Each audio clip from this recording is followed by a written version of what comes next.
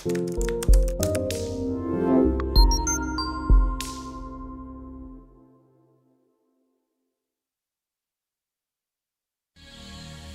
woman never belongs to you. It's just your turn. You lost your edge, she lost attraction for you. That's how it works. What'd you think she was gonna do? Tell you she cheated? Men cannot afford to get complacent in relationships. Get your fat ass off the couch, start lifting weights, and learn game. You're welcome. And now your man, Donovan Sharpe. What's up, guys? It's your man, Donovan Sharpe, and welcome to the 911th... Wait a minute. What happened to my... Let's try this again.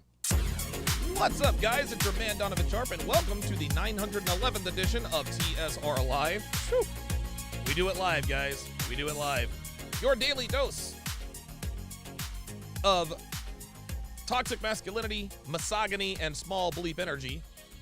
It is Thursday, December 29th of 2022. It is good to have you guys in today. There are, let's see, less than 3 days left in 2022, with New Year's on the horizon. Looking forward to 2023. Got some big things planned for you. As always, we are multi-streaming live simultaneously to Facebook, Twitch, YouTube, MGTOW.tv, Manosphere.tv, DLive, Rumble, Twitter, and of course, in crystal clear high-resolution 4K to Sharpe Stream, which is absolutely free on the App Store and the Google Play Store, available for iOS or Android. So however you're watching, wherever you're watching from, thank you for making the Sharpe Reality Live a part of your daily routine. Thank you guys very, very much for watching. Don't forget to like the video on your way in. Look, I've got a pretty straightforward show for us today. Pretty straightforward. So I just learned that Pearl had sort of an after party. She had sort of an after party with after the Andrew Tate interview, and so we are going to react to that. Now here's the thing. You guys know that I almost always watch these videos for the very first time. I almost always watch these videos for the very first time when I am reacting to them. This time is no different. However, the reason why I named it "This is why high-value black men no longer date black women" is because I went into the comment section and apparently Esther went and acted a fool again. She went and acted a fool again. She went and acted a fool, and so I said, okay, well, hey, you know what? Why not? Let's go ahead and check this out.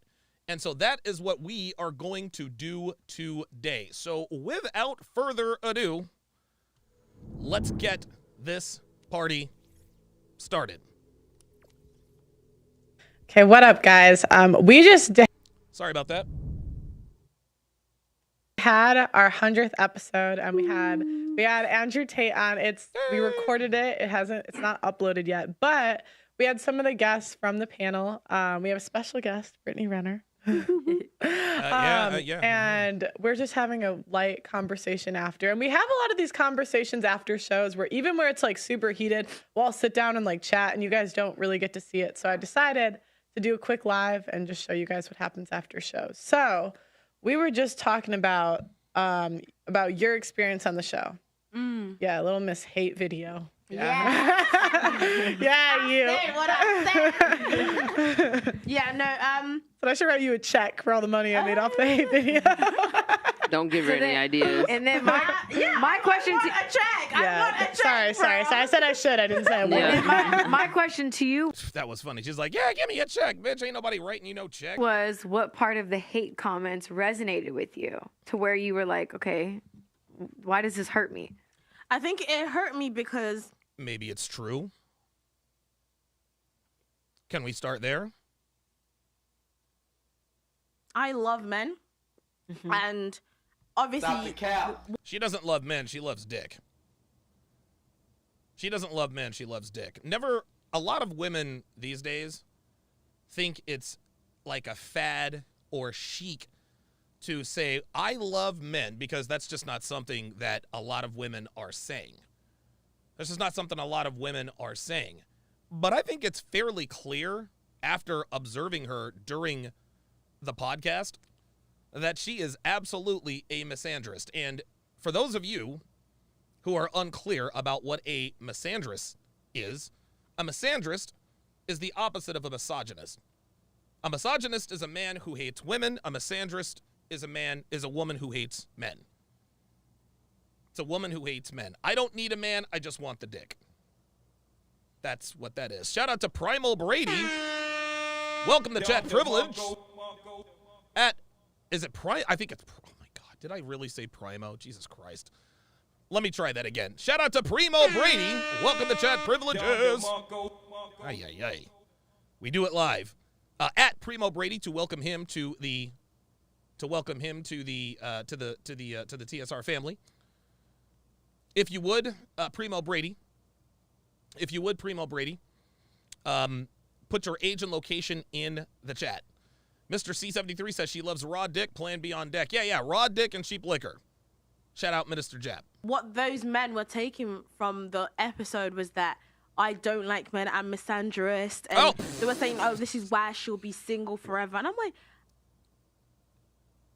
But did they lie? Did they lie? Like, she can sit here and say that she's not a misandrist all she wants to, but all of the signs are there. All of the signs are there. I have men, you know, and I love them. So it's like, why are you coming from me in that way, like making me feel like I have no value just because I'm talking about my opinions? No, you have no value because you're a hoe who won't shut the fuck up. That's why you have no value. Like, listen, let's just keep it a stack here. Let's just keep it a stack. Black women are almost nobody's type. They're just not. And guys, spare me in the comments. Spare me in the comments. Well, black women overseas, guys, no. Westernized black women are almost nobody's type. They're almost nobody's type. And when you are almost nobody's type physically, then you must make up for it in other areas. Clearly, this woman, Esther, has not. And her name is Esther. And look, this is going to sound like I could be making fun of her name, but dude, what is this, 1924? Like, are we still making Esthers here? I think her mother thought that by giving her a regal, like an old soul type name, that maybe, just maybe, she wouldn't turn into a typical London hoe who's running off at the mouth on a podcast who talks about London hoes. Could be. And stuff. So I think that's what really got me, because I want to be seen like I'm anti-men. Do you know what I mean? That's not what I'm about. Like, I'm just about there's precious little evidence women of that. having their rights, women having their autonomy. That's it. Dude, look, again, what rights and privileges do men have that women don't? They're non-existent. Women have all of the rights and privileges that men do. I don't know what she's talking about.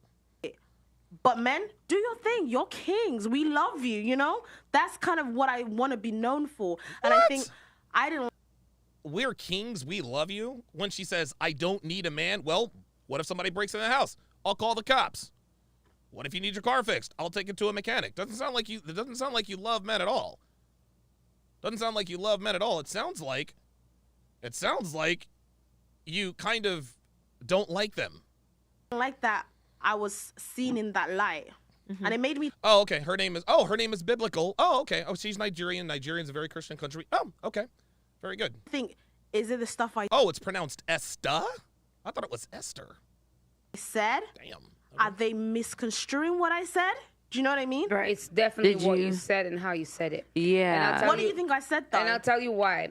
Because I watched the interview as well, and I'll compare myself to you. Listen, because me and you, listen, But you get hate too, though. Listen, all the time. Exactly. I'm the troublemaker for a reason because Oh I my come God. here and Oh, every single Jesus. time I'm on one of the episodes, there's people saying pa pa pa pa pa pa pa.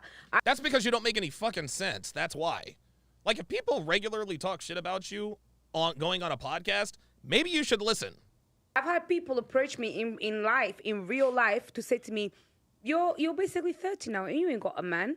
I need to take you to my church," and they were actually quite intentionally haterific in my face. But guess Haterific? what? This bitch just said haterific. This is the thing. I really don't care because what I believe is my truth. Stop the cap. Here we go. And whatever people are telling me My doesn't stick truth. to me because their hate towards me is more sometimes a reflection of themselves because they cannot understand how Donovan can say all of these things and still feel good Did this bitch just refer to herself in the third person? about herself. I don't really care if somebody's telling me I'm 30, I'm going to be on my own and I don't have a man because my truth is that if I want to be with somebody, I can work for it and But I the will thing find about somebody me and that's is, it. Well, I understand, but you have to actually put in effort, sweetheart. It doesn't just happen. I reflect on myself a lot. I feel like everyone should. And if you feel like you're doing something wrong, and if a lot of people are saying the same thing, I have to think, wait, am I doing the right thing? Is what they're saying But true? why? There So you I go. think, obviously, There I you have go. self-confidence in myself, yeah, but I also need to reflect and actually think, okay, I know what I believe in. Am I being delusional? You know But what I mean? that's- But why That's would you when you take let people rock offense? you. Why would you take offense to it if someone's like telling you something? You can either, if you know yourself, you can be like, okay, Oh, Jess they is don't know in what the they're house. talking about, or you There can you go. take it, assess it, take what they said, and then leave the pieces that you're like, yeah, Oh, be self-aware and actually listen to the criticism. Imagine that. no, that's not me. Why would you get offended by something? Because when I first came on the show, they didn't like me at all, and I was just like, well, I don't know why they don't like me, or I would listen to what they were saying. I was like, okay, well, maybe I should listen more, take what they say, How and about that? say and do things differently or say things differently and understand from them. And if they're speaking a little rubbish, I'm like, okay, y'all don't know what you're talking about. Go on with your life. But I don't think you should get offended. First of all, it's the internet. There you Everybody go. gonna say whatever Thank they you. want to I say. hate Thank that you. people always say it's the internet. It's life. Bump the internet. It's life. People are killing themselves because of the internet. Like, we need to start. People are killing actually- themselves outside of the actually internet. Just so you know, things. We try need to talk into your censor mic a little closer. We need to have a There you bit go. of censorship Yours is because okay. people just keep saying it's the internet, it's the internet. When I came on the show, it was so overwhelming. Like, so much like. But why are you coming on the Negative But it's internet? But I mean, But you also I didn't know the type of remember you platform also it you was. also you Regardless. also made the choice like you were talking most of the show, and there's people that come on, they don't really know what type of show it is, and they just keep quiet. They're I can see the shock in their And I'm a face, and they're podcaster. and they're That's what I no do. Sweetheart, never mind. I know, but I'm saying like if you see the type of environment you don't like it, you can always just opt out and not say like I've had That's people. what I was gonna leave. As soon as I was like, okay, this is that type of vibe. Dude, always, dude, this is, oh my God, this right here. This right here. And again, this is a UK hood rat. This is a UK hood rat. Guys, this is why black men are not dating black women. This is why the top level black men are dating non-black women. It's because of shit like this. It's because of shit like this. Everyone in there is telling her, okay, look, it's the internet. The internet is negative. You can either deal with it or don't read the comments. Well, there should be censorship. Are you kidding me? Did she really just say we should censor what people... See, this is the type of bitch that wants to censor what everybody else says. But then Jess comes in with the logical and reasonable take and says, hey, look, it's the internet. It's going to be negative, but sometimes they're not lying. Sometimes you have to take some things with a grain of salt, but sometimes you have to realize that maybe, just maybe, there is some truth in what they're saying. And all she is doing is denying. She is a last word type of bitch. She is a last word type of bitch. She always has to have the last word. This is a trait that is indicative of the average rank and file modern black woman. This is why Esther will be single. This is why black women are single. This is why 77% of black women are unmarried and or never will be married. This is one of many reasons. Number one, she doesn't know when to shut the fuck up. And number two, she has to have the last word. Pearl has told her time and again, hey man, like the reason people don't like you is because you run off at the goddamn mouth too much. But what's her excuse? There's always an excuse. You run off at the mouth. I'm a podcaster. The internet, they hate me in the comments. Well, the internet hates everybody, right? What was her answer to that? Well, there should be censorship. Like there's always, like this woman never takes accountability for her bad decisions. It's incredible. She never just says, you know what? My bad. Nope. Even when another woman is telling her, hey, sometimes you got to look in the mirror.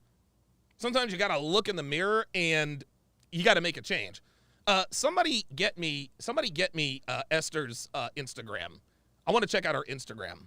Somebody get me her Instagram. And you're just walking out. I was gonna leave. It's like you're walking out of a situation. It's Exactly. like, why? Then I look bad because I'm like, oh, she can't hold her But own. then you. But why you could have just been quiet and said, okay, like when I've maybe been offended silently, and then just when a camera moved, just walked out. Like there's girls that have done that. It's not like I don't force anyone to be here. Yeah, Translation, if you don't like it, then you can leave. I'm not gonna lie, I didn't know the type of environment it was. I didn't even know I was coming on the show. Eddie, I'm gonna call you out. Eddie reached out to me, and I thought I was going on his podcast, and then obviously I was here. So I didn't know this was gonna happen. I didn't know. Oh, here obviously, we go. now that I know, See? that's when you invited me for this episode. It's always an I excuse. understood what it's about, and it's like, okay, don't take anything personal. And obviously, I have a podcast. When I have guests come on my show, I'm very I care about how they feel because I'm a massive believer in protecting people's mental health because I've seen what people go through. Like people want to kill themselves because of this stuff, and I don't want to contribute towards it. And I don't care. Shout out to Nick Tarver on the Sharpe stream side. Says, love what you do, Donovan. I just signed up a week or two ago. Thank you very much. I appreciate the support, my friend. If it's an entertainment, I do not fucking care.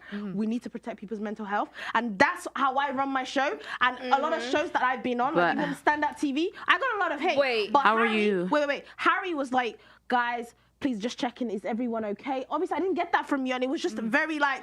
Are you kidding me? Now she wants the host to coddle her. I just want to check in on your mental health. Like, dude, this woman, and again, this is her lack of self-awareness. Another affliction that has plagued black women the world over. This is unbelievable. This is another reason why the top-level black men are choosing not to date women like her. Well, actually, But do you realize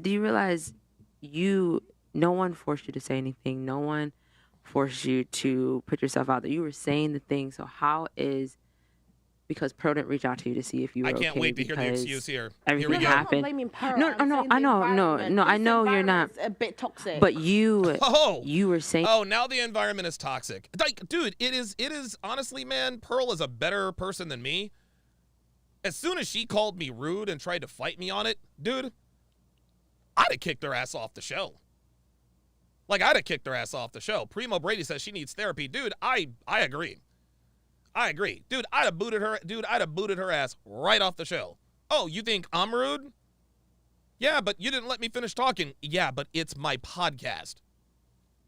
Unbelievable. Things like Pearl said, if you didn't want people to come after you, you could have just sat back. But you kept. I have followers. I didn't know what No, they were No, it doesn't. It doesn't matter. It doesn't Always matter an if you don't know the excuse. followers. It's Always an life. excuse. People are gonna come at you no matter what. Internet, off the internet. So if you don't want people coming at you, it's just like, okay, sit back, not say Yes. anything. It's just an accountability thing. Like I Thank just feel you. like when Andrew was talking about how everything in life is your fault, I literally believe that. Yeah. Because it's like you know, when that girl came on and she like got a couple points on me, and honestly, like I felt like she was just arguing. Like I just felt she came in like heated, right, and like ready to say all this stuff, and I just wasn't prepared. But like instead of saying, oh, like she clickbaited me, she did this, and this, I'll be like, you know what, I wasn't ready. prepared. Thank you. I'll take my L. I'll let her Thank you. get her TikTok clout off of it, But I it's think what I like take accountability is I should have asked more questions to Eddie.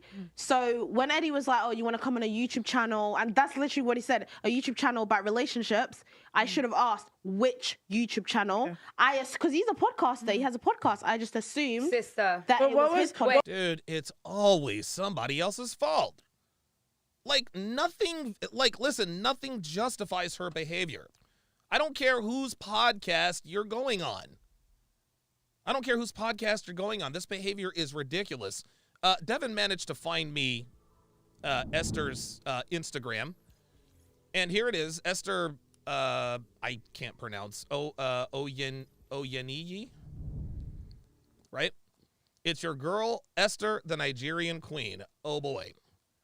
So this is Esther's Esther's Instagram. Yeah, not impressed.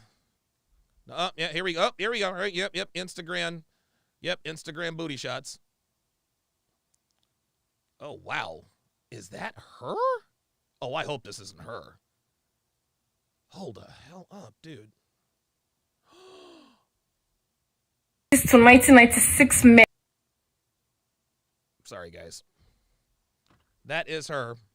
That is her. Wow. Wow. So not only does she have an attitude problem, she's a bit of an eyesore. She's a bit of an eyesore, and she's not attractive at all. She's really not attractive. She's not. She's looks like a fake. Oh, that's the outfit that she's actually wearing right now. That's the outfit she's wearing right now. Yeah, she's like a wannabe Foxy. She's like a poor man's wannabe Foxy Brown. Of course, here we go, right here. Yep. Let me show you my ass. Da da da da da da. Blah blah blah. So yeah, I mean, it's all right. I think we've seen all that we need to see there. Let's continue. What was stopping you when you got here? I know. I know. That was his show. Okay. But like, what was stopping you when you got here and you realized it wasn't his podcast from like Googling the podcast? You see this? I didn't Google it because we're already here. And, but here we go. I know. Here we go. I know. But I'm saying you usually get like a half hour before the show starts. People like will chill out, hang out, whatever. So you could look up the podcast. You could see the titles within 5 minutes of research. And I've had people do that and leave. Just leave. Yep. Yeah. You live and you learn. And this is why I will never accept any invitation to any show, any podcast until I know exactly what I'm walking into. Really? Oh, really? Imagine that. Imagine that. Well, welcome. Let me give you a Don DeMarco. Welcome to adulthood. Welcome to adulthood. I'm going to do research on a podcast before I go on a podcast. What a novel thought. Who knew? But here's the thing, like I'm not trying to get insulted. No, I just tell you something. I just feel like walk into anything, be brave. Like it's opportunity. I'll walk into any room. If you would have never came on, you wouldn't be sitting here. If you would have left, you wouldn't be sitting here. It's an opportunity. Listen, and that's the truth. Every single time, especially when it comes to the internet, you know one thing. There'll be people that like it, there'll be people that don't like it. Especially if you now have an opinion that is strong, whatever that opinion is, be ready to face the backlash. Wow. Is Donalva actually making sense here? Go figure. Donalva's actually making sense. Because I met you through Castillo. When I went on his show, I knew that there was a possibility that people go against me because I come with a different personality and I'm always ready. The moment the camera is on, I know the consequences of my actions. So there is no excuse to go somewhere and be like, the camera is on and now your haters are, your followers are haters and now you are this and you are that. You go on that, you be ready for anything. It's showbiz. That's how it is. And here's another thing. People, and I think one of my Sharpe Stream members either said this. I can't remember where I heard this, but people who have a negative experience or don't like something or somebody are 9 times more likely to voice that opinion, whether it's with their actual physical words or comments or tweets, than if they had a good experience. Your most ardent supporters are going to be a lot quieter than your most vigilant detractors, right? Esther is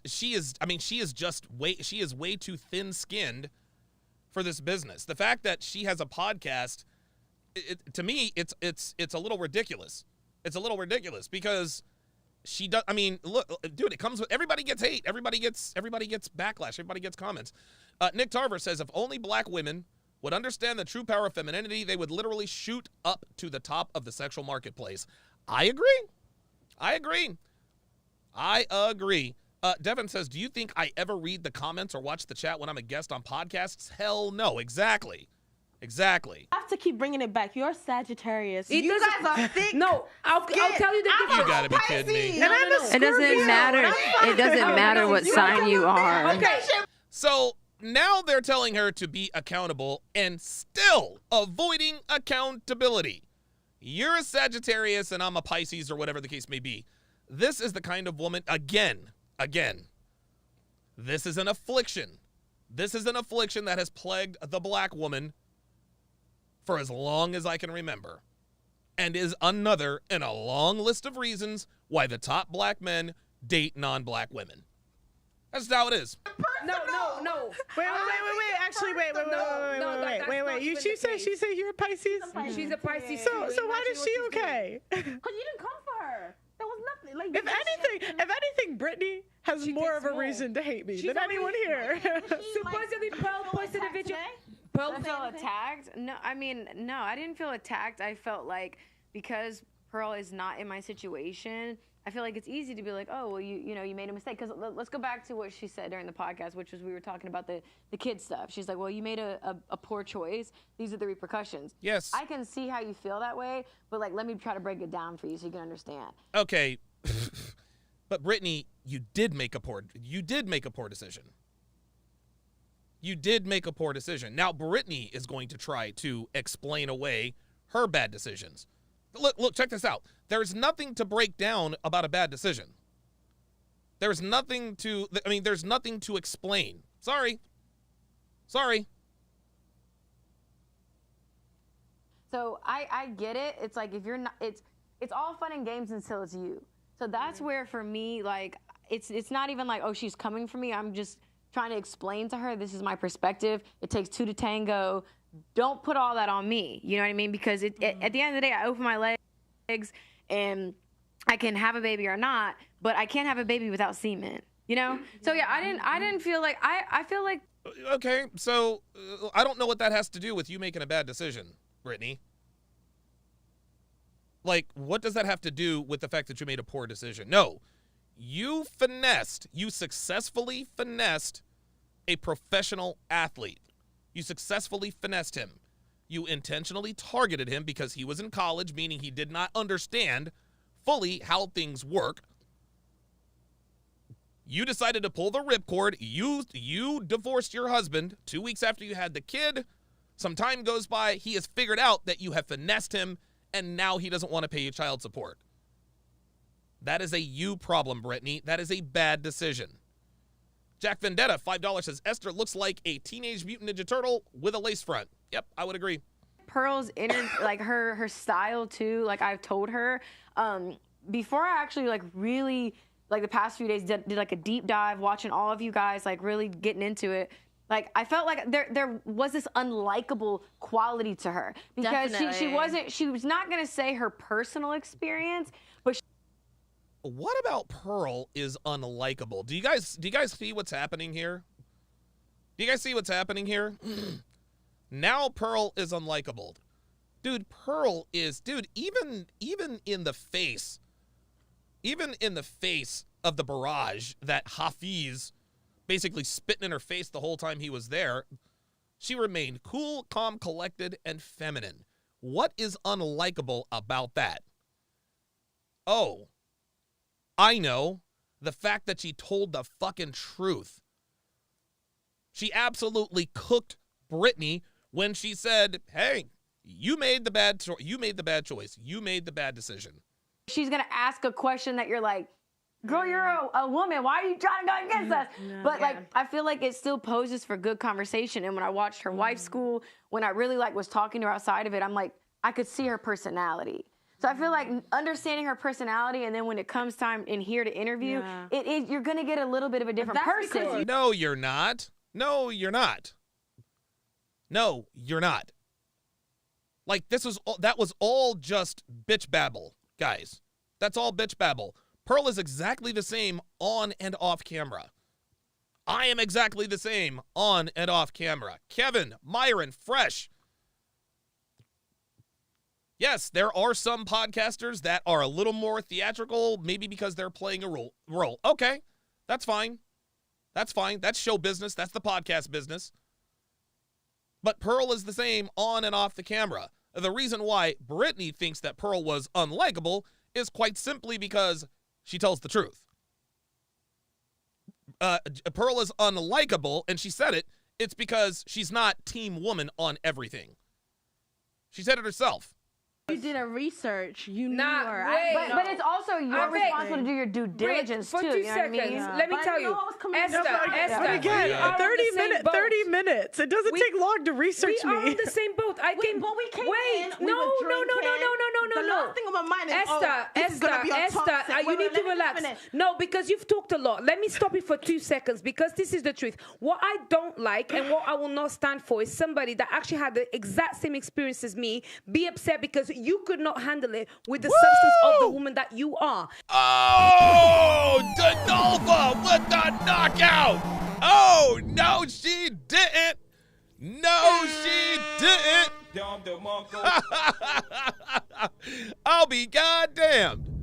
Dude, I'll be goddamned. Andrew Tate left, and all of a sudden, Donovan has common sense. Andrew Tate left the building, and all of a sudden, Donovan has common sense. Holy shit. Who knew? Pearl and anybody on this podcast, what they did to you that night is they won. You lost. Oh. Every time. No, it is. It is. Wait. We are I beg. No. You're cutting me off, and this is the problem that they had with you then, because you're not willing to listen to where you went wrong. You went wrong because you were not strong enough in your opinion. I've come here. I've got way more hate than you. All the super chats, every single comment on there is about the Nalba, how she's delusional. She'll end up on her own. I'm older than you, so on top of that, I'm even more of a target. I'm single too. So I've had that sort of attitude. In fact, on that same day that I came, Sarah came for me. A man came for me, and he told me a lot of things. And I held my own. Why? Because as a woman, I stand on my own 2 feet. I believe my truth, and ain't no thing that nobody can tell me, 1 or 2, that can make me change my mind, because I know who I am. If you're coming on the internet and you're going to put your voice out there, be sure that you know who you are, because people will come to you. And if you doubt yourself, that's where it goes wrong. Your problem was that you were weak to come here. No, it was. It's about, I'm not here to argue. It was a podcast. I thought we were all just talking about our opinions. I didn't know it was going to be. But what if someone doesn't agree with your opinion? Exactly, that's fine. Right. You're not agreeing with me. It's okay. But it's when you're saying Apparently it's not. my faith is weak. Okay, so Sweetheart, now you're talking about the comments. See, she keeps going back and forth. She is complaining about the comment section to the ladies. Sweetheart, they're not the comment section. Hold on. I wanna go to that. Hold on. I want to go to that. She was there. Because if you look at it, because I was sitting there and you were talking, if you look at it and you listen to what you're saying and how you say you believe this way, you went one place and you changed your whole belief system. It's like, how can you be this and then go somewhere and instantly change it? Because of you saying that, sitting in this seat right here, it gave other people a perspective that you weren't strong enough in your faith to go to another place where there it is. It was a different environment, different religion, different everything, to be able to stay strong in that. As soon as you got there, or not as soon as you got there, but when you got there, it changed, it flipped. So from the words that came out of your mouth, it gave other people a perspective, and that's what they were saying to you. That and the fact that she's a loudmouth who won't shut the fuck up. It wasn't that they were saying we're on a podcast with lots of people talking. You guys didn't even let me finish. You didn't let me. No, we did let you. We did let you finish. Oh yes, we did. We did let you finish because you. Hang on a second. How long have we, dude? This woman has been bitching about the hate for 15 minutes. We haven't even and guys. Now this is where Pearl should step in and just cut it off. This is where she should, and I understand why she didn't, because it makes for good good entertainment purposes. But if I were Pearl, I'd have been like, okay, we have to change the subject because we need to talk about what we talked about. But all it is now, it's just it's the women bickering back and forth about you cut me off and this and that. This woman, this girl Esther is insufferable. Holy smokes. Plain is, that's how it started. Where I started to, it wasn't because I went to China. It was because I just started reflecting on life. So I'm not saying I literally just went to China and my faith just changed. But that's what you said. No, I didn't. But you guys, that's what I Okay, mean. even if okay, let's say it. Okay. Oh, here we go. Now she wants to drop it. Do you see? Now that they're telling her straight up, hey, look, this is what happened, and everybody in the room everybody except for Brittany was in the room, and they're like, no, baby girl, this is what happened. Now all of a sudden she wants to drop it. Nope, sorry. If you want to spend 15 minutes, bitching and moaning about how unfair you were treated, guess what? Then you need to substantiate those claims. But if it happened something else. Even this, what you're doing right now is emotional response to something that you can just say, do you know what? I did get emotional, but I fucked up. Fuck you, the haters. I'm a G. I'll still stick by what I stand. My faith is not weak. I went to China. I just saw a different perspective, and I reanalyzed. Bam! Situation finito. I just feel like I don't really benefit from it. Do you know what I mean? You do. To me, it's not really something I want to talk about. But you don't benefit from reacting like this and putting something out there, not allowing for people to if you didn't want to talk about wrong. it, you went on another podcast and talked about it. I spoke about it because when we went on Eddie's show, Eddie orchestrated the whole thing, right? So we went on the show. We were meant to talk about I can't even remember, women and relationships. He said Soraya wanted to talk about it. Was that not true? No, that's a lie. So Soraya was talking about experience, and then Eddie was like, "This is good content. Let's film," and he just started filming. So obviously, you have the power to say don't film anymore. What is your experience? Obviously, I'll say it with my chest. You don't have I didn't feel like you were rude, and I said it on the show. But that's just is what it is. I'm ready to move on from it because it is just what it is. I don't agree with that way of conducting. I don't care about thick skin. We don't need to be thick skin. I'm sorry. You do have. We need baby to have girl. censorship. Oh no! Oh wow! Do you hear what this woman just said? Everybody in the room is like, hey, you need to have thick skin. She's like, no, I don't want to have thick skin. I want censorship. Such is the attitude of the modern woman. The world I shouldn't have to adjust to the world. The world should just adjust to me. I can't handle criticism, whether it's justified or not. I can't handle criticism, so we should censor people from criticizing me. This is how women think, guys. And this is indicative of all women, not just black women. No. Unless people know what they're going into, we need to have my a level sister, of if we had censorship, then who's the one that's going to control that? Because if we have There we censorship, go. according to Here we Pearl's go. followers, I should be shut down. There it is. Immediately. There it is. What I'm trying to say is not everyone is you. And exactly. Then the whole point is don't come. The whole point. No, I'll tell you something. The whole point. Stop. The whole point is if you ain't like me, don't go and talk like you're like me. Don't go sit against somebody like Pearl. No one's trying to be you. I beg. Oh my God, dude, this girl is insane. This girl is out of control. She's not even listening.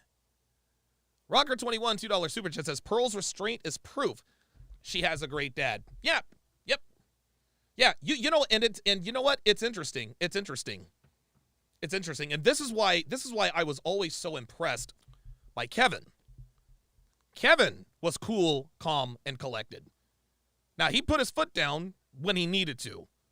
But Kevin was always cool under pressure. Kevin was raised by a single mother, guys. He was raised by a single mother.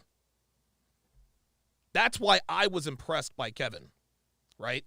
A lot of people wonder, man, how can Myron Gaines stay so calm and cool under pressure? Myron was raised by a strong and present father. How is Pearl so able to weather all of these storms? Pearl was raised by a strong and present father. This is the difference, guys. This is also the reason why I lack a lot of emotional restraint at times, is because I didn't have a father. Or, let me rephrase that. My father didn't teach me the importance of stoicism and emotional control. My father was there, but he wasn't present. All my dad did was jerk off in his room. He jerked off to porn. He jerked off to porn. He watched movies and he ate TV dinners. That's what he did. He didn't teach me anything. He didn't teach me any of that stuff. And guys, listen, look, and again, just look around the manosphere, guys. Look around the manosphere. Generally speaking, men who had strong present fathers at home, they have a little bit more emotional control and restraint than people that didn't.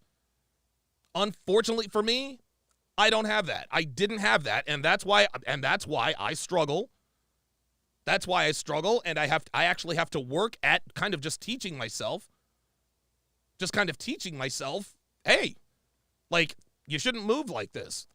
You shouldn't move like this. It is very, very obvious. It is very obvious when you watch Myron and Pearl that they had strong and present fathers. It's obvious. What you're doing now Let's is rude. move on. That's Let's why you. move on. This is why you're put on, and I'm not gonna move on. I will finish Why my are you thoughts. so bothered about I will tell you talking? Oh my because God. I will tell Move you on. because you are the problem with modern women, and I'll tell you why. No, I am not, because I stand here and people come for me, and as the strong You just woman, be clout I chasing, bet Donovan. you're You cutting really me just be off. clout chasing, You're like- cutting me off the You just same be way. clout chasing. You're I cutting. said I wanna move No, on I don't 100 care. I don't times. care. Like, move the fuck on. First of all, you're younger than me. You're rude. So, why Second are of we all, still talking about this is the this? reason why you got into the trouble that you got into. Because you're disrespectful, It's not trouble. you're rude, and you don't know how to look back.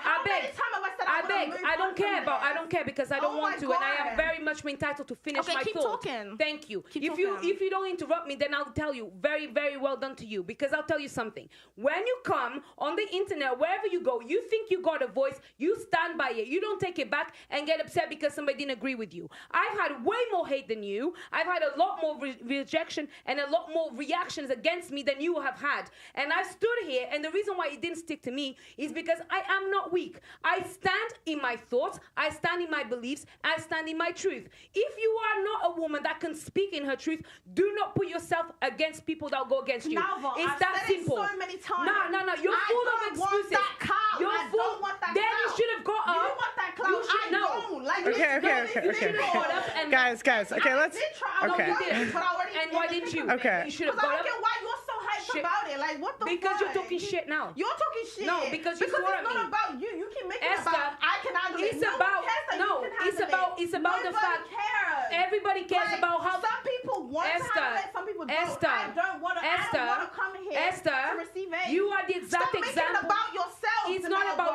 me. It's about the You're fact. making it about Bro, yourself. you went against somebody like Pearl, and this is about Pearl. I won't even Okay. make it about myself. Let's dick right Pearl, now. Pearl came for me the same way. In fact, I argue with Pearl way more than you do. I've been on this show way more times than you have. I faced Auntie Jenny way more times than you have. Why is it about I you, bet. Donovan? Wait. Oh my God. Shut up and listen. You're so obsessed with Be quiet for yourself. one. No, I she's definitely giving am. what she is. You're She's not even giving. listening. She's giving an example. I'm She's giving saying an that example she's been in She your. keeps talking about But herself. listen, Because I don't listen. want that type I of beg. clout. I'm not doing It's this so for clout. No, but she's not. She's not You see saying what that I she's mean? doing it for clout. She's giving an example Exactly. that she's been in your shoes, but she's handled it a different way. She's Differently. taken And I it. said, well done No, to her. but it's not about But saying why are we well, still going back I and beg forth because about it? I you've wanna not move let me on. finish. You've not let me finish because you say you want to move on. If you want to move on, let me finish speaking because I'm more stubborn than you, and I'll not stop until I finish my point. And my point simply is, if you are not willing to take shit, don't go and talk. If you're not willing to stand your ground as a woman, don't go out there and be going for a fight. If you're not ready to fight, you exit the situation straight away. If you want to stay and fight, you stand tall and you fight. I'm not afraid to sit here and argue with Pearl or Auntie.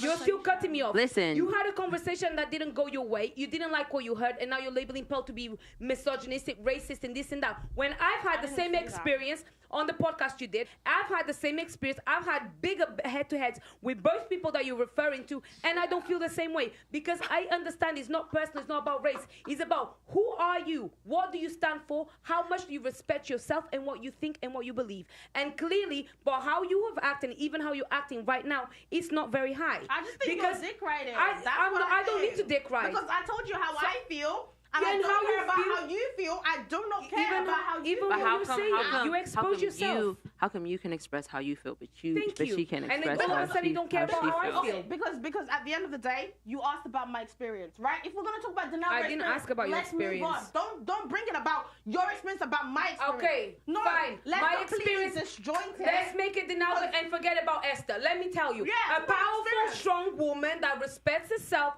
and holds her truth will sit here and have people shouting in her ear, telling her that she was not abused for 5 years because she didn't report it to the police. And guess what she does? She sits there with composure and says, you say what you got to say. I know my truth. And by the way, my sisters, if you need help, I'm here for you. It's that simple. I don't care about what these people have to say because in my opinion, they talk shit because their truth is not my truth. Simple.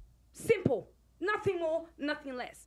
And instead, you choose to sit here, shout, and be rude, and to the point where you were shouting. I beg, wait. To the point that you're swearing at me. You swear at me too. No, I didn't. Yes, you did. I didn't. You're like, oh, that shit. You're talking shit. No. I did that. Actually, there's something else. I did answer. Wait, stop. Because you're fighting against the person that stands on your side. Shouting at me. Listen, be quiet for 2 seconds. You're still shouting.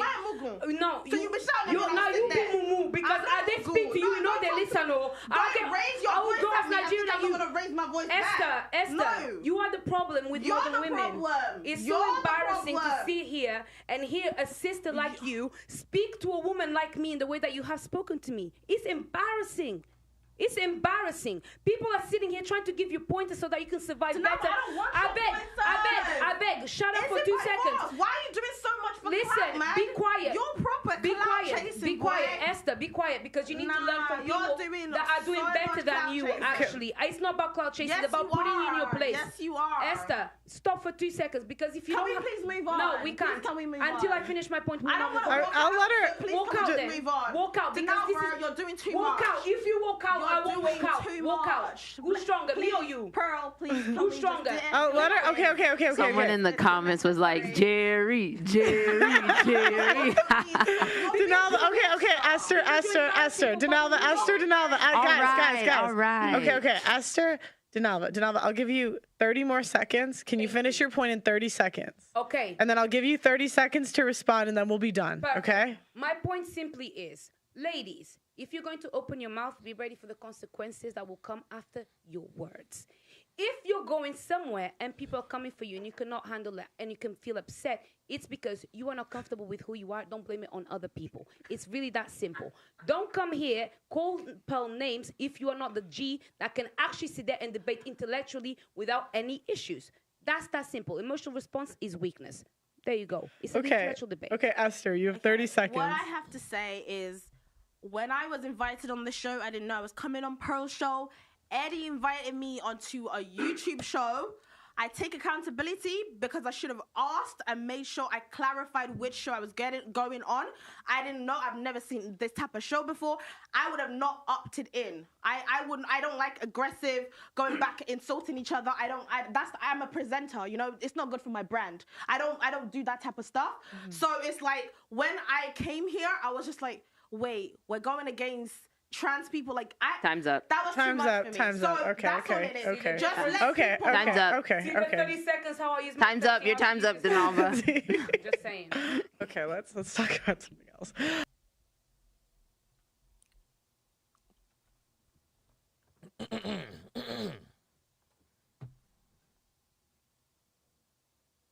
Yeah, case closed, guys. Case closed. Case closed. That, whatever the hell that just was,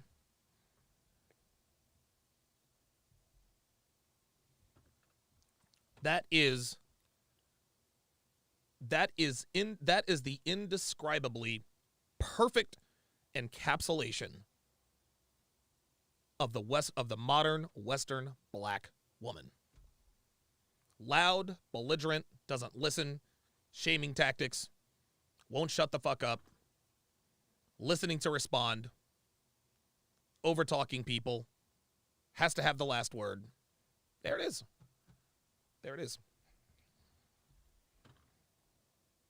KMO with the $50 super chat. Woo! Says, too unbearable. Yes, Brother Don, this is why this space is complimentary to the Passport Bros in so many ways, and men are going to greener pastures. This is coming from a retired military vet, by the way. Yeah, appreciate that. Very, very much. Yeah, a lot of military vets say the same thing. Cryptic Coil with the $20 super chat says, Don, what you just said was really interesting about emotional control. You're in your mid-40s and you admit you're still trying to figure it out.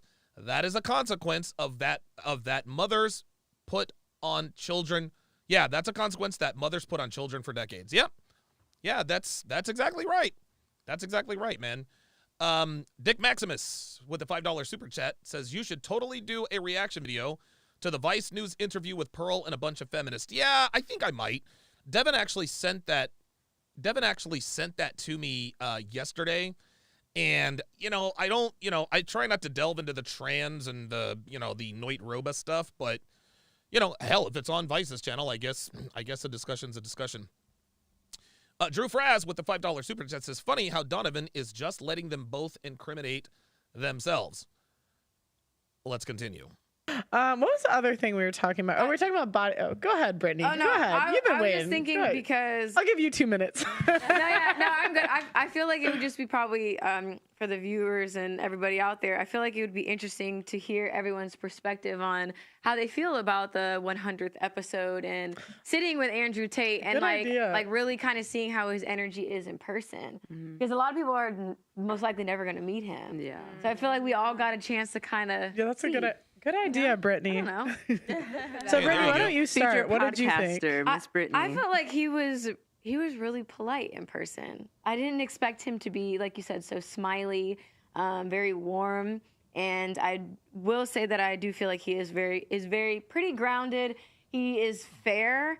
There were just things, obviously, I just don't agree with about the being agreeable to the point of where it's not your own identity. But I also understand. Andrew never said to be agreeable to the point to where it's not your own identity. Do you see, guys? Do you see? Do you see that? Do you see how modern women always twist men's standards into something that is toxic, so to speak? Andrew says that we want agreeable women. That doesn't mean, and he said this several times, that doesn't mean we want robots. This doesn't mean we want a blank slate. No. But we don't want a woman who is argumentative, like Miss Nigerian Queen over here. But no. She decided to say, well, being agreeable must also mean abandoning your personality. Maury says, women hear what they want to hear. Yeah, you got that right. Where he was coming from. I understood the perspective. I don't agree, but no, I felt like he was like so different in person, and I feel like that's why you can't really judge people based on that. He was just different. I don't know. Am I tripping? Did you guys feel that way? No. Brittany is going to try. She is going to try to. She's going to try to twist this around. I think the reason now, Brittany said this for two reasons. Number one, it's true. It's true. She believes what she's saying. Yes, Andrew's he's a cool guy. He's a cool guy. He's cool. He's high octane. He's polite. He's a lot of fun. Gentleman, he has manners, etc.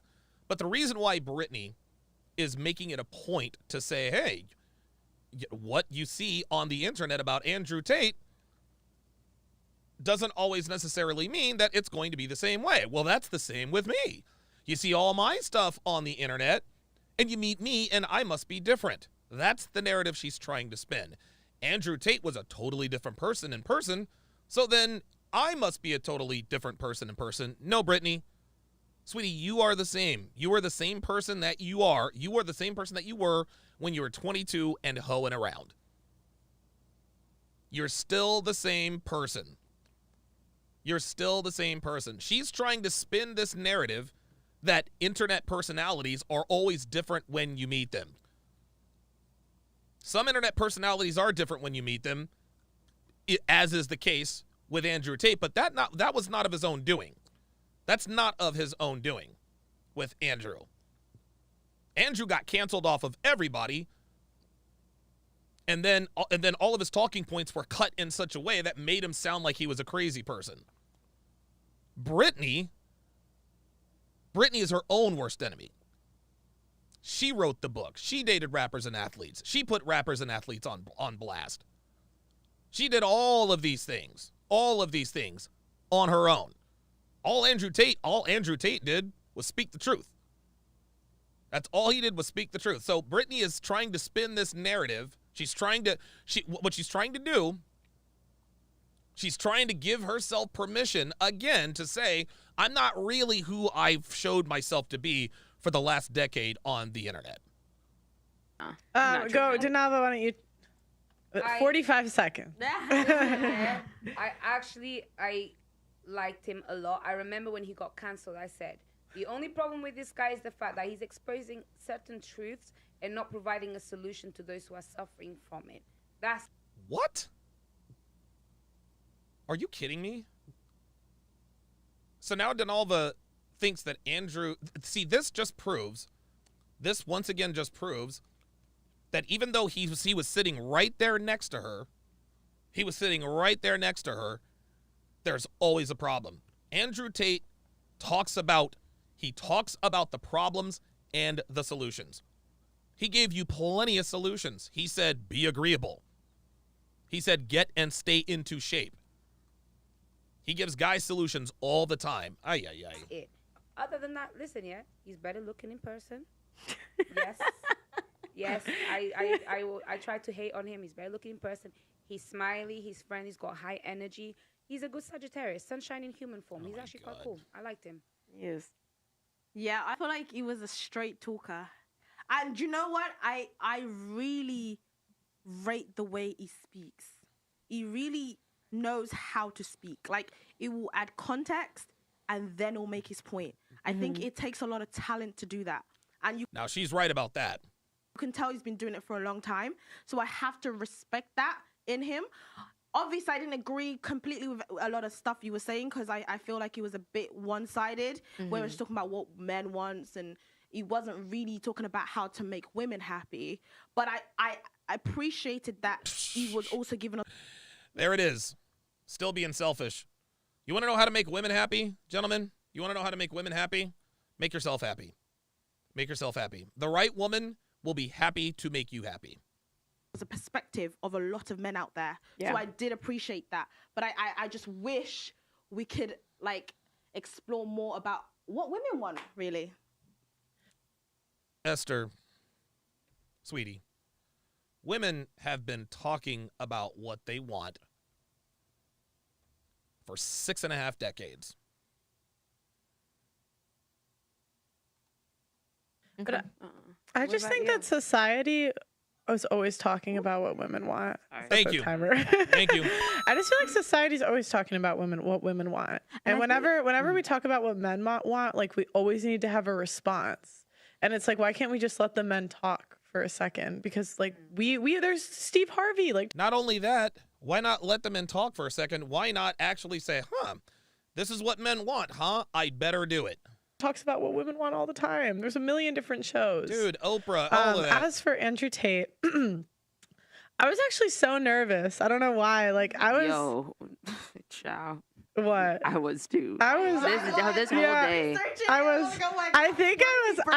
kind of think I was a little quieter because I was like, I'm just like nervous. I don't know why, but he was so nice. It was really nice. If a lot of people don't know, we were supposed to go to all of us were supposed to go to Dubai. My passport expires within 6 months, so we couldn't actually like get in. I couldn't get in the country. So he actually came to us, which I thought was really like kind of him to come. Very cool, like, fly all the way here. But yeah, he was really nice. I was really nervous, but overall, I already liked him before. I didn't like him the first time I saw him. If you see my very first reaction to him, I was actually mean because he had a cheating party. And I was like, what is this cheating party? And it was like he would invite all his girlfriends over at the same time. Yep. Where like all the girls he would cheat with and like they would just go to the same bar. And it was kind of funny, but I was like, what? Hey man, hey, when you're a top G like Andrew Tate, you can have cheating parties. Why would you do that? But I didn't understand what. But now that I understand his worldview a little bit more, I was like, oh, well, that's why. Yeah, he was very. From the stuff he was saying like beforehand, from watching Kevin Samuels with Pearl, it opened up my view on like actually listening to people or listening to what these men are saying instead of just taking a clip and taking for how these people are clipping it and wanting to get their agenda across, but actually listening to them. And I like sat down and like actually listened to some of the stuff that he said beforehand. And so I was like, what he is saying is not crazy. It's the way he's saying it, and people, I would say people and a lot of women don't like the way that he is saying it because it's very like raw, like this is it, this is how I'm gonna say it. I don't care if you don't like the way I'm saying it, I'm gonna say it this way. And I feel like a lot of people don't like it like that, but it's like if you get past what he's like, how he's saying it, and listen to. It's not what he says, it's how he says it. Really.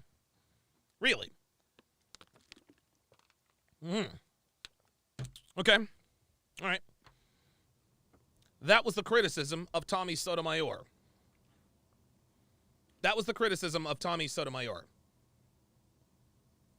Tommy Sotomayor made a lot of really excellent points. What was their complaint about him? It wasn't what he said. It's how he said it. So the universe aligned itself and gave us a PG version of Tommy Sotomayor in the form of Kevin Samuels. Tommy, loud, boisterous, etc., etc., etc. Kevin was the antithesis of Tommy Sotomayor in terms of the delivery. And black women still hated him. Tommy Sotomayor, t-shirts, crazy t-shirts. He's yelling and screaming at people. Kevin was a dude in a suit who looked like he smelled good, articulate, high value, excellent talking points, and black women still hated him. So this whole it's not what you say, it's how you say it is bullshit. Nope. It's not what you said, it's that you said it. That's what it is. It's not what you said, it's that you said it. This is why women get mad. Black women hated Kevin Samuels because Kevin was shining a spotlight on the degeneracy of the toxic black community. Actually what he is saying is like, okay, it's not as outrageous as people make it out to be. Facts. Yeah. That's why I actually purposely didn't really go. Yeah, Devin nailed it. Says people always blame the messenger when they don't like the message. Facts. And look at his content because I was like, I want to see who he actually is and what his energy is actually saying, because I understand the same way that people say, oh, you clickbaited, you edited this way to make me look worse, it's the same way that it happens to him. And realistically, he was way more balanced and actually a lot more kind of calming in his presence than what it actually seems online. I'm not gonna lie, he spoke sense. There was a lot of balance in what he said, and I know people were expecting me to clash with him, and I didn't. He was cool. I liked him. It was funny. He had a bit of a funny thing happens. A funny thing happens when somebody is exposed to the truth. They agree with it. I thought I would clash with him, but I didn't. Yes, that's because Andrew was right. Banter as well with his clementines and stuff. I think the only thing I didn't agree with was like him talking about a man will cheat, like women are delusional. Like I think that's not a good message. If they have the opportunity.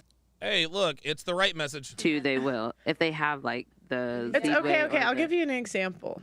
Even a good man would have a hard time being in Tiger Woods' positions. Having a bus full of models waiting for him that are trying to fuck him every single day. It's like even a good, like my dad, I'll give you, he's top 1%, doesn't cheat. But my dad doesn't have social media and he doesn't have beautiful models waiting for him every day after work. There you go. I think that would be hard for even a good man to say no to. Like even my And so this is very important what Pearl is pointing out here. This is a very important point that Pearl is pointing out here. This is why we say men don't cheat. Men don't cheat. They just exercise options. It doesn't matter how more. Dude, there are pastors who cheat. Pastors. Man, preachers cheat all the time. These are men of God. They do good work. At least I would assume they still do. Men of God who honestly love God and the Bible and their congregation and the community. Even they cheat. Even they step out on their wives. Men, we're not perfect. We are human. Women call themselves getting all bent out of shape that their guy had the audacity to stick his dick in another chick. Hey, man, look.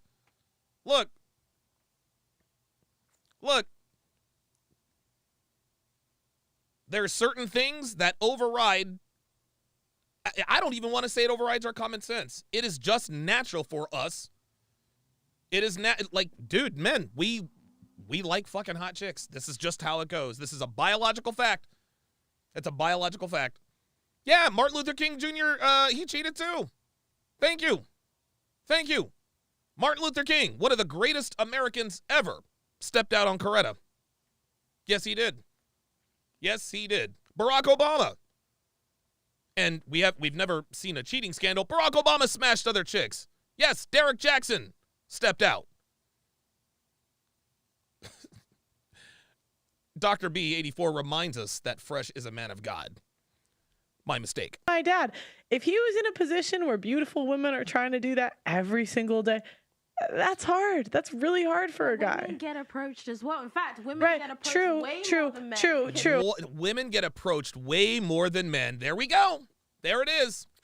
There's that top 10 thinking flaw. Men get approached way more. Wait, did she say? Wait, hold on. I want to make sure I heard that correctly. But it's for beautiful women are trying to do that every single day. That's hard. That's really hard for a guy. Women get approached as well. In fact, women get approached way more than men. True. Yes, they do. But it's not usually by men you want. I would also argue. Wow.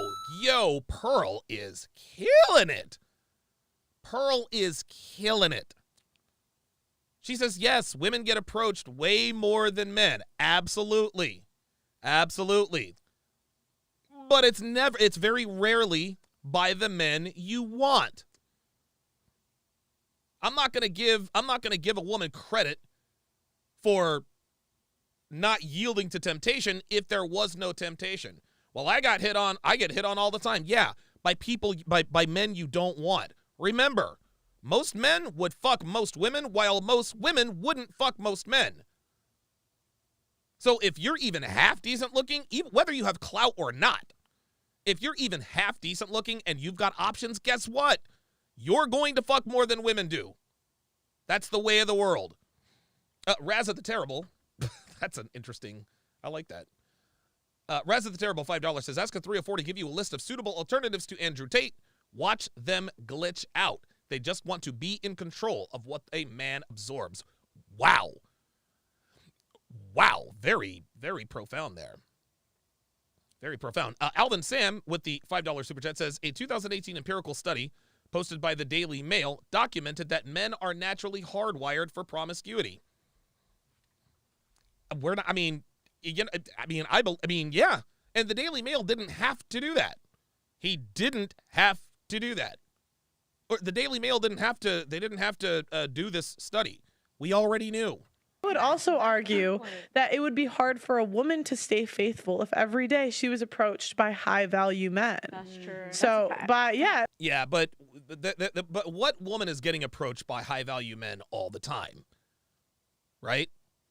What woman is getting approached by high value men all the time? Number one. Number two, if a woman was actually with a high value man, high value men wouldn't try to be getting at her. So I'm going to disagree with Pearl there. That situation that example Pearl just gave, that doesn't happen. Women, there is no one woman that gets approached by high value men all the time. Because if there is a woman who gets approached by high value men all the time, it is likely a virginal type high value woman. And all it would take is maybe one or two to hit on her, boom, they get married, and then bingo.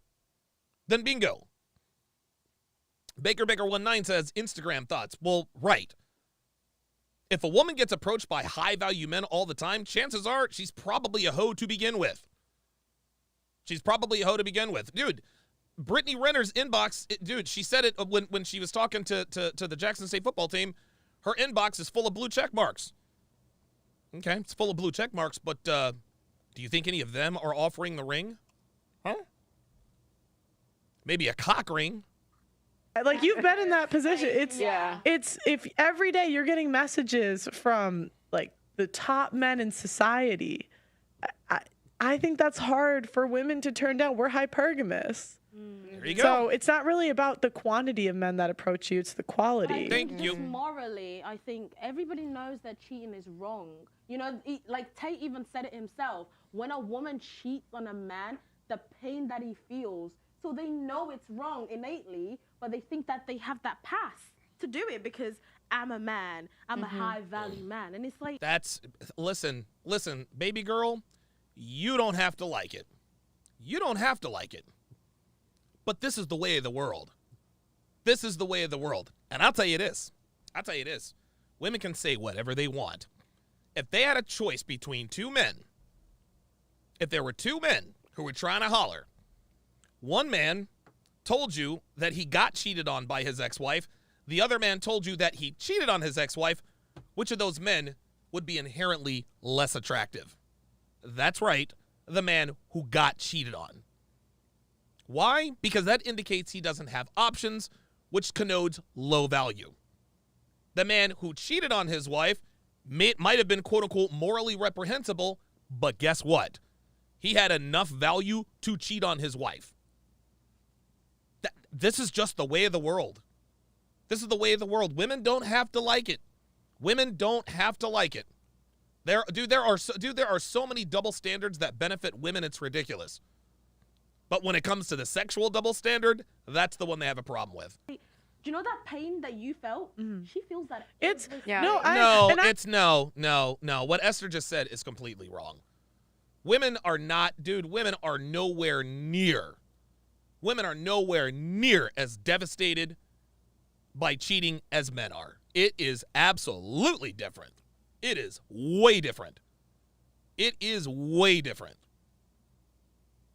Women take back cheating husbands because they're not as devastated by the cheating. Get out of here. I agree with you. I've been cheated on. It was really hard. But at the end of the day, it's just not the same. Because at the end of the day, like, I could get past it because I was like, you know what, it was just a random. It wasn't like he wasn't in love with her. Right. But like the way we would feel if a man was in love with someone else, that's how men feel about us cheating on them sexually. Oh my God. Oh my God. Oh my God. Oh, I gotta write that down. Did you hear what she just said? She says the way we feel when our man falls in love with someone else is the way they feel when we cheat on them. Wow. That was, I have never heard that before. But that makes all the sense in the world. That makes all the sense in the world. Wow. Oh, yeah, right. Oh, my God. Holy moly. That is incredibly profound of Pearl. 26 years old, this girl is. 26, guys. Like, there's just Do you think it's because there's just, like, how do I want to say this? Do you think it's because men are weaker in that department to where it's like, here we are, weaker. Oh, you can't even... Here we I can't go. believe you had sex with guys before you even met me because... See, now Brittany immediately goes to the shame, insults, guilt, and the need to be right. She went to the shame. So men are weak because we can't, we're not going to turn down sex, but we could also say that women are weak for being hypergamous. That's my pussy. You know what I mean? Like, I almost feel like it's because there's such a gap in where women really are and where men are emotionally and mentally. See, there it is. See, there's Brittany. Now, check this out.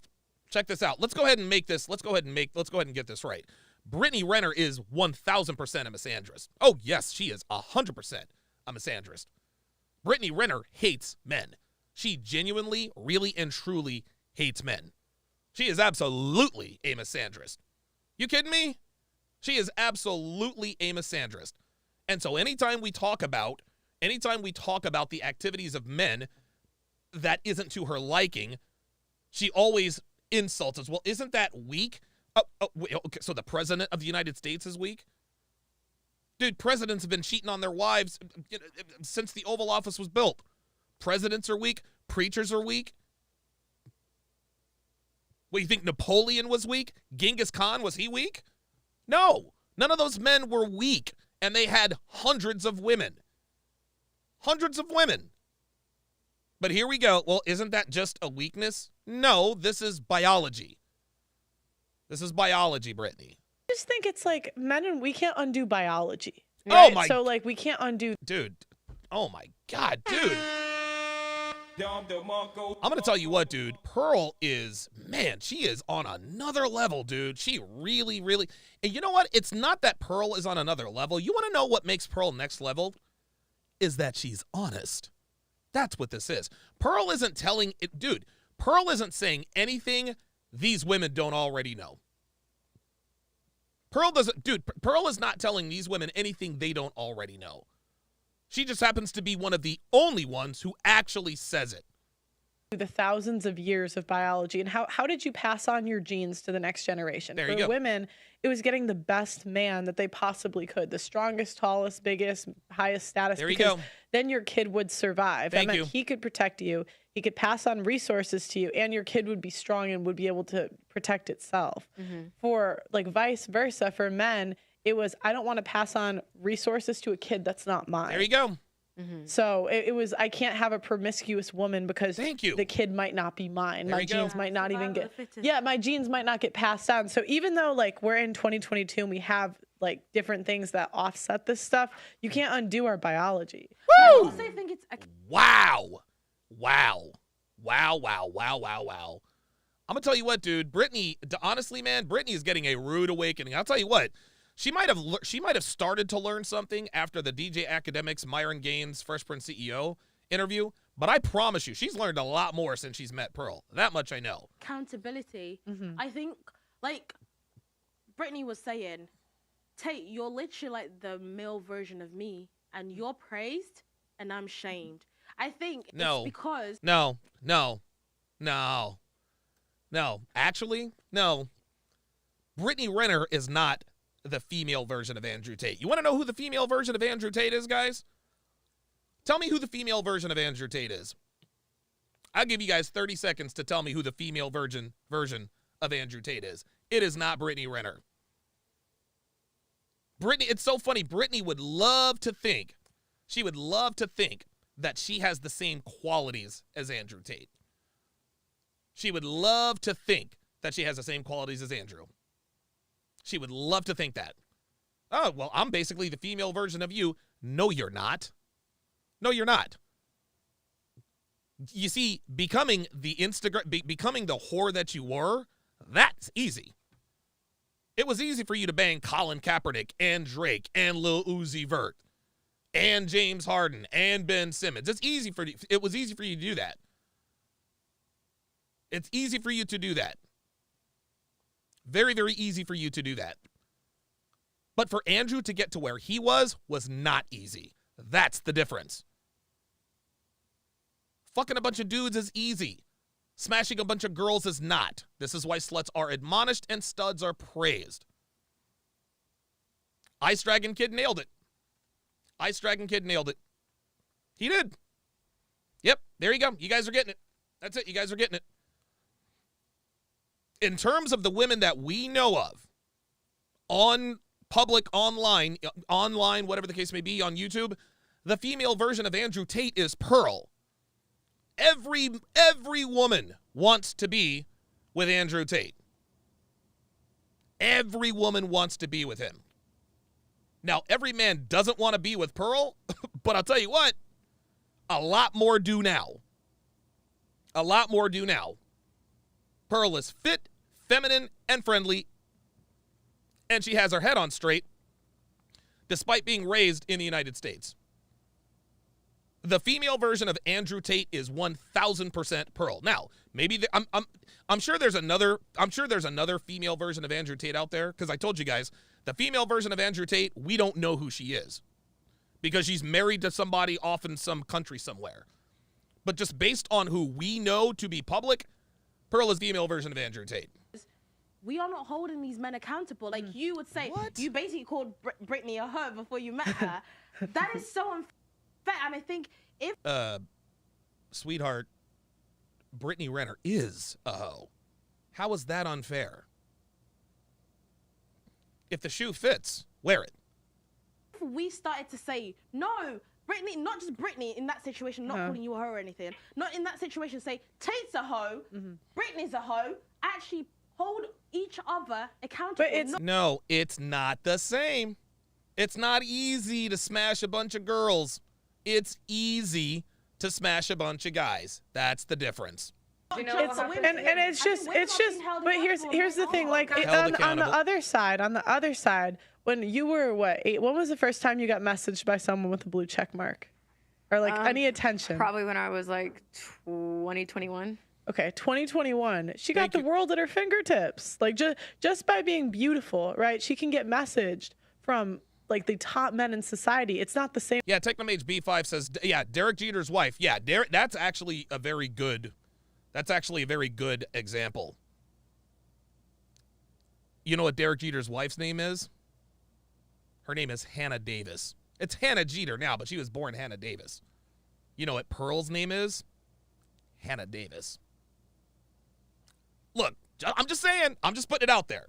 Listen, I know it's a silly comparison. It doesn't mean anything. Just food for thought. Same for men. When a man's 2021, no woman's checking for him. There it is. Maybe a very select few, but even if they're very good looking, like they're not getting shit from rich girls. No. No, but what I'm saying is the men that are getting those sweetheart, like she lost the argument. Like it's over. Women, like actually saying that it's not, because it's not right. At the end of the day, cheating is wrong. Men are women. Here she goes. Now she's going broad. It's wrong. And I think if we actually start to say, you know what, this man has got 3 baby mamas, you're fucking ridiculous. You're playing with STDs. And here's the but the thing is, it's such a who's at fault when most 80% of women, 90% of women are sexually active, but only roughly 5 to 10% of guys can do what you're saying. There you go. There it is. There it is. The men that Esther wants to hold accountable are few and far between. 80 to 90% of women are sexually active. What percentage of men do you think are sexually active? Here's one stat I do know.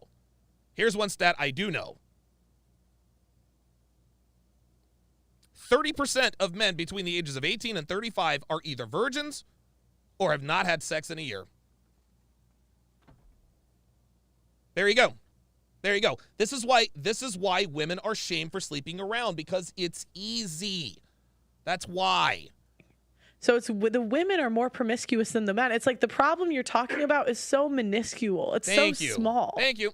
Like maybe 20% of men I can. wouldn't say women are more promiscuous. No, You're the reason why men cheat still. Why do you keep cutting it off, though? Women have more sexual partners now. What are you doing? I'm coming for you today. Now I'm your Auntie Jenny. Trust me. You swore at me. Disrespect. You're doing way too much I do not today. accept disrespect. Why are you doing This so is why men will much? cheat, because somebody's talking to you and need you're still to- cutting them off. Pearl, please continue. So it doesn't even need to be high value. But do you know what I'm saying? So I'm saying like, okay, they're predicting that 45% of women will be single and childless. Yeah, that was, so Pearl said maybe 20%. That is massively inflated. That's massively inflated. Honestly, dude, 5% of men, I'm going to go out on a limb here. Only 5% of men can get laid, like, only the top 5% of men can get laid at the rate that the bottom 90% of women are getting laid. I'll say that again. Only the top 5% of men can get laid at the same rate as the bottom 90% of women are. That's facts. That's so much so that the big banks are predicting this. These women that are going to be single and childless and are on the path to that, it's not like they're not sexually active. They're probably sleeping with someone. Yeah. There's not a plethora of virgins around that are women, but there is 1 in 3 men under 30 are virgins. Thank you. So who's more promiscuous? If the women aren't virgins, the body counts are getting higher. Thank you. There it is. And where on the other hand, men, it's a very small percentage that can actually get sex and father a bunch of kids. Thank you. So that's why I say, like, I know Tate tries to, he's like, don't make it a he said, she said, but just by and large, it's more on the women because one, we're in control of sex. We pick who we sleep with. That's it. And we're more sexually active than them. Thank you. Thank you. Thank you. Thank you. Women are more sexually active than men. This is why we know women cheat more than men. Unbelievable. Since I agree, because on average, yes, you're right. Women are having sex a lot more. However, when we're talking about promiscuity, men have 3 times more sexual partners than women. What the fuck is she talking about? Did she just say that men have 3 times more sexual partners than women?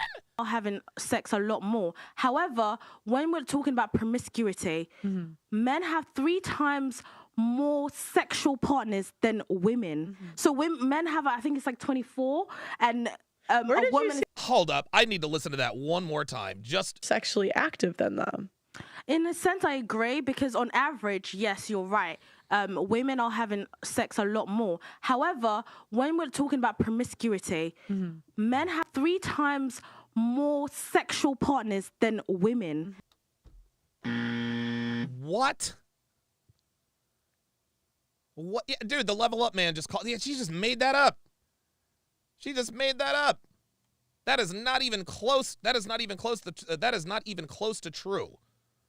Not even close to true, man. Ay, ay, ay, ay, ay. The Three Kings with the $5 super chat says, news on Twitter says that Tate has just been arrested in Romania again. Oh, God. Come on. Like, dude, this is getting stupid. This is getting stupid.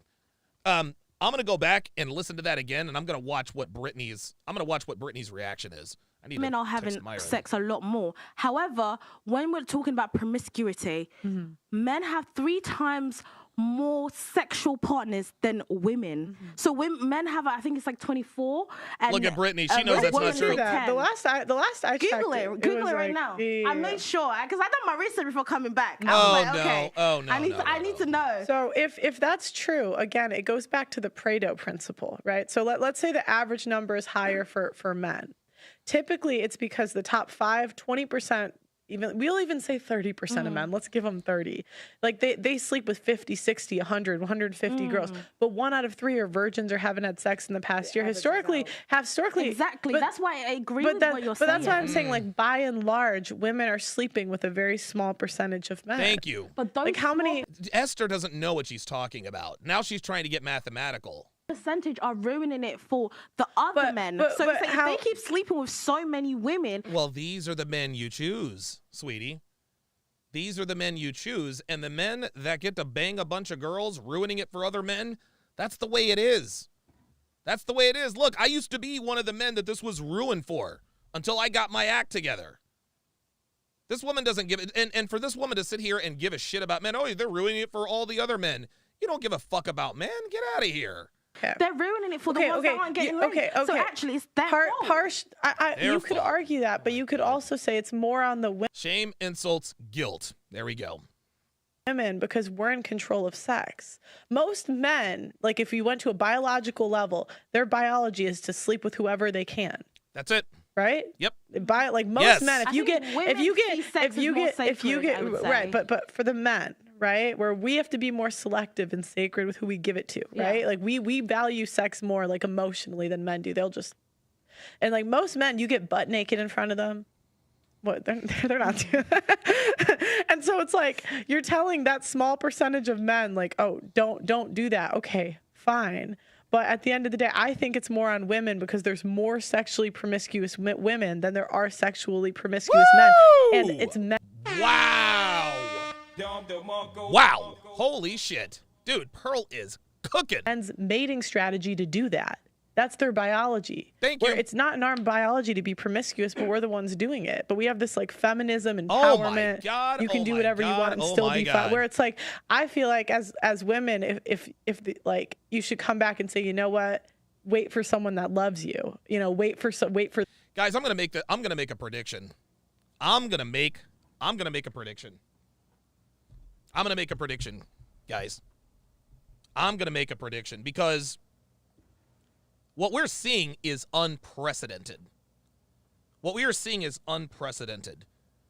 This is a young American woman who speaks straight facts about the sexual marketplace here in 2022, going on 2023.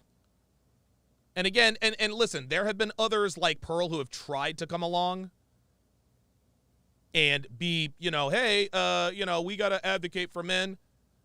Fake-ass male advocates like Danica Marie, Dope Discussions. Danica Marie, Dope Discussions doesn't give a fuck about men.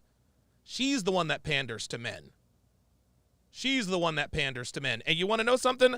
I'll show you the proof. Look, I'll show you the proof. Danica Marie, Dope Discussions. And this is funny. This is funny as shit. Danica Marie, Dope Discussions, who all of Nigatube thinks is such a gem and a jewel, and she helps men and she advocates for men. This is Danica Marie, Dope Discussions. That's who she is. This is a woman that advocates for men. She's doing hoe shit.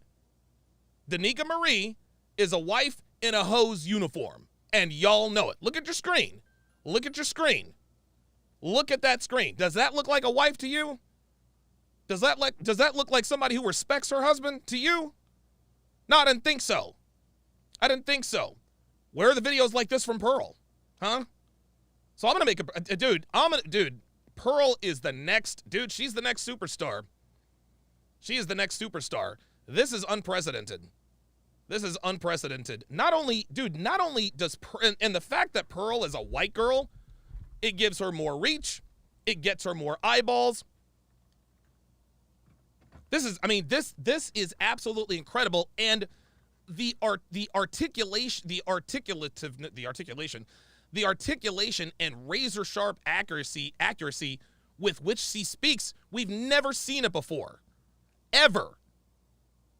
That guy, Terrell, whatever the hell his name was waxing poetic about how Torsia did some interview with Michael Certain and Pearl will never get to that level. Dude, Pearl is past her. Dude. Like I said, Torsia, a groupie. She's got nothing on Pearl. Period. But we have never, ever, ever seen this. Like, she is honestly, man. Dude, she is almost as good. Well, I'm not going to say she's almost as good as Myron, but dude, she's getting close. She's getting close, man. Ice Dragon Kid says, just like Myron, because Pearl is in the trenches honing her craft, she has come a long way. That's exactly right. The more these discussions Pearl has, the better she gets. It's incredible. It's incredible to see how much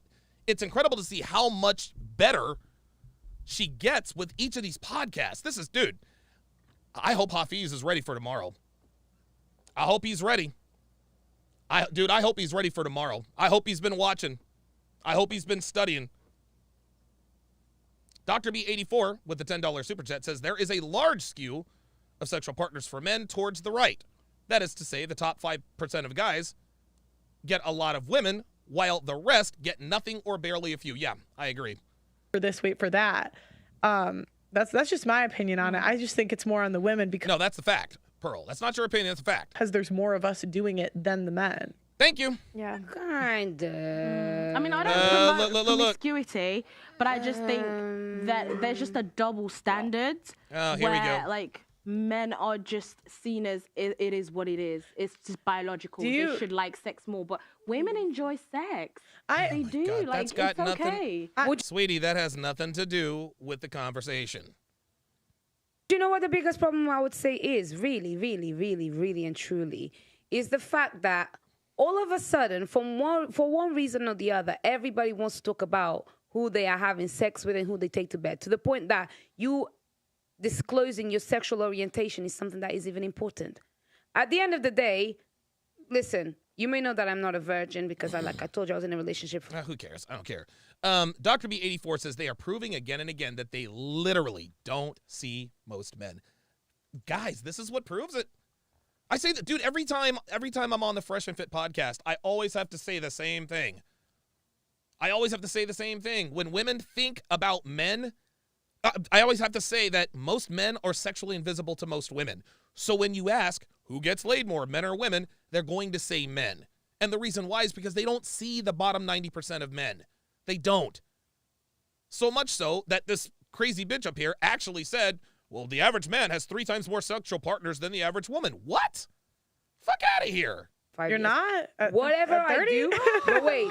Shut up. I know, shocking, right? But whatever I thought you were saving yourself. My sister, listen, whatever I do or don't do is not for people to know. Right? It's not for people to want to discuss. It's not for people, unless I'm going to show you my body, my naked body, I don't need to talk to you about whatever I do in bed with someone else. And I think that's one of the problems that also people are having, they're going to be, like, listen, as a woman, you can have sex. Fine. What matters mostly, first and foremost, is how you handle yourself, how selective you may be. At the end of the day, they look for purity to a certain extent. But if you're not a virgin, don't worry, my sister. Handle yourself well. Don't be there expecting men to accept women to just be sexually open and move in certain ways that are mad. Yeah, in other words, Donovan's actually speaking facts. If you're going to be a hoe, be a low-key hoe. Right? If you're going to be a hoe, be a low-key hoe. Be a low-key hoe. The minute I see on a woman's IG that she takes a picture on a yacht or a boat, she belongs to the streets. Every time. And not get the repercussion. That is why when I dress myself, I am a beautiful woman with a good body. I am, and I know, and I don't need anybody else to tell me I got a mirror. But guess what? When I walk around, I dress in a certain way. Why? Because I want to display myself in a way that brings back the attention. Yeah, there it is. Technomage B5 says most men are invisible to women, which is why the other women are having a hard time accepting Pearl stats. Exactly. That's why this is why these statistics blow women away. Because they do not realize that that most men are sexually invisible to them. Most men do not exist in their world. That I am looking for. So when men approach me, they don't approach me like I'm a hoe. When men approach me, they approach me with respect. Everything comes down to how you choose to portray yourself. A lot of women want to portray themselves as hoes and be like, yeah, I'm that girl, hot girl summer. What do you think that's going to do to you? What is that going to do to your other sisters?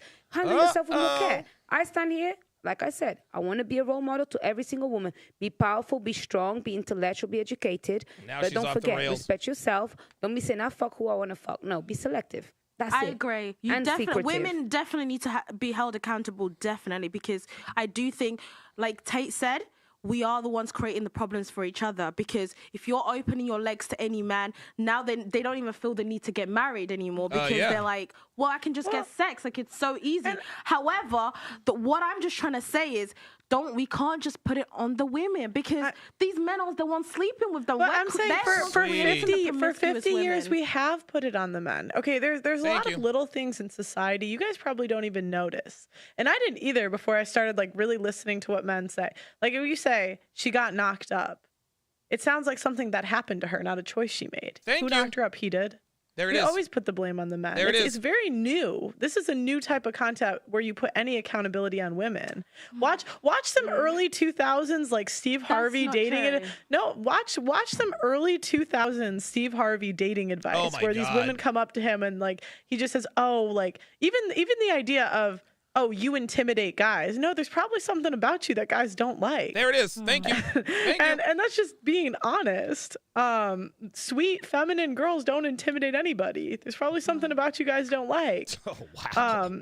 And then on top of that, it's like I just think men are never allowed to have standards. Like every time a man has a standard, he's shamed for it. So That's if they right. say, "Oh, I like thin women. I like pure women." Yes. They say he's slut shaming, body shaming. It's not the same for women. Right. But when women say, I want 6, 6, and 6, we accept that. We accept that. We don't say they're, I mean, listen, if a fat bitch says she wants a 6, 6, 6, that's fine. But, you know, we say you're delusional, but we call women delusional, but we don't shame their standards. We understand that. Women do not. The Pittsburgh Mogul on Sharpe Stream asks a very interesting question.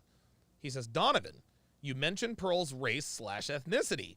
Do you think it lends itself to more adversarial interactions with women of other ethnicities or more cooperative interactions, possibly both and or neither? Interesting you should say that. Interesting you should say that, or ask that, TPM.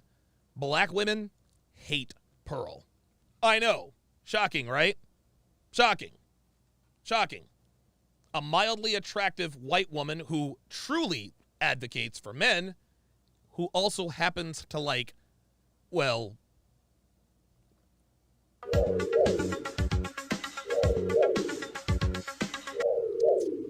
yeah.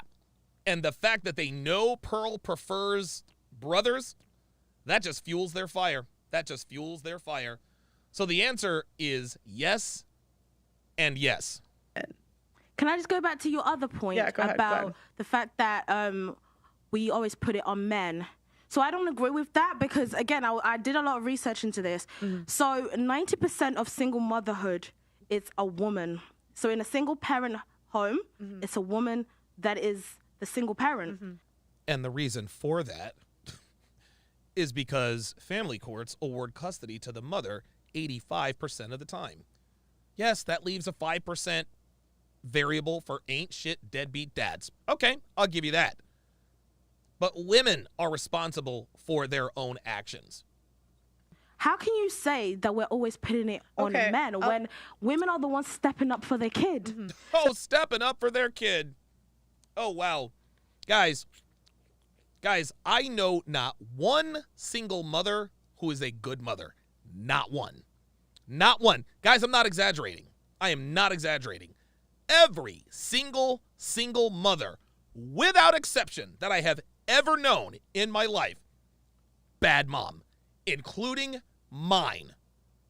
Including mine.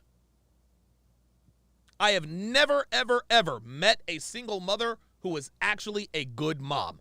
Never. Are they out there? I'm sure they are. I haven't met one, and I'm almost at half 100. So I'll tell you, you're right. You're right. 90% of women are awarded custody. Like I've actually talked to divorce. There it is. All right. Dude, Pearl's taking the words right out of my mouth, man. Divorce like lawyers about this. They say they love representing women in court. It's much easier for women than it is for men. I'm not saying it's easy either way. Like court is tough. But if a man I'm wants saying, custody, I'm saying, you'll fight for it. I know someone that went through this where he was trying to get like custody of his children, and it's very hard because once if he leaves the home, then she can not let him see his kids for say 6 months. So with this guy, it was like she kicked him like they were fighting, whatever. He left. So because she wanted him out of the house, I'm going to clarify. He wanted to be a part of his kids' lives. What happened was because of COVID, his court date kept moving. Like they kept moving it back. Oh, man. And what happened was she went to court and said he hasn't been around for 8 months. He hasn't been around for a year. Oh, my and God. he'd been trying the whole time. Oh, my and so God. it's like there's a lot of Unbelievable. situations where men want custody of their children and they can't get it.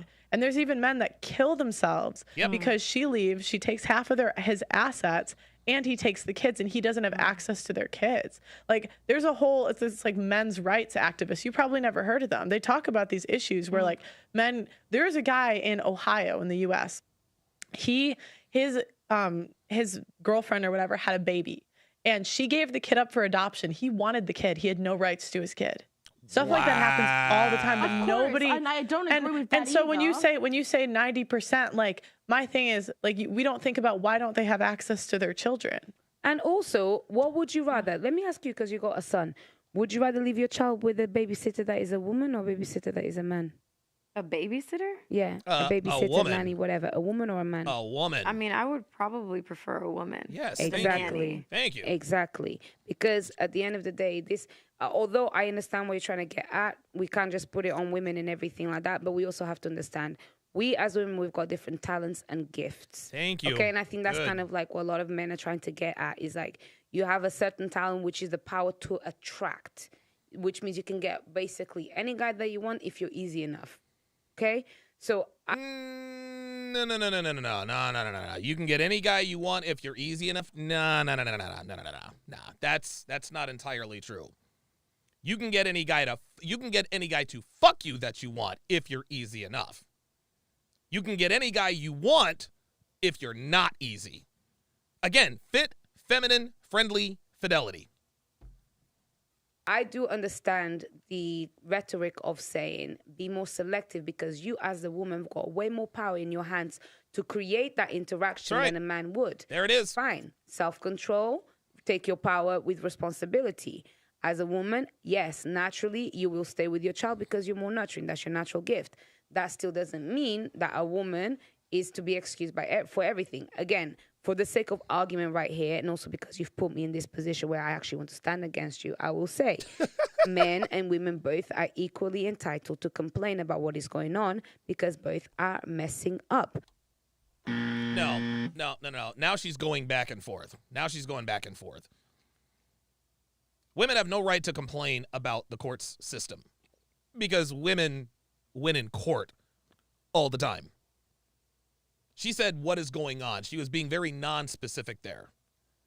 A lot of women, they are not fit to take care of their children, but because of the bitterness and anger they have towards the relationship that didn't work out, they make their child I wonder why. Suffer. They take advantage of the fact that they're a woman and they murk their man. There you go. That is not okay. And there you go. Like women, let's just be honest. Like women are spiteful. When they hate a man, they hate. And I'm not saying all women. I'm not saying every person does this, but it's like women will use the kids as a pawn. Oh, of course. And what happens is a lot of times, even Kanye, that happened in front of us.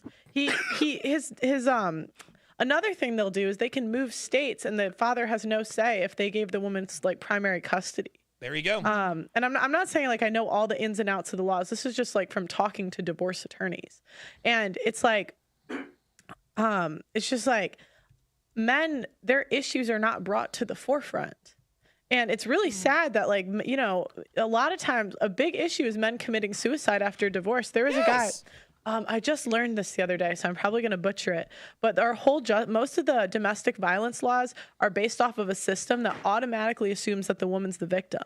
In the U.S. Thank you. And so it's like a lot of men, when you talk to people that have actually worked in domestic violence, most domestic violence situations are mutually abusive, where the man and the woman are hitting each other, and the men still get put away and the women don't. A woman can just call the cops and like. A cop will come in and automatically, based on their training, assume that the woman's the victim. Yes. Okay, wait. Again, advocate for women that go through these situations. Listen, if a woman is truly being abused, yes, hitting a woman is wrong, right? Hitting a woman is wrong. I get it. So come on.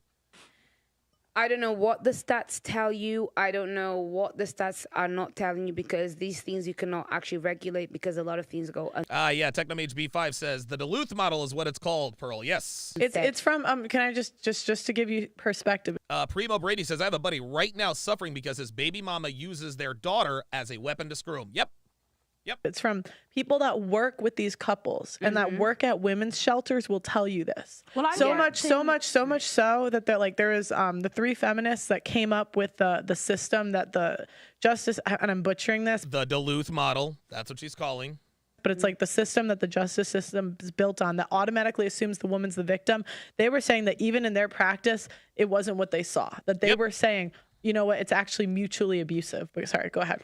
Well, I was just going to say that when it comes to domestic abuse, I believe that women are inherently more vulnerable to be in that situation because when a woman does commit, and this is why men get upset that women cheat, because when a woman commits to a man, she gives herself emotionally. When you attach to yourself to somebody emotionally, now you are a victim to all of these things. Whereas men, as Andrew Tate quite rightly said, he's got the decision whether he wants to make you 10 out of 10 happy or 5 out of 10 happy and keep you crying here and there. Right. Because it is true. Once men get a woman to fall in love with them, they've got the power. That's also what men don't understand, and that's how the men... Oh, no. And she's right. She is absolutely right. She is absolutely right. 100%. When a woman gets a man to fall in love with her, I don't want to say she has all the power. I don't want to say she has all the power, but she has weakened him. She has weakened him. And I know a lot of people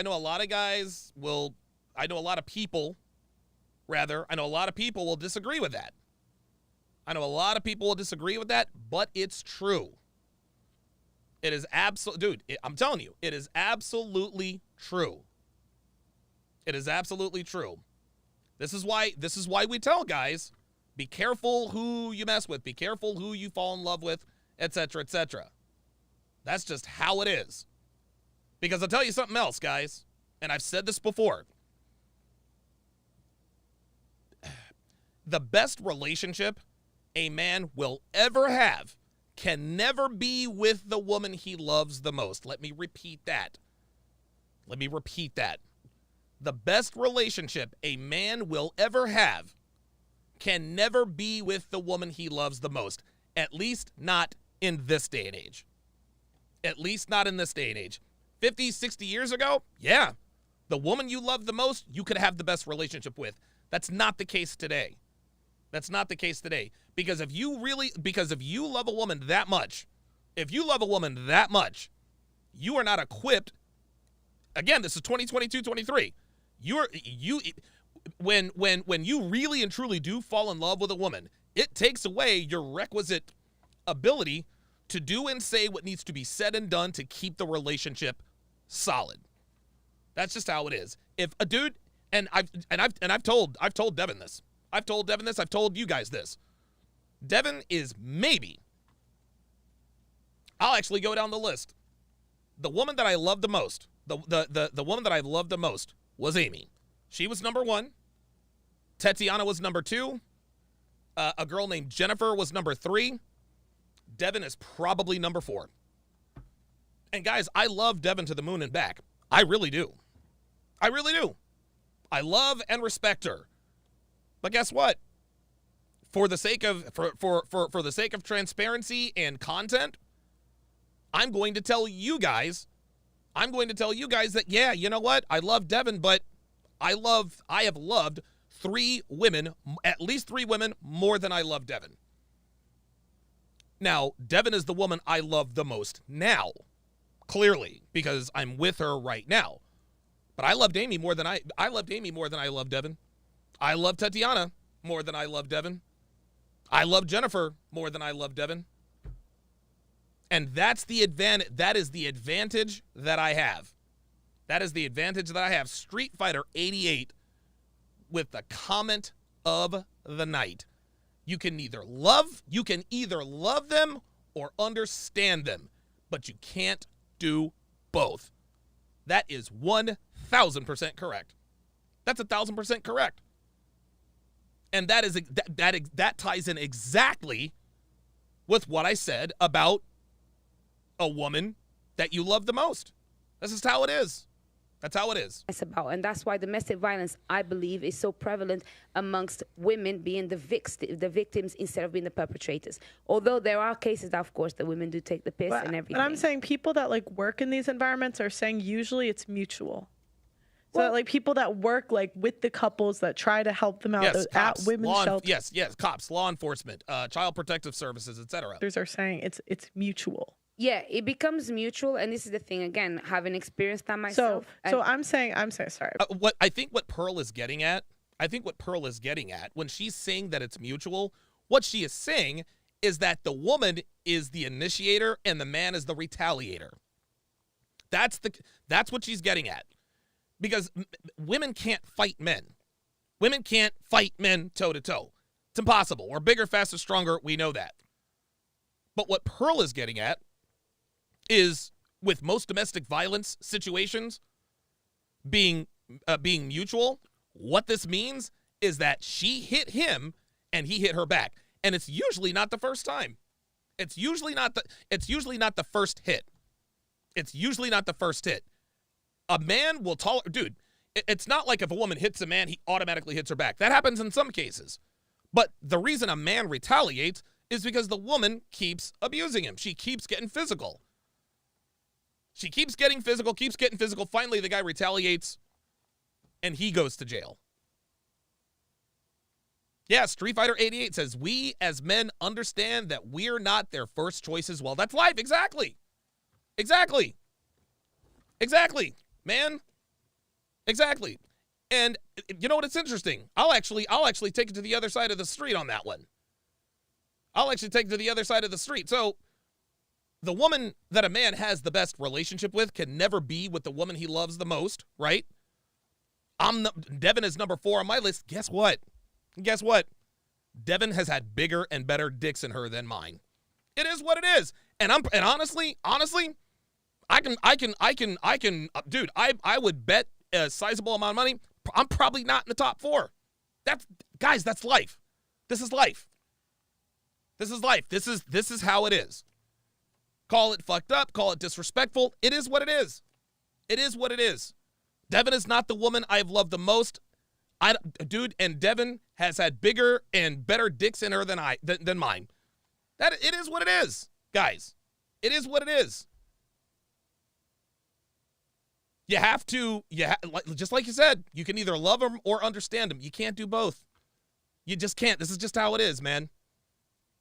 Yeah, Vaughn says CGA says, once you know women, you can't love them. I wouldn't word it like I agree with that, but I wouldn't word it like that. I would actually word it another way, but I agree with the sentiment. Absolutely. Once you really truly understand women, you can't love them as much as you used to. You just can't. The reason I loved Amy so much is because I didn't know women. I didn't understand them. I just didn't. I knew a little more dealing with Tatiana, but still fell hopelessly in love. Jennifer, I had a little better understanding. Still got played there. Devin, I had it all figured out. And it has nothing to do with the fact that she's a bad woman or no. It has nothing to do it has nothing to do with the fact that Devin was either better or any better or worse than women in my past. It's just that I understand them more. I understand how they tick.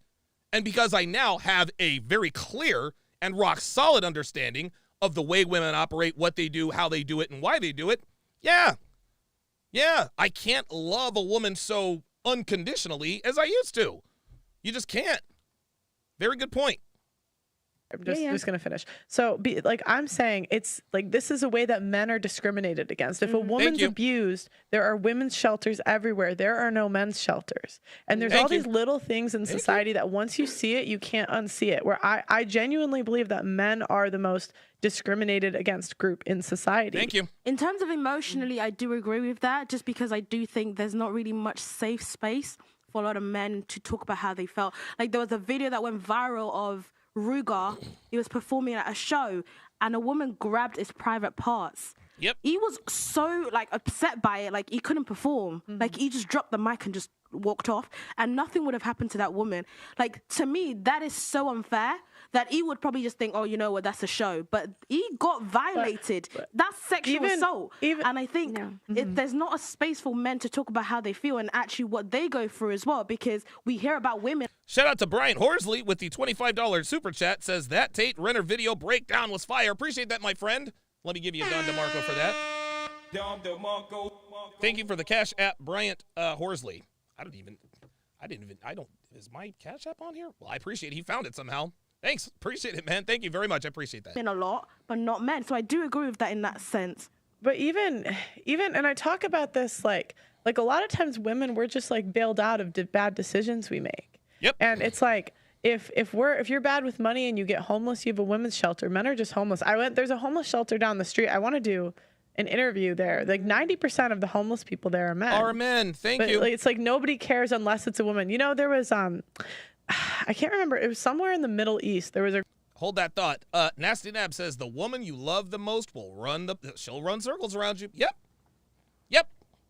I'm trying to tell you, man. The woman that you have loved the most will absolutely. This didn't used to be true.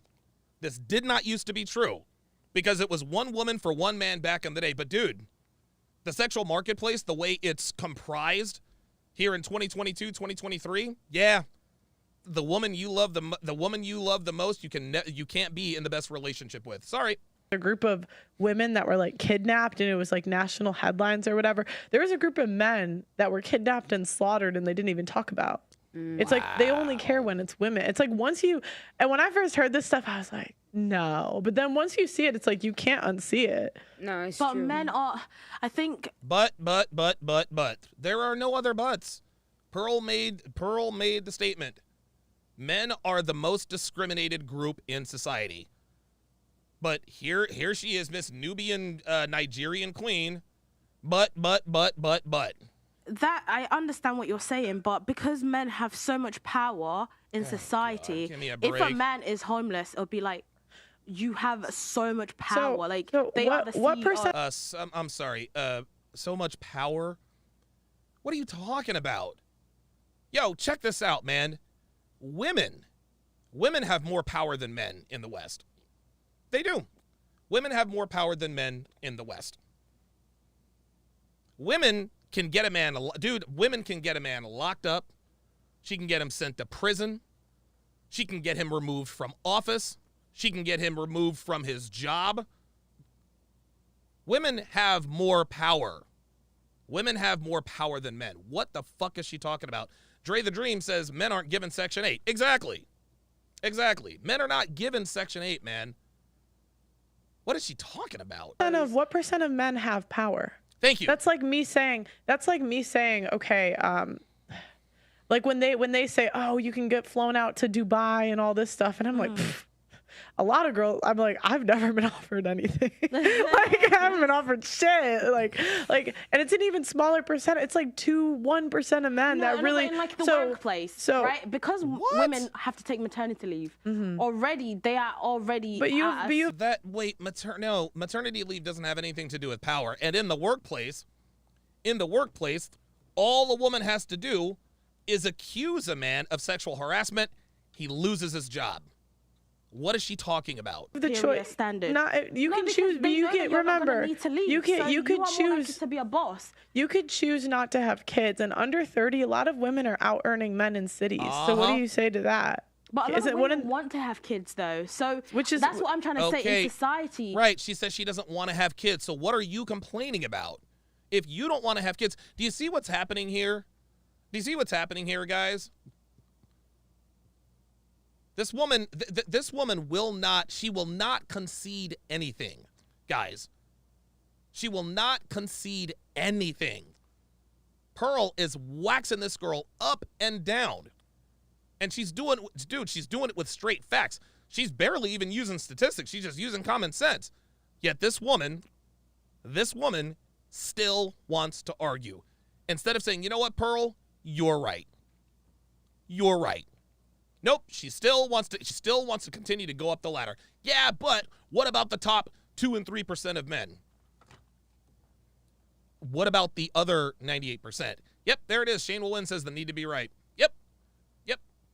Black Male Media says she isn't just moving the goalposts. She's changing the game every sentence. I'm telling you. She really does. Like, every time Pearl pins her down on one point, she changes the subject. Society favors men, really. So it's a bit unfair to just say. Can I have an example? How does society favor men? Well, like that. This is almost the same question as name a right or privilege.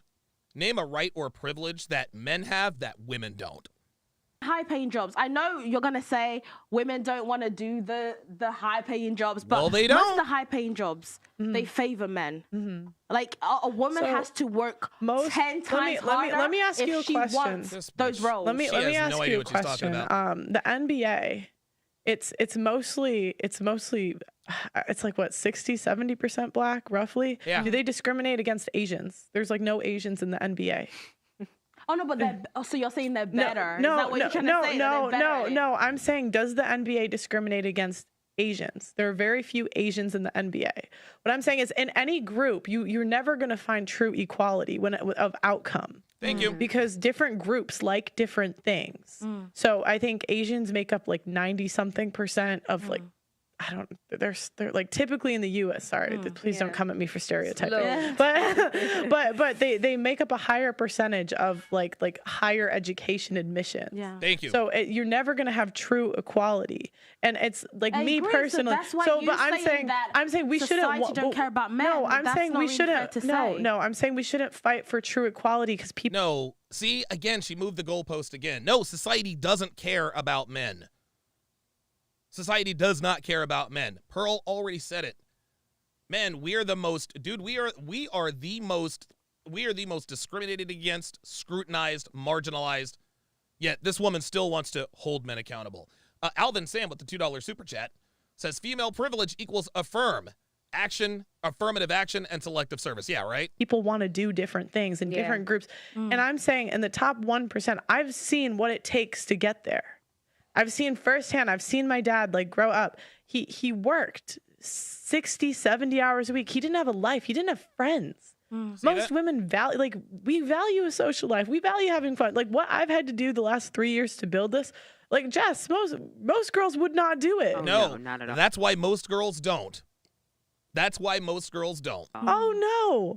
And it's like, and that's okay. But that doesn't mean women are being discriminated against. It means they don't want to work 60, 70 hours a week. I interview top Dude, exactly.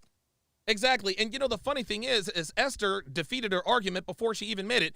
And I know you're going to say we don't want those jobs. Well, that's the gag, sweetie. That's the gag. Women don't want to work the kinds of jobs that pay that high. There is no pay gap. There's a performance gap. There's a willingness gap. I decided I wanted more rich friends when I lived in Milwaukee. And I just asked executives if I could, like $1 billion companies, if I could sit there, have a coffee with them and just interview them about their life. And both of them that I got to interview, I could see the one deficit they had in their life. Neither of them really had families. Thank you. And it was really sad. And you can tell both of them missed out on a part of life. And you could tell they regretted it. You can't have everything. And women don't want to do those roles because they are ungodly hard. Can you imagine having some women do. But some, it's a lot harder. I said, oh my God. In the 90s, women couldn't even vote. Dude, there it is. Move the goalpost again. There it is. She moved the goalpost again. Every time, and Donalva's looking at the screen. She's looking at the camera like, really, nigga? Like this is incredible. Every time Pearl pins her down or sharp angles her on one topic, she immediately goes to another.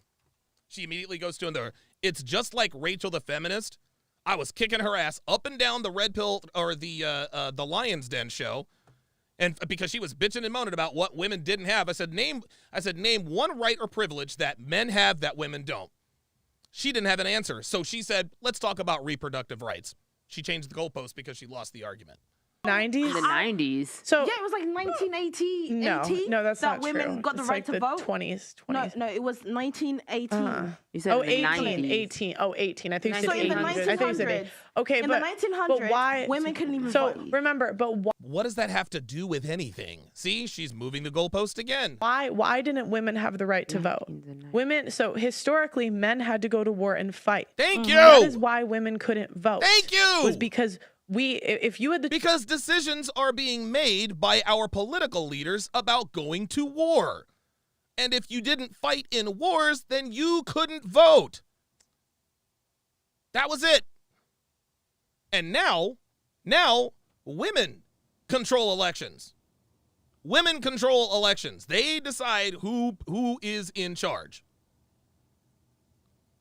And you see where that's gotten us. the choice today in 2022 when we were in war and you had to go fight on the front lines, would you pick it? Personally, and this is where people take me out of context and say I don't think women should vote. Personally, if I in 2022 had the choice where I had to go fight in the front lines just like the men in a war, or I could give up my right to vote, I would give up my right to vote. There it and is. that's what happened back then is they equated voting with going to war because all I'm trying to put it in. I agree with that because Here we go. Here comes another goalpost change. Men do take a lot on themselves. The fact that they fight for us, I appreciate men. The stuff that they do, I couldn't go to war. But I'm saying we weren't discriminated against. It was just how society run. We weren't discriminated against. We had a freedom, like that was a freedom that came with the responsibility of getting drafted. That wasn't discrimination. If you wanted to be equally drafted, go vote. Yeah, but what I'm trying to say is that's how. Who's picking that? Who's anyone? Anyone? Yeah, she's like, I would give it up. That's my point. Because they I don't even like politics. And it's also the same thing. Women didn't have access to education until very long ago. They couldn't own property. Which means that realistically, it was you could typically remember back then. It was typical for people to get married young. So it was typical for them. Yep. So the reason was when you were married, you were looked at as one. And that was, and typically women submitted to their husbands and trusted their husbands with their judgment. Women so that's why the property thing happened. And same with the property. It was like women still could own properties if they did not get married. There you go. There you go. Look, fucking crickets. Of course, women could own property. But most women didn't own property because they were married. Unbelievable. Yeah, Baker19 says she wants all the authority without the responsibility. Yeah. I mean, women want all the authority without the responsibility. They want all the benefits without the costs. You know, but typically then women got married. I'll tell you. If we want to go back into history, I'll tell you something about history that I think, and this is why earlier Shout out Emily in Pankhurst. I mentioned. That's why I mentioned to Andrew Tate that my problem wasn't necessarily with men. It is with the men that are running the machine that obviously controls our societies. Because when women first started going to work, they started going to work out of the fact that there was a lack of men in the country because there was war going on, wars. So women had to pick. Okay. Did you hear what she just said? Let's rewind this. It is amazing how women how women have absolutely no idea. This circular, just watch, just listen. With men, it is. They did not get married.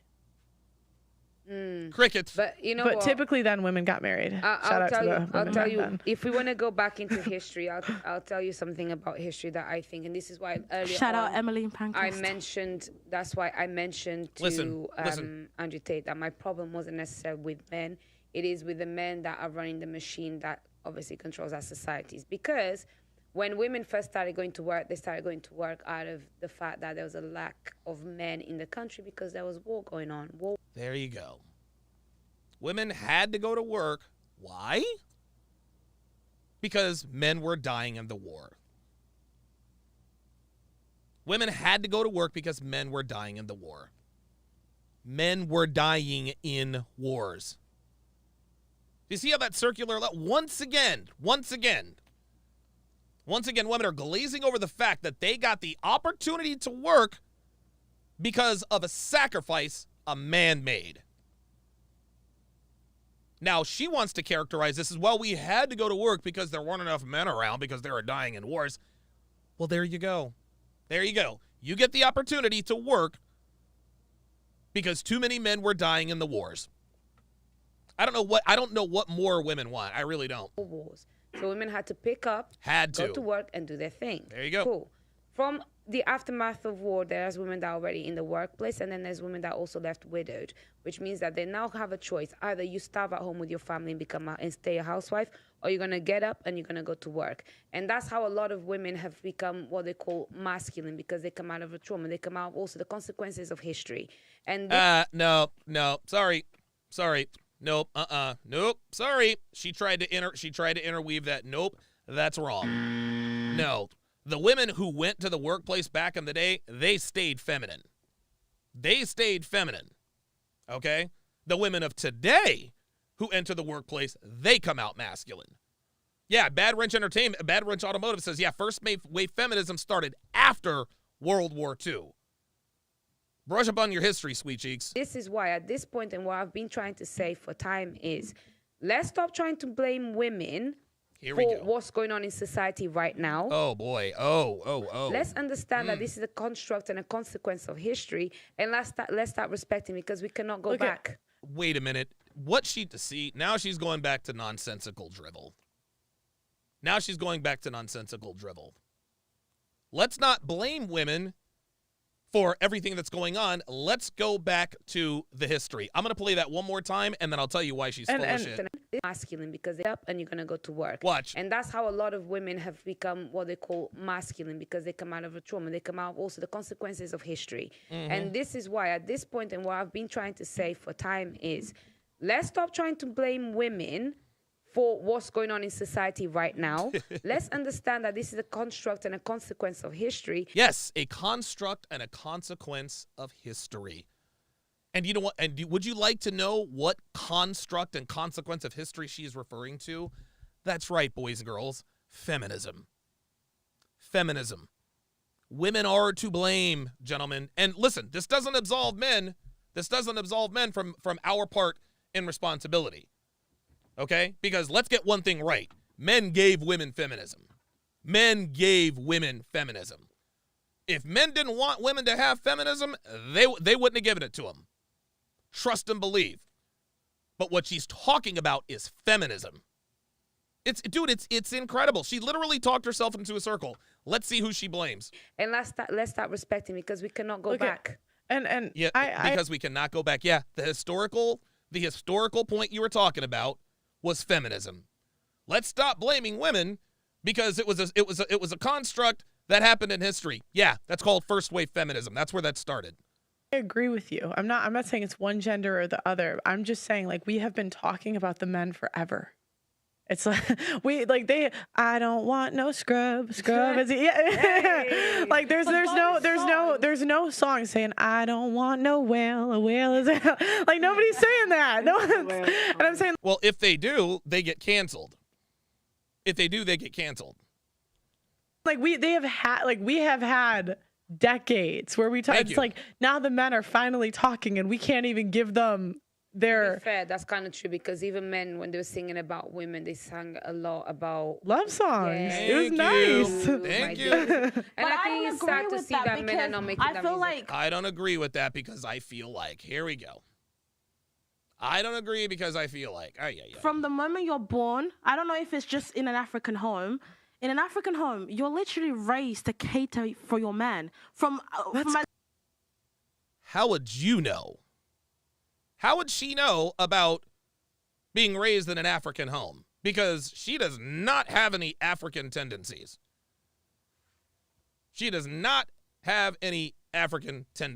Oh, yeah, there was the pigeon song. Yeah. The pigeon song would not have the pigeon song would not be allowed to be released today. As young as I was, my mom, I was 8. So my mom was like, you need to know how to cook for your man. You need to know look good for your. So I would like to know what happened. What happened, Esther? Because I'm gonna tell you what, a Nigerian mother would absolutely be ashamed of what Esther has become. man. You should be thankful you were naturally taught game. A lot of girls didn't get taught that. I didn't get that. Yeah, like a lot of women would love I mean, my parents just started dating. My parents. This is unbelievable. Esther has no idea. She has no idea. See, this is interesting. This is what Esther and Brittany both have in common. They squandered opportunities they were born with. Let me repeat that. What Esther and Brittany have in common is that they squandered opportunities they were born with. Brittany was born beautiful, and Esther was born into a traditional Nigerian family, and both are fucked. No, dude, no man of value is going to touch Brittany with a 10-foot pole, at least not without a condom. And Esther's a misandrist.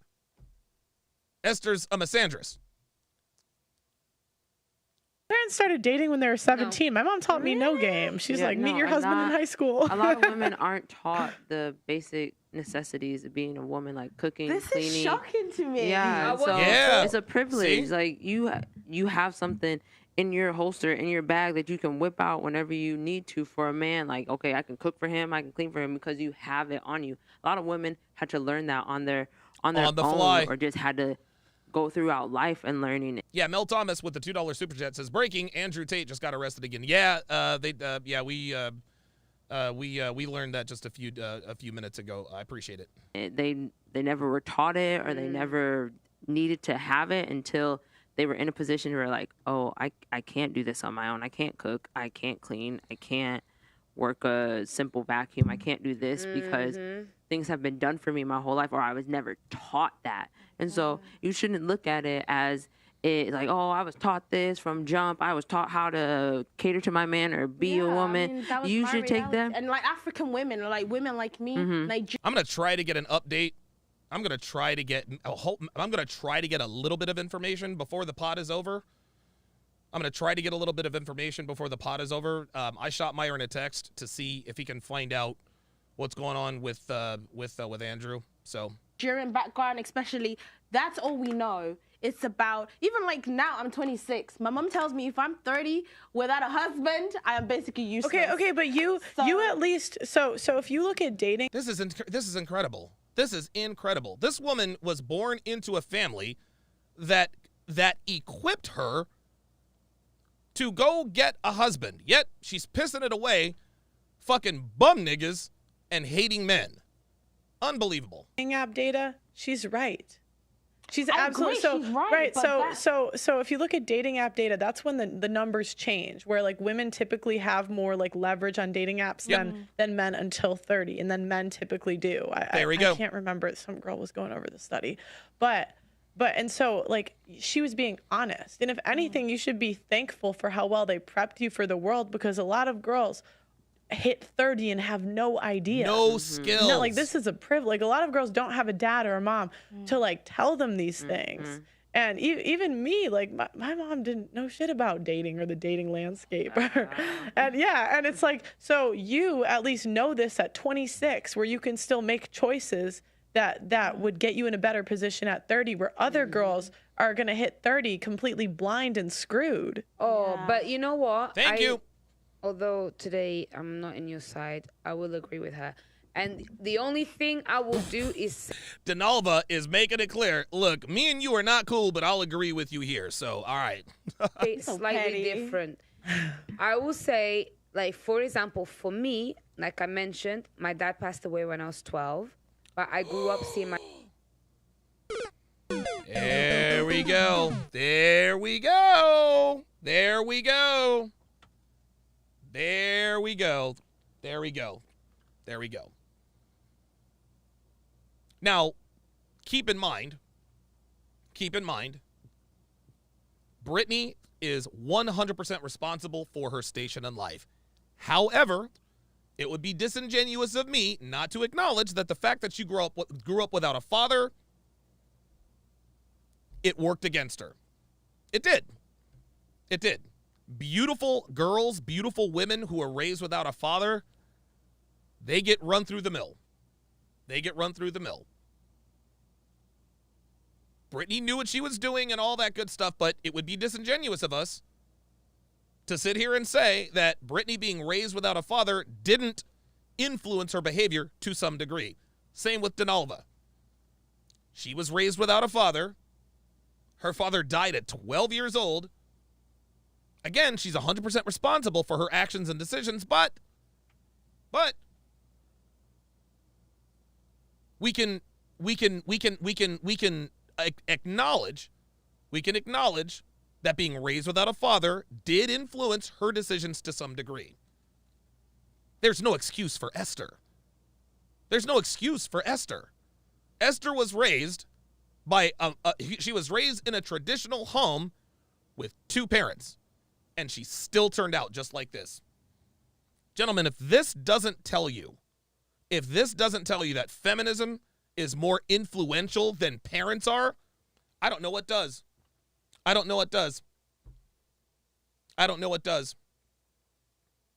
In this day and age, if you are born in the West, hell, it's probably spreading now. It's getting to the point. It's getting to the point that even a two-parent home, that's becoming a dwindling advantage. That's becoming a dwindling advantage, guys. Pearl is clearly a shining example of what kind of a woman you can be when you're in a traditional two-parent home led by a strong and capable father. Myron Gaines, same thing. He is an excellent example of how a man can be and can accomplish when you are raised in a two-parent home with a strong masculine father at the forefront as the leader. But daddy issues exist for a reason. Daddy issues exist for a reason. Brittany is a shining example of a beautiful woman with daddy issues who didn't know what the fuck to do. Yeah, CEP Gaming, $2 says, hey, did Andrew get arrested again for HT? I don't know what HT means. He's been arrested. I don't know what for, but we'll figure something out. My mom catered to my dad, so I learned a lot from him. But then after he was gone, what my mom did is teach me these survival skills that you need anyways to be able to make it through the world. So to be able to make it through the world, okay, fine. But making it through the world and getting and keeping a man of substance, two very different things. She couldn't tell you how to do that? I believe that even things like cooking, sewing, this, that, that's all type of kind of like self-care. And once you learn to take care of yourself, you'll be able to learn to take care of someone else. But the fact that a lot of the time, a lot of women don't also have the ability to take accountability means you're not taking care of yourself because you don't even know what you're doing wrong, so you can't even be better. So when you go into a relationship, you land yourself in trouble. That's what it is. What you should be able to do for yourself what you can do for others. If not, then there's no point in you trying to say, but I'm a woman, and why am I going to do this for a man? Do it for yourself. How can you not cook? What's going to happen if you can't cook? What about the fact that as a woman... See, listen to this. See, this is backwards good advice. Don't learn to cook for a man. Do it for yourself. No, learn to cook for a fucking man. Man. Learn to cook for a man.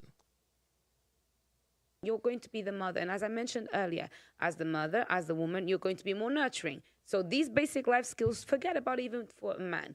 Do it for you and for the fact that one day you may want to be a mother. Then everything falls into place, if that makes it... You may want to be a mother. What about a wife? Donalva, what about a wife? I got to tell you, I think I like Donalva a little bit more.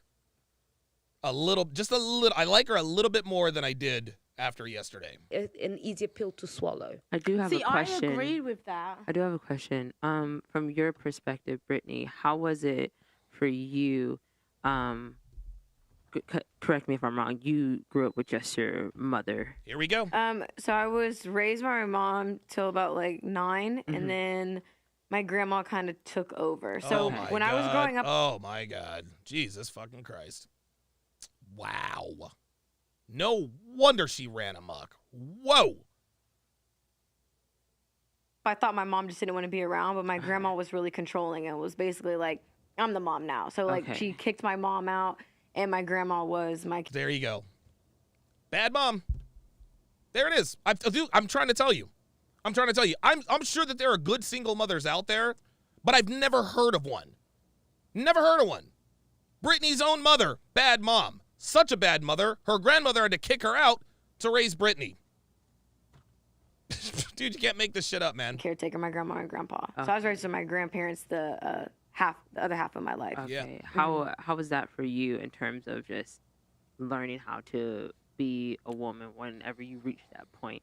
I felt like a lot of their ideas were just really outdated. I felt like they were really strict and it was smothering. So even just going to a simple party or going to a friend's house, like as an adult, do I see why maybe there it is. Parents aren't so quick to let you go over to someone's house? Yes. There it is. There it is. Okay. So guess what? Brittany was naturally rebellious. She was naturally rebellious, guys. Naturally rebellious. So she was raised by strict grandparents who told her, don't go to parties. She snuck out of her house, blah, blah, blah, blah, blah. So even if Brittany actually, and guys, what you guys have to understand is just because a kid has two good parents does not mean that they're going to turn out a good kid. Sometimes a kid is just rebellious. Dude, my mother was also raised by her grandparents. My mother's parents were never married. They had my mom out of wedlock. Big shock there, right? She was raised by her grandparents. Her and her sister, my aunt, Delilah. My mother was a straight A student, always followed the rules. Married my dad when she was 16, had me at 18, and, had a bunch of kids and this and that and the other. Now, that marriage clearly blew up. Right? And part of the reason that blew up is, of course, Jesus, my eyelids are itchy. Ugh. Part of the reason that blew up is because my mom got around those military wives, and they negatively influenced her. My Aunt Delilah, however, was extremely rebellious. She was just naturally rebellious. My Aunt Delilah, my hand to the man, my Aunt Delilah has given birth to 18 children, none of which she has custody of. None.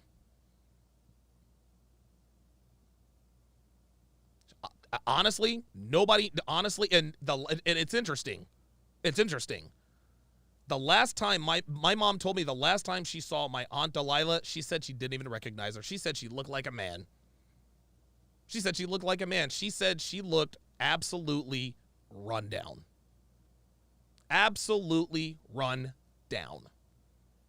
Because she was naturally rebellious. Naturally rebellious, guys. So, again, it would appear that even if Brittany had good parents, she probably still would have been rebellious. Now, here's the thing. And nobody can make any predictions or say, because we will never know. But the fact that Brittany grew up without a father, a strong father, and that she had a natural rebellious streak, well, there we go. No, I am not kidding. I have 18 cousins, and I have no idea who they are.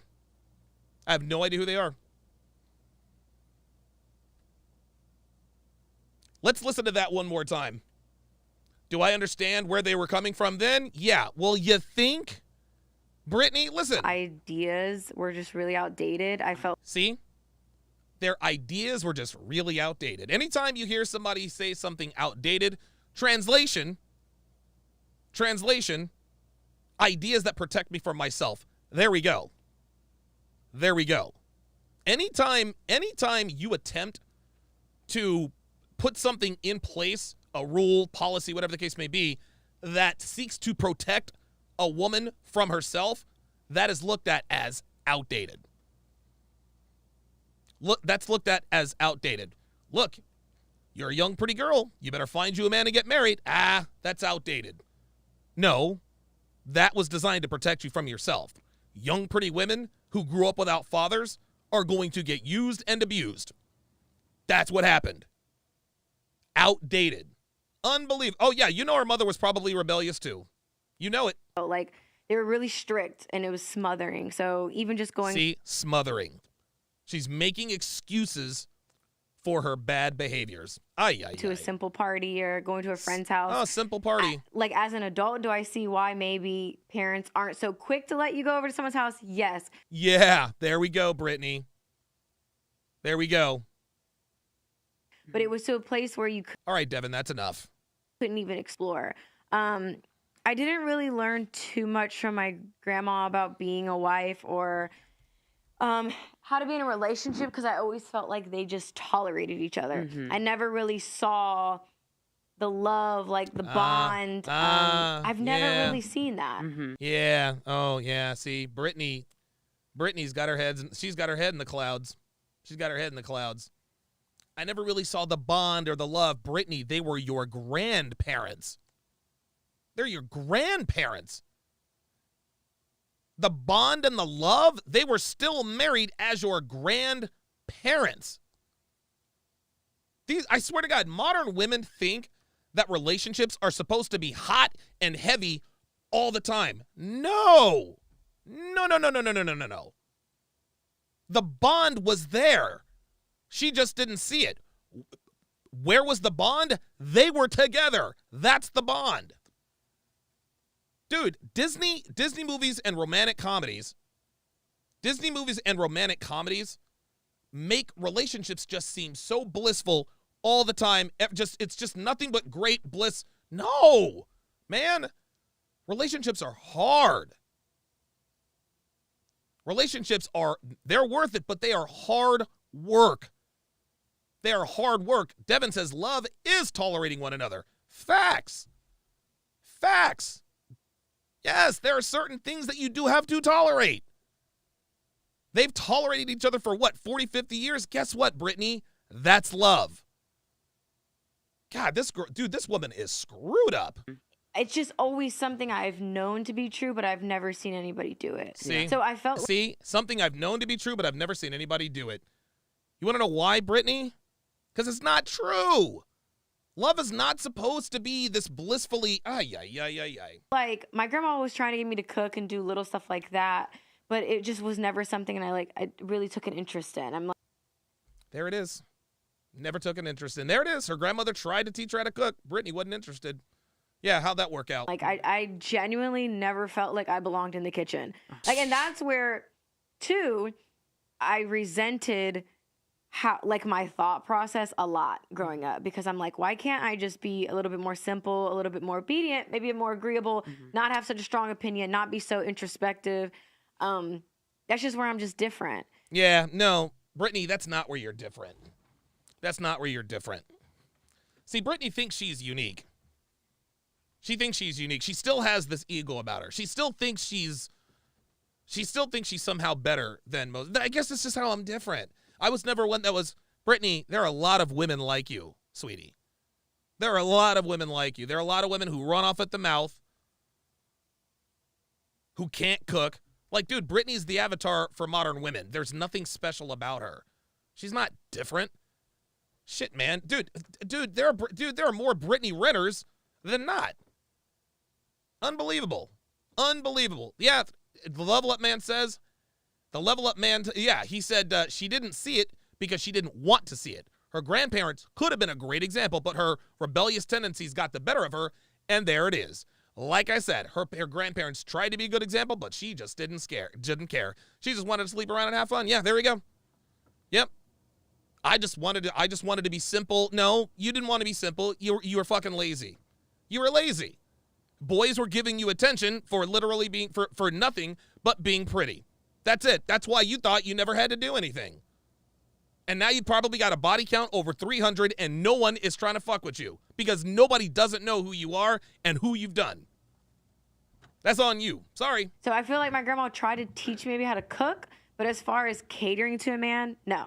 I learned everything on the fly.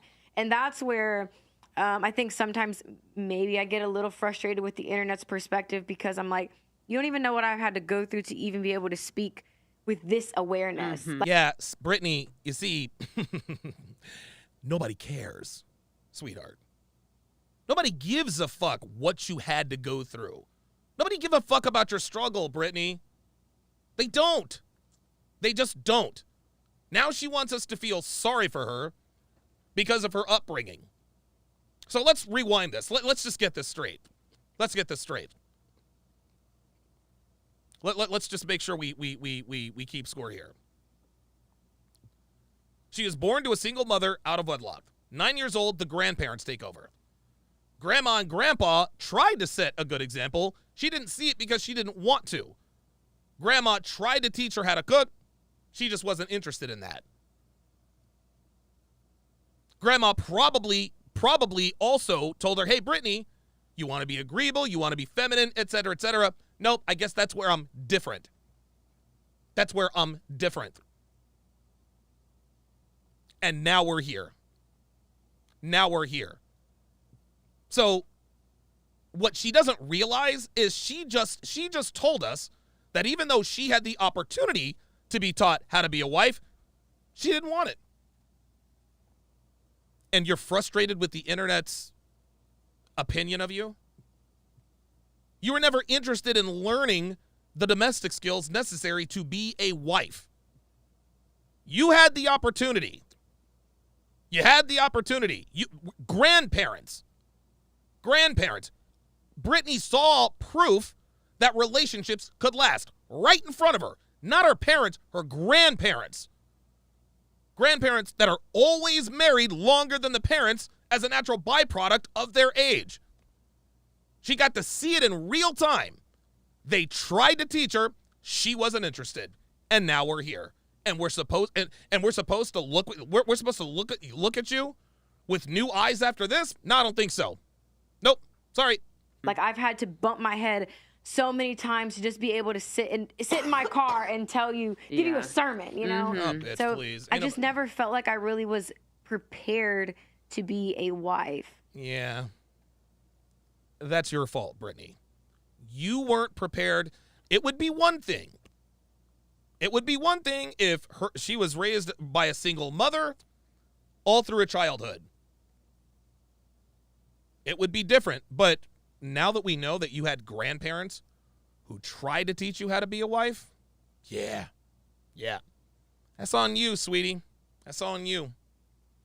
That's on you. You had your opportunity, and you just weren't interested. The reason why you weren't taught how to be a wife is because you didn't want to be taught. No one is going to feel sorry for you. She's trying to see. She thinks that we missed all that. She thinks that we missed all that. She just told us, hey, Grandma tried to teach me how to be a wife. I wasn't interested. Wasn't my thing. Well, sweetheart, you had an opportunity and you turned it down. How are we supposed to look at you any different? Ever.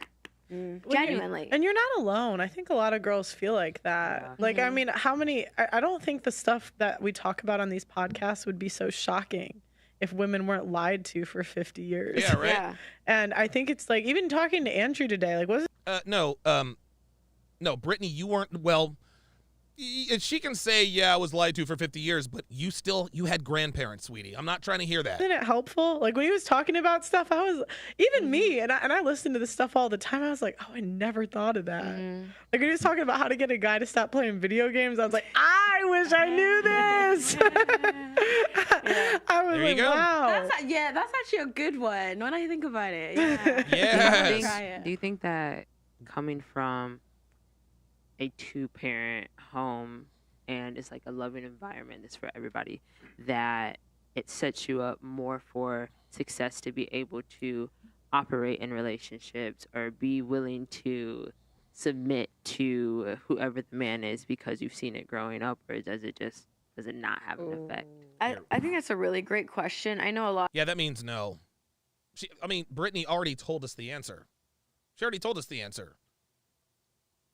She was raised in a two-parent home, essentially. She was raised in a two-parent home for the back half of her childhood. Those are her formative years. Those are her formative years. Look, I gave her a pass for the first 9 years being raised by a single mom. All right. But you were raised in a two-parent home during your formative years. That's still on her. A lot of people who grew up in dual parent households and they saw their mother getting cheated on. Oh, here we go. Here we go. More shame. I know, like someone recently, they were married for like 25 years or so, or 23 years, and she left basically when the kids were old enough to just like none of them were in high school anymore. And I remember when I was talking to her, she felt like she was setting her kids up for success because we're all under the same roof. They have a better chance of whatever, right? And it still was damaging because you are witnessing your mother tolerate disrespect. Tolerate disrespect. No, so let me get this straight. And you have to ask yourself a couple of questions.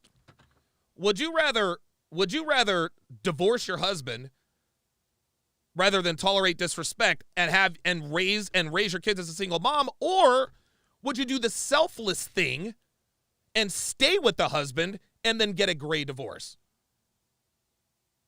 Because I'll tell you what, that mama's a hero.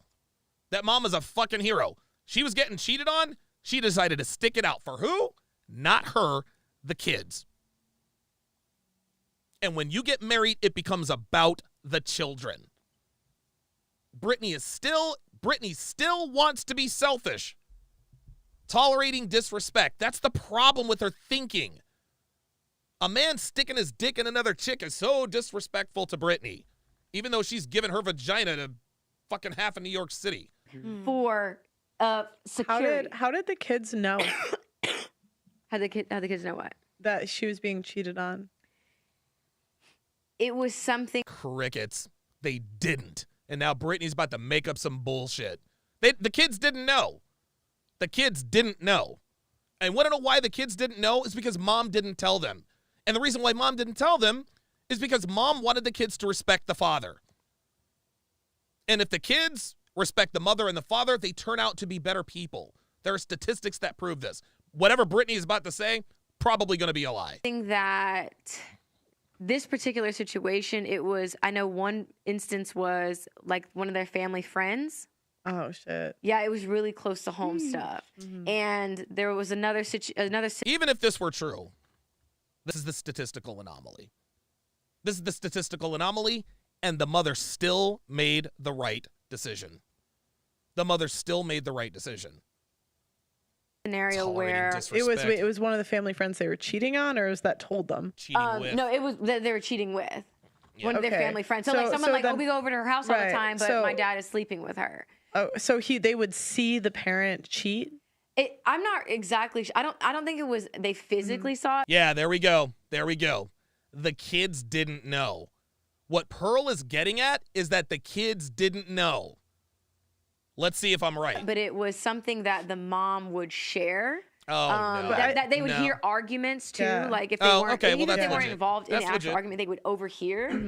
Which obviously, exposing your kids to that stuff is one thing. But the other instance was. What do you think is more damaging to your kids? What do you think is more damaging to your kids? What's more damaging to your kids? A wife, quote unquote, putting up with cheating, or being raised by a single mother? Yeah, I didn't think so. That's kind of what I thought. The dad was going out to the club with like the son, and he had a girl with him. Oh, so it's like that direct, like, this is I don't respect your mom in this way. I can do what I want to do, and your mom's still going to stay. So that's where I feel like it really depends on what's going on in that house. No. See that? See? Every story Brittany tells, have you noticed that every story Brittany tells is another opportunity? It's another opportunity to make an excuse for her bad decisions.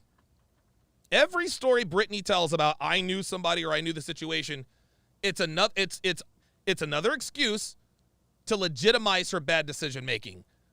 Sweetheart, Brittany's life, and this is, dude, Brittany is never going, dude, Brittany is, I'm calling BS too. Look, listen, we all know that women lie. We all know women lie to win arguments. We do. We know they do. We know they lie to win arguments.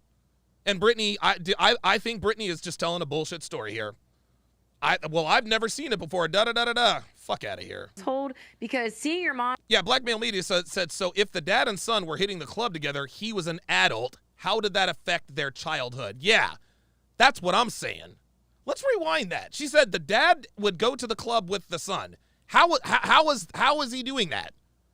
How was he doing that? I'm not exactly. I don't think it was they physically saw it, but it was something that the mom would share. That they would hear arguments too, like if they weren't, even if they weren't involved in the actual argument, they would overhear. Yeah, I think this is bullshit. I think this is BS. Because she was trying to think of, because Pearl asked her, well, how did the kids know? And it's almost like what Brittany was doing is she was telling the story to try to find an answer. Just listen, watch, just listen. This is why we know this story is bullshit. Watch this. See the parent cheat? I'm not exactly. I don't think it was they physically saw it, but it. I don't think they physically see. Did you hear a shuffle? Watch, listen. Did you see it? Watch. We go over to her house all the time, but my dad is sleeping with her. Watch. So they would see the parent cheat? I'm not exactly. I don't think it was they physically saw it, but yeah. See that? That's bullshit. That's bullshit. Now listen to this. It was something that the mom would share. It's something that the mom would share? Why would a mother tell the kids that their father is cheating? Why would she do that? Why would she do that? She wouldn't. Brittany knows this is bullshit, and just listen to her continue to talk. Listen to her continue to talk. And Brittany's good at this. Brittany's good at this, okay? She's going to talk her way into the story. So it was something the mom shared.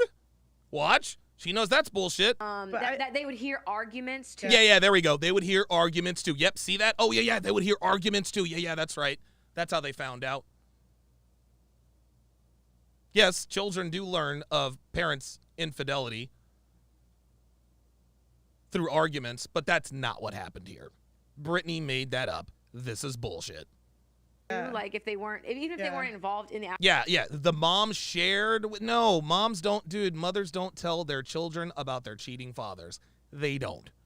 Stop it. Actual argument, they would overhear, which obviously, exposing your kids to that stuff is one thing. But the other instance was the dad was going out to the club with like the son, and he had a girl with him. Ah, yeah, there it is. The dad was going out to the club with the son, and he had a girl with him. Oh, did he? Now, how old was the son, Brittany? How old was the son? Because you got to be at least 21 to go to the club. You got to be at least 21 to go to the club. So maybe when the dad went to the club with the son, maybe that was his new girlfriend after mom divorced him. No, that's bullshit, Brittany. Like, this is bullshit. This is bullshit.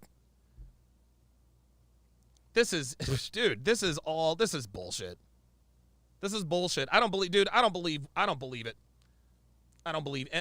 believe anything this woman is saying, man.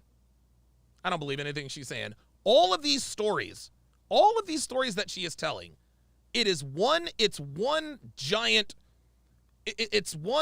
how can I put this? Every story she tells, every example she gives, or something that happened, is her attempt at justifying her bad decisions. That's it.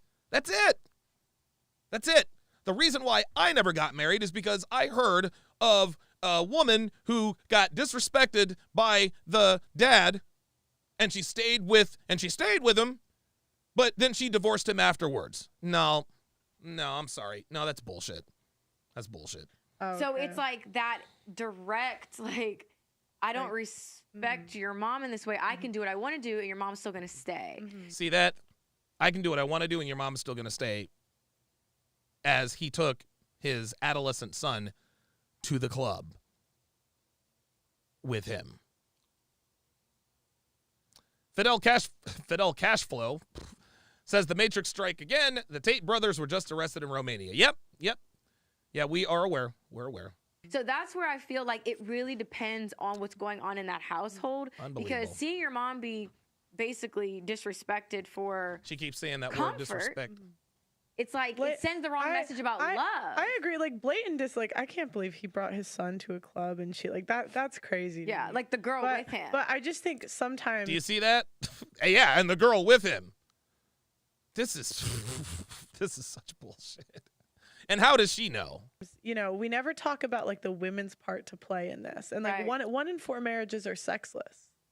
One in 4. Oh. And so I just think if you're gonna starve a man and he's begging you to sleep with him and someone comes on a platter, like that's why I say we never talk about why the men cheat. There you go. go. Will take this oh boy.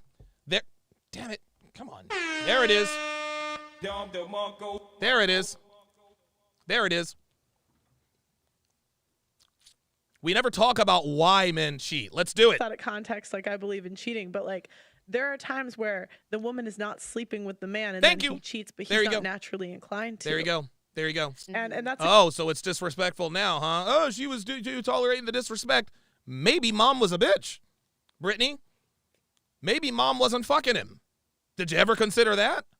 Conversation we don't really have. I'm not saying it's okay, but it's almost like what did you expect? But at the same time too, like again, like let's just like I said, make it with me and you. Like if you're my girlfriend and you don't want to sleep with me, my first go-to isn't to go try to sleep with someone else because I'm not getting it from you. I would want to explore the emotional depths of whatever you're feeling. What am I not doing? Why do you not want Brittany, you're a woman.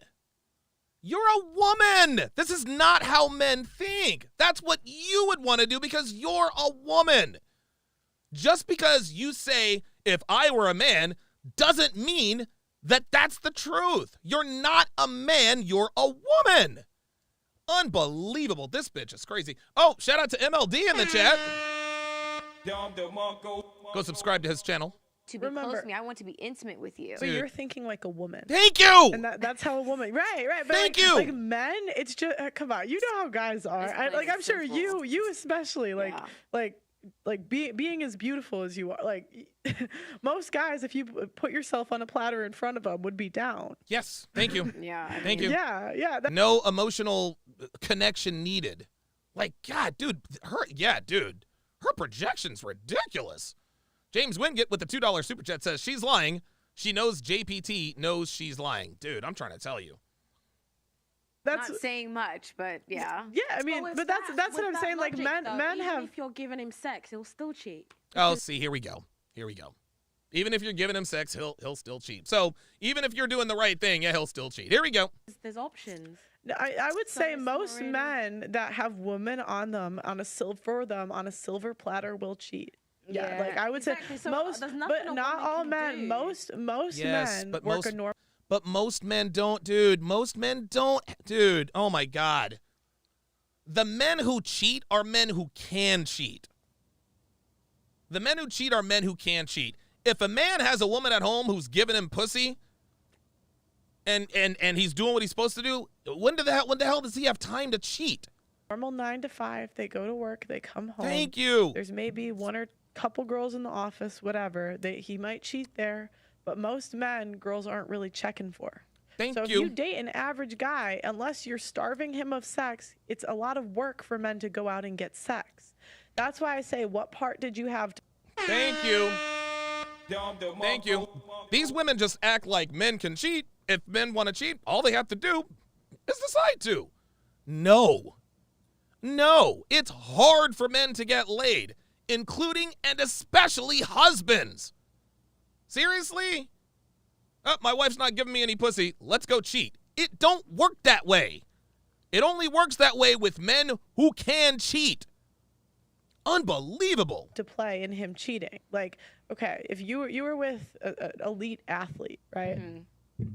They're just going to cheat. That's just, I see the normal. I saw D3 basketball players. D3. See that? NAIA. I saw NAIA. I can't look at NBA. That's like, I can't. Yeah. But okay, but like your average 9 to 5 Joe, it's a bunch of work for him to go out and get a girl. So it's like, what part did you have to play? A lot of women are always nagging on their husbands. There you go. They gained a bunch of weight after they had a kid. Brittany's showing us firsthand you don't have to do that. and it's like then they stop sleeping with him and the men are like, wait. I thought I got a 120-pound wife that was going to sleep with me all the time. Now she got the ring where I'm locked into a contract for life and you could take my kids with me and my money and put me on child support and all the stuff. And now you're going to gain a bunch of weight and not sleep with me? Like, what did you expect to happen? You're not holding up. Wow. When the fuck has Danica Marie ever talked like this, y'all? Huh? When has Danica Marie ever talked like this? When has Danica Marie ever advocated for men like this? All you dumb niggas out there caping up for Danica Marie, y'all need to shut the fuck up. Y'all need to shut the fuck up.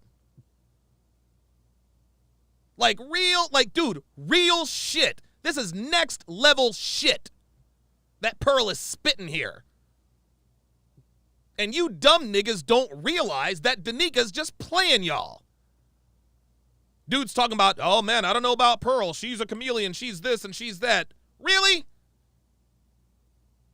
Look at Danica Marie on the bottom left-hand corner. Look at Danica Marie. Who's the chameleon now? Huh? All Danica Marie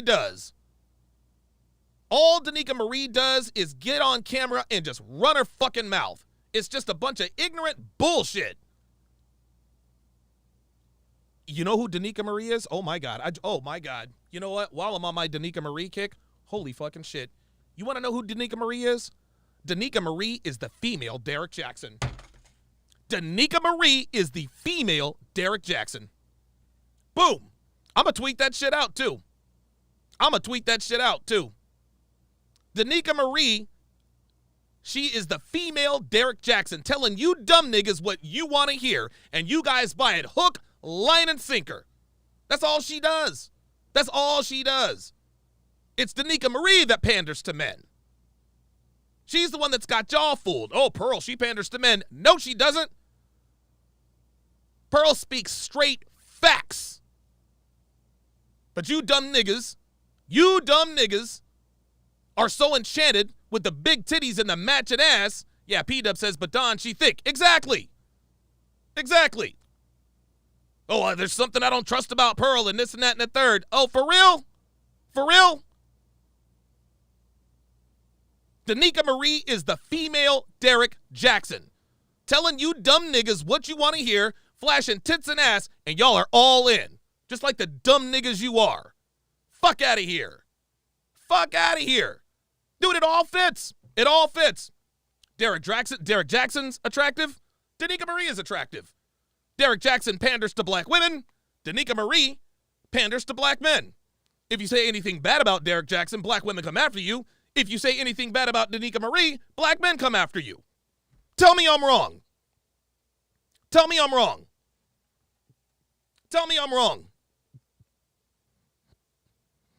Pearl panders to men. Dude, Pearl speaks straight fucking facts. Pearl dunked on Brittany Renner. Pearl, a woman. Nah, but you dumb niggas are always fooled by a fucking ass. If she thick and got a fat ass and says, y'all need to take care of your man. That's all she does. That's all she does. That's all Danica Marie does, y'all. Look, I'm going to put it on up here. Look, this is your queen. This is y'all's queen, niggas. This is y'all's queen. Danica Marie is the female Derek Jackson. She is the female Derek Jackson. And oh, by the way, Danica Marie is married. Does this look like a married woman to you? Huh? Does this look like a woman who is in a marriage? Number one. Number two, what's she doing in an empty house? What's she doing in an empty house? That's number two. Number three, black male media took the words right out of my mouth. Where is her fucking man? Where's her man? This is a woman who's supposed to be married. This is a woman who is this is a woman who is married. She is a wife. But she's out here showing the goods for everybody. Showing the advertising for everybody. Look at this. Look. Does that look like a wife to y'all? Does that look like a wife to y'all?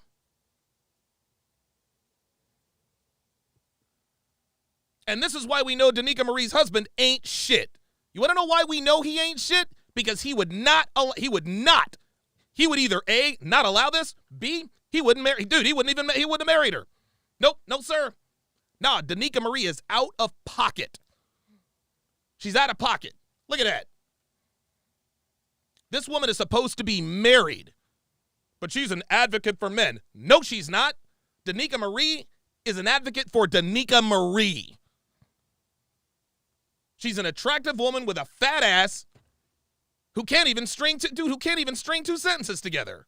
She sounds ignorant as fuck. Tell me I'm wrong. Tell me I'm wrong. She's not articulate. She doesn't say she's not articulate. She's not entertaining. All she does is get glammed up and tells you dumb niggas what you want to hear, and all of a sudden she's a sage. Nah, fam. Nope. Nope. Sorry. Danica Marie is the female Derek Jackson. Dude, dumb niggas, man. And I hope Obsidian responds to this.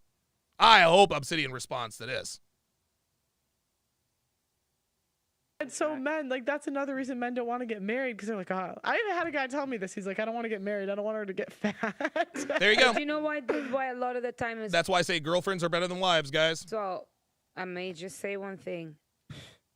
A lot of the time, the reason why some men get a little bit messed up comes down to insecurities. Oh, God. And let me land, and I'll explain to you why. Jesus Christ. So men cheat out of insecurity? Oh, my God. Come on, man. Like, dude. Numbers Guy Zero with the $5 super chat says, look like a psyop. Looks like a psyop robot to me. Yeah, maybe. A lot of the time, the women that let themselves go in a relationship or in a marriage is also down to the fact that men, now that they own the woman, they do not want the woman to be approached. They don't want the woman to be desired by other men. Are you fucking kidding me? Are you fucking kidding me? Is this bitch really saying that the reason why wives get fat in a relationship is because the man wants her to be because of his own insecurities? That's what she's saying. She's saying the reason, again, it's always blame men. It's always blame men. Even Renner's looking at her like, bitch, are you serious? Seriously, this is what she's saying. She says the reason why women get fat is because their husbands make them get fat because they're insecure and don't want to lose their wives. Yeah, totally.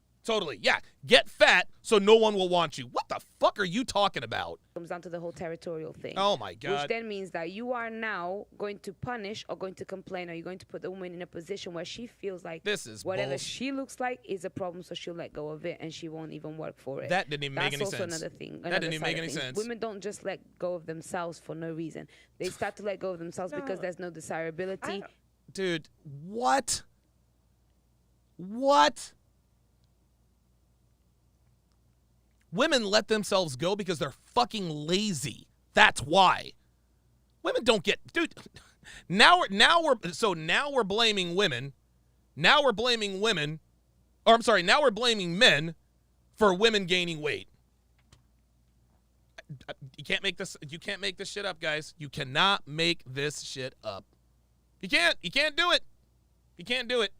In general, men need to understand, as a woman, for you to be beautiful and to feel beautiful is not just about you telling me that I'm the most beautiful girl in the world. This is ridiculous. You know, but to me, like, that's just nonsense. Girls let them. Thank you.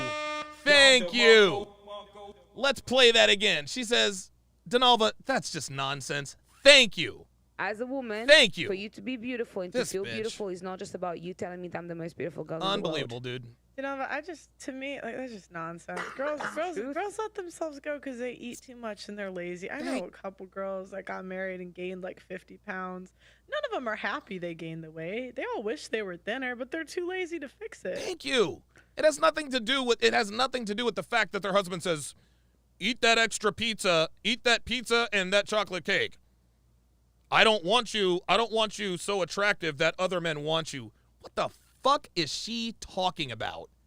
Oh my God. It's like, I don't know. And now they have the I ring don't that's like know. less incentive. You know, when you guys the know when you fuck get outta break up here. with someone, you are in the gym.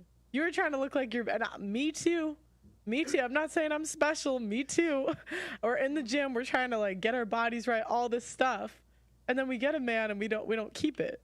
I mean, the way I was There you go. raised, you cater to your man. So you've got, this is your Right. king. And I'm not So saying you I'm need not- to look good for Right. him. So I don't know about letting yourself go. No. I've got him now. I need to keep him. I agree with you, but I'm not saying you in particular. I'm saying this is what the men are saying. These are the issues Oh my they're God. saying. I cannot believe what I just Obviously, heard. I think it's wrong. Like, when you get Of course into you a do. relationship, I don't think, like, letting yourself go, I think it's a problem as a woman. Like, why should you do that? Because it's going to leave you. Do you think? So I do agree Do you with think that. a man can leave a woman if she lets herself go? He's asked her multiple times to lose the weight and she won't do it. Yeah, of course he can. I wouldn't say you Assuming, should let's say leave there's no her. kids involved, because kids kind of. If there's no kids involved, then get the fuck out of there. If there are kids involved, you gotta stay. You gotta stay. Like, guys, look, man, if there are children involved, you gotta stay. Get a side chick, don't get caught, whatever the case may be, but you gotta stay. Stay for the kids, man. Change things. Well, let's say there's no kids. Well, to be honest, yes, because There you go. No, but it's not unfair. You see, she said, to be honest, yes. As though a man leaving a woman because she got fat with no kids involved is preposterous. This is where we are. This is where we are. It is the idea that a man leaving a woman because she gets fat is so foreign to them. The answer was prefaced with, I gotta be honest, yes. A man leaving a woman if she gets fat is exactly the same thing as a woman leaving a man because he lost his income and didn't show any resolve to get it back. And as men, we're patient. We're not just going to leave outright. If your girl gains a little bit of weight, we will we'll encourage you. Early on, when Devin and I first got together, I think within the first 3 weeks, I was like, whoa, wait a minute. You're starting to gain a little bit of weight. She hit the gym. Then she started gaining weight again. And I talked about this on a video. She started gaining weight again. I walked in there and I was like, you're looking a little puffy. Strip down naked and step on the scale. Strip down naked and step on the scale. We're at 133 pounds. I said, sweetheart, you are officially on dick discipline. You are on dick discipline until you get down past 120, until you get below 128 pounds. Real shit. And you want to know something? She didn't even ask for this. She didn't ask for any of this. I said, you know what else I'm going to do? You're not going to have any excuses. I'm going to build you a gym. I'm going to spend $26,000 on a gym. I'm going to pay a personal trainer $2,400 a month to come to the house and train you. Now you have no excuses. Now Devin's got the body of a porn star. Now she's got the body of a porn star.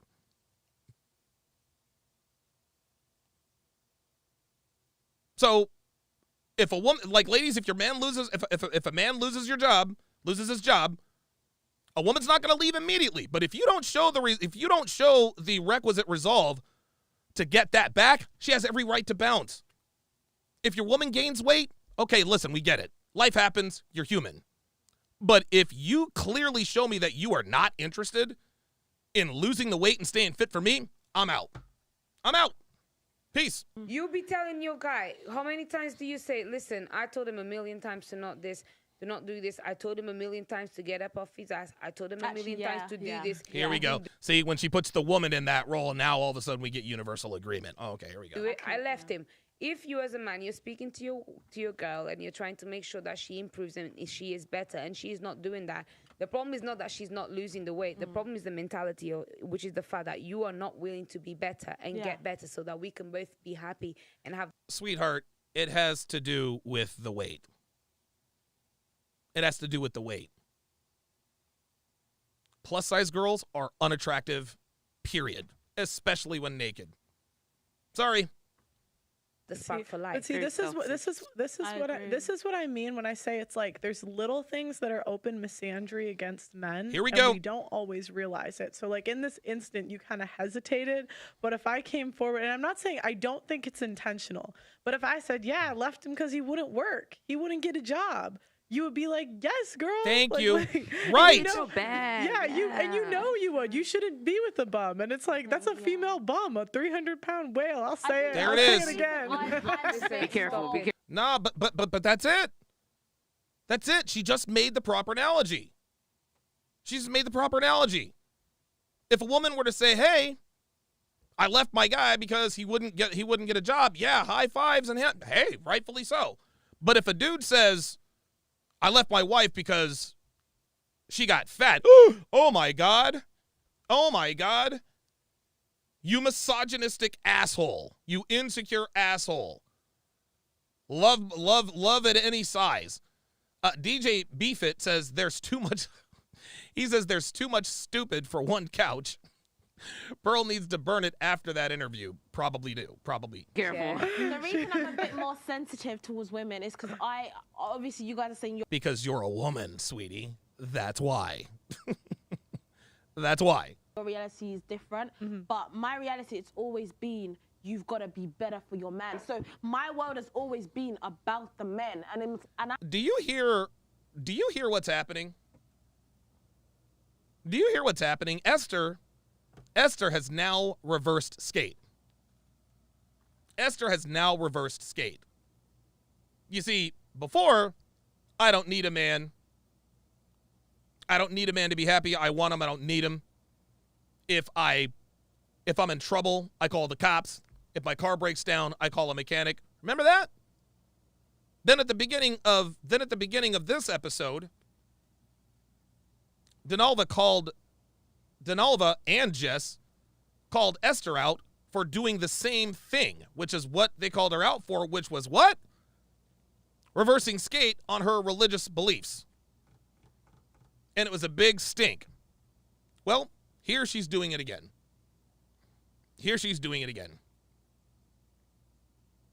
Same episode. Blame men, it's men's fault, blah, blah, blah, blah, blah. And now men are kings. I got to look good for my man. I was raised this way. Gentlemen, this is what we call a chameleon. She is exhibiting the exact behavior they called her out on at the beginning of this podcast. She's doing it right now. Again. I'm like, so what is he doing for me? So yeah, I've got to learn to cook, clean, do all this stuff, take care of my man. But how is he helping me emotionally? How is he helping me feel good? A man, oh my God. That's what your girlfriends are for, sweetie. Man, that's not their job to help Thank you you. emotionally. Thank you. I think that's no. Okay. I want to vent. Okay. I want to speak to my man. Yeah, but like, They don't want to listen. They don't want to hear. So it. this is doing all this for what? What am I doing? like, okay, you can't. I'm not saying they should never like talk to you or what, like ignore you all the time. But I'm just saying like typically, historically, you wouldn't even see your husband that much. That's not their job. You vent to your friends. Like your relationships with men, and this is something I learned. Like one time, okay, I had an ex-boyfriend. And I was talking, and I was like, da-da-da-da-da-da, this person, da-da-da. And he was just like, shh, I don't care. Oh, I do that all the I don't care. time. And at first I was like, what do you mean you don't care? Like, I was like, that was so rude. But I like sat and thought about it. And I'm like, you know what? I'm like dumping my problems onto him. Thank you. And that's not his job. He's not my... We don't give a fuck. That's what your girlfriends are for. And then women wonder why they friend zone their husbands. It's because you treat him like a friend. He's supposed to be there. He's supposed to help me emotionally. No, he's not. He's not your therapist. He's not your girlfriend. He's your man. And see, men think like this. They think, I got to be there for her emotionally, and wonder why They end up getting friend-zoned by their own wives. It's ridiculous. Therapist. Like, we don't want a guy that's dumping all his problems onto us. Hell no. We're okay. No. We're okay. Being a companion. That's Being a companion and an emotional tampon are two very different things. Two very different things. Companionship is not emotional support. Right, but I'm saying, so again, remember, this is things that we look for from men, but men don't look for from us. Thank you. And so, Thank you. I'm doing all this for you. What are you doing for me? That's Typically, exactly what I'm saying. I don't want to be cooking for my man. Well, hold on now. She says, if I'm doing all of this for you, what are you doing for me? Isn't this the very same woman who says that I don't need a man for protection? I don't need a man to fix my sink. I don't need a man to fix my car. I don't need a man to lift up. What is he doing for you? Apparently nothing, because you don't need a man. You can't have it both ways, sweetie. You can't say, I don't need a man for X, Y, and Z, but then turn around and say, well, I'm doing this for you. What are you doing for me? You said you don't need one. Darius Horton with a $2 super chat came up with a new acronym, PUMA. Pout until made accountable. That's actually pretty good. That's pretty good. I like that. Okay, I'll tell you. So that's what they look for. So, but I'm saying, like, you're always gonna get protection, and that's the one. Thank thing, you. Like, so, okay. Do you hear, Okay, dude? but if the world, Do you hear this going back and forth? You hear this? You hear this? What are you doing for me? Pearl encapsulated it. You already get protection. When you have a man, it is assumed that he is going to protect you, fix things, lift things, all that good stuff. That's what I do for you. Not to mention supporting you. That's what I do for you. That's what I do for you.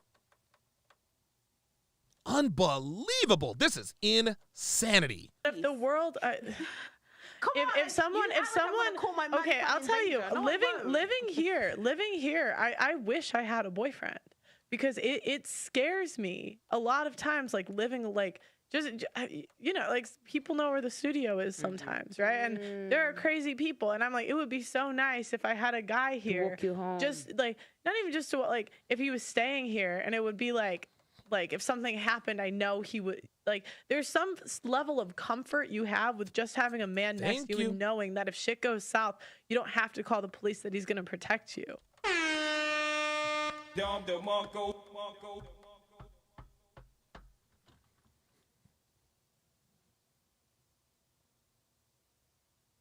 You dumb niggas on my community tab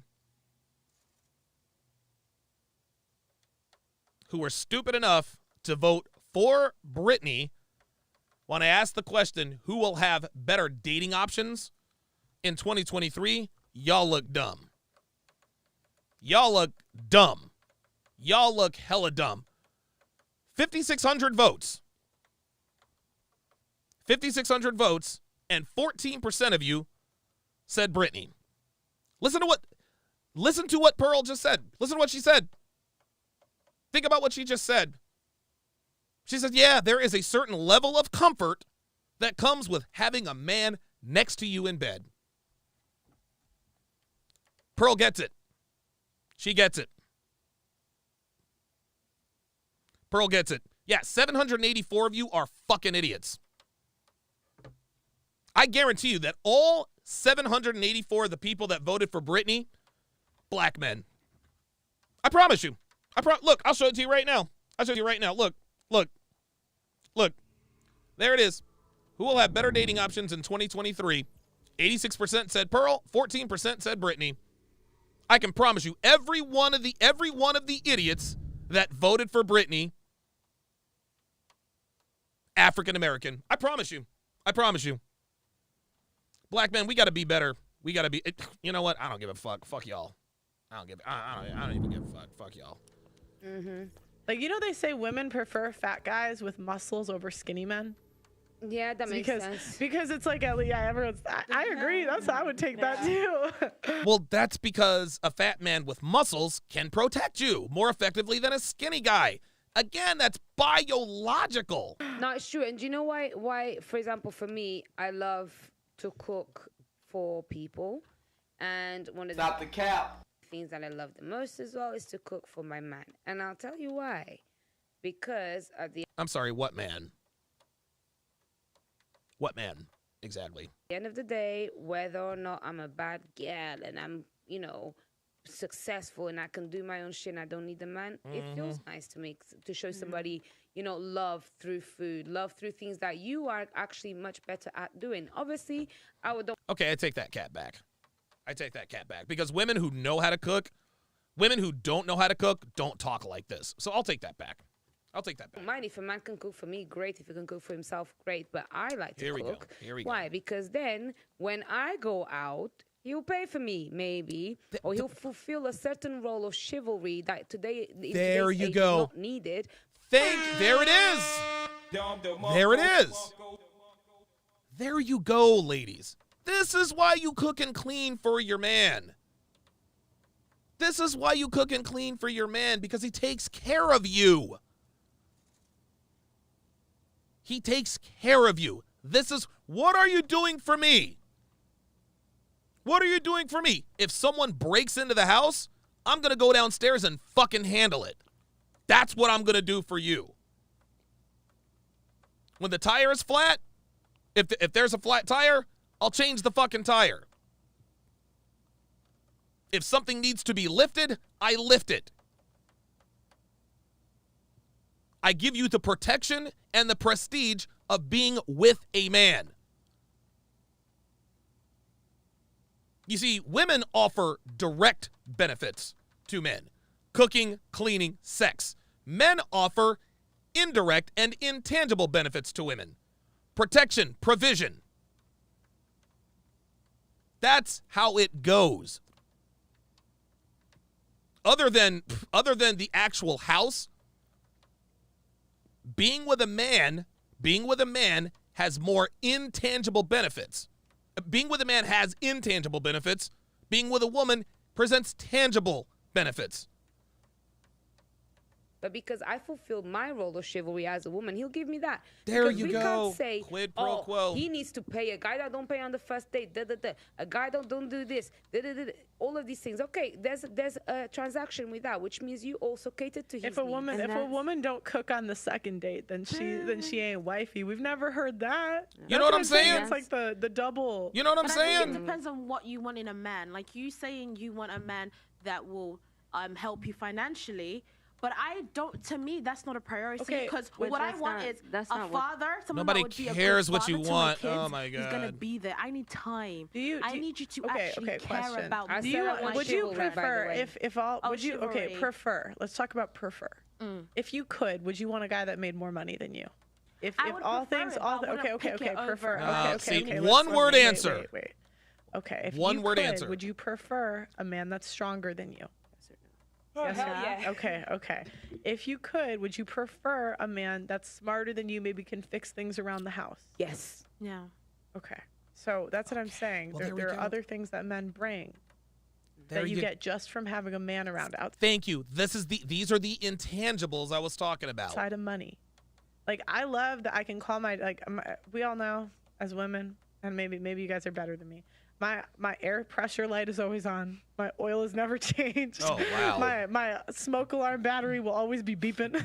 Oh, no, Pearl, no! Oh, no! Oh, my God! Oh, my God! Oh, my God! Oh, my God! Oh, my God, dude. That's it. Pearl is finished. She's done. Oh, my God. Pearl, oh, my God. Pearl, oh, sweet mother of God. Pearl, you got to cut this out of the video. Oh, you got to cut it out of the video. Cut this out of the video. You got to cut it out of the video, Pearl. No. Stop. Don't say anything. No.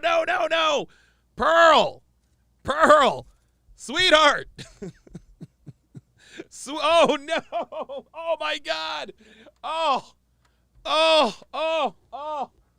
Ay. Oh, my God. Dude, Pearl. Oh, Pearl. Oh, my God. Breaking news.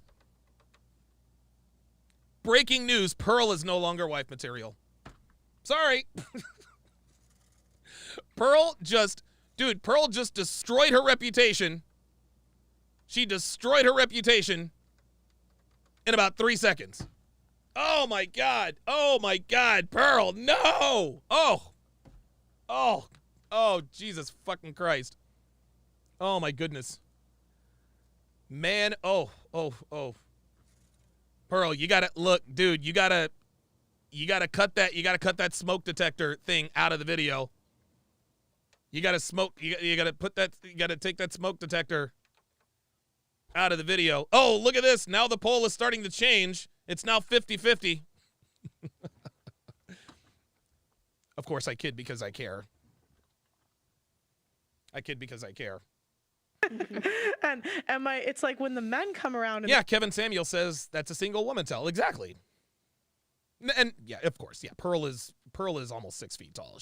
They're like, how are you living like this? Da da da da da. And like my dad will like run around. You're smiling. I bet you can think of a time where someone's done this, right? And they run around and they'll just fix everything, and just be like, why are you doing this? Da da da da da. And it's just something like comforting. Like I feel better. Like if I'm stressed or whatever, I just love talking to my dad and my brothers. Like there's just something about talking to like masculine men where it's like you just feel better. I mean, it's great for a man to be masculine. This is why Pearl. I'm gonna make a prediction. I'm gonna make a prediction, guys. I'm gonna make a prediction. I'm gonna make a prediction.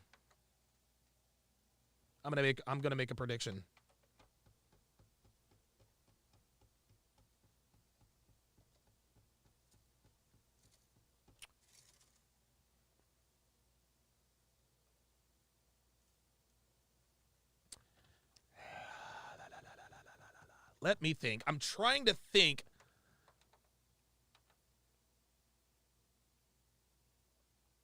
Yep. Roderick already, dude, Roderick, you took the words right out of my mouth, man. I think that Pearl will be engaged within the next 18 months. And it might even be sooner than that. It might even be sooner than that. There is no, listen. There is no way.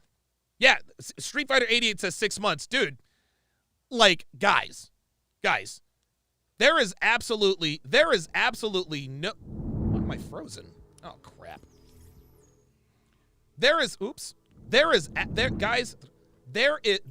positively no way. There is no way that there are men watching this. There is no way that she is not on somebody's radar. No way. No way. She's done interviews with Brittany Renner and Andrew Tate. And an interview with Brittany and Andrew. And in each one of it, well, not really with Tate because Tate dominated the room, which he certainly does. But in these discussions with Brittany Renner,